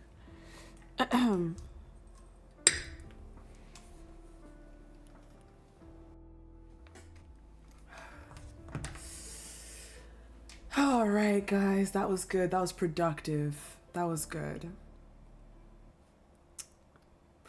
Close. That was productive. We did a lot of research today. A lot of research. Thank you for doing research with me.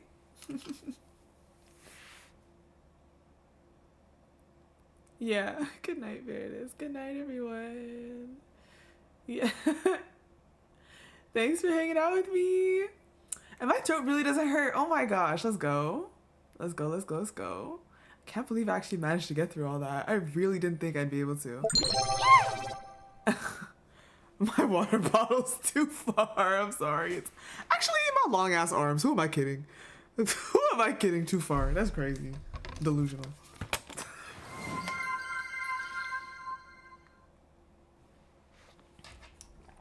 Shit, I can't read that. Hold up. I shall stretch.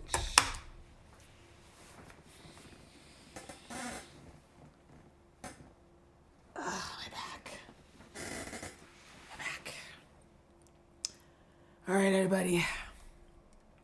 Have a lovely night. Thank you so much for being here today and going through all this today. And Earth shall be ours. yes, it shall. And I shall see you guys again. You know, okay, I thought I would have to see all Good night. Yeah, thank you. I thought I'd have to see you guys again tomorrow for the second part or something, but we're done, so I guess not.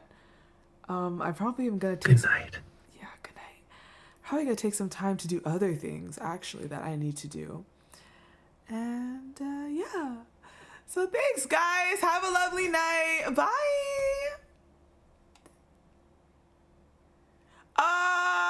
The Silas trailer.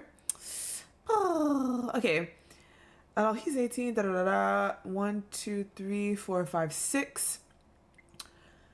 His banner should start on the 13th. So wait, when's the last day for this banner, guys? Shit. What's the last day for this banner? Does anyone know by heart? 11? So his trailer could drop on the 10th or the 11th. I think the 10th, possibly, to be honest. Oh, wait, hold on. The 11th at, hold on. The 11th as at 8 a.m.? Let me open the game real quick. Or should I open, hold on. Here, let me click, dang it.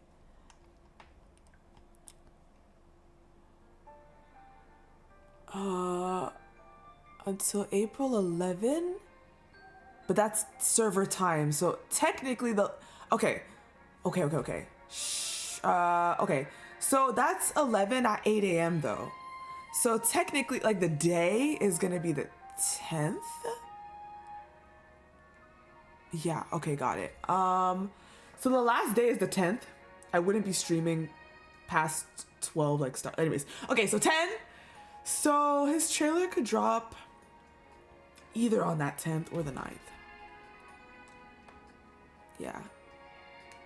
Yeah, we have time. We have time. So it's either the 9th or the 10th the trailer would drop. I think it could do the 10th, but you never know. I think Raf's trailer dropped a little bit earlier than I expected. Like a day earlier than I expected as well. So, yeah. You hope we get another multi-batter soon. I don't, as much as I technically do, I do not. Like, I'd love to see new content from all the guys. There's so much fun multi-banners. Yeah! But no. No, thank you. No, I need a moment. Anyways, bye guys. Have a good night. Nighty nighty nights. Bye.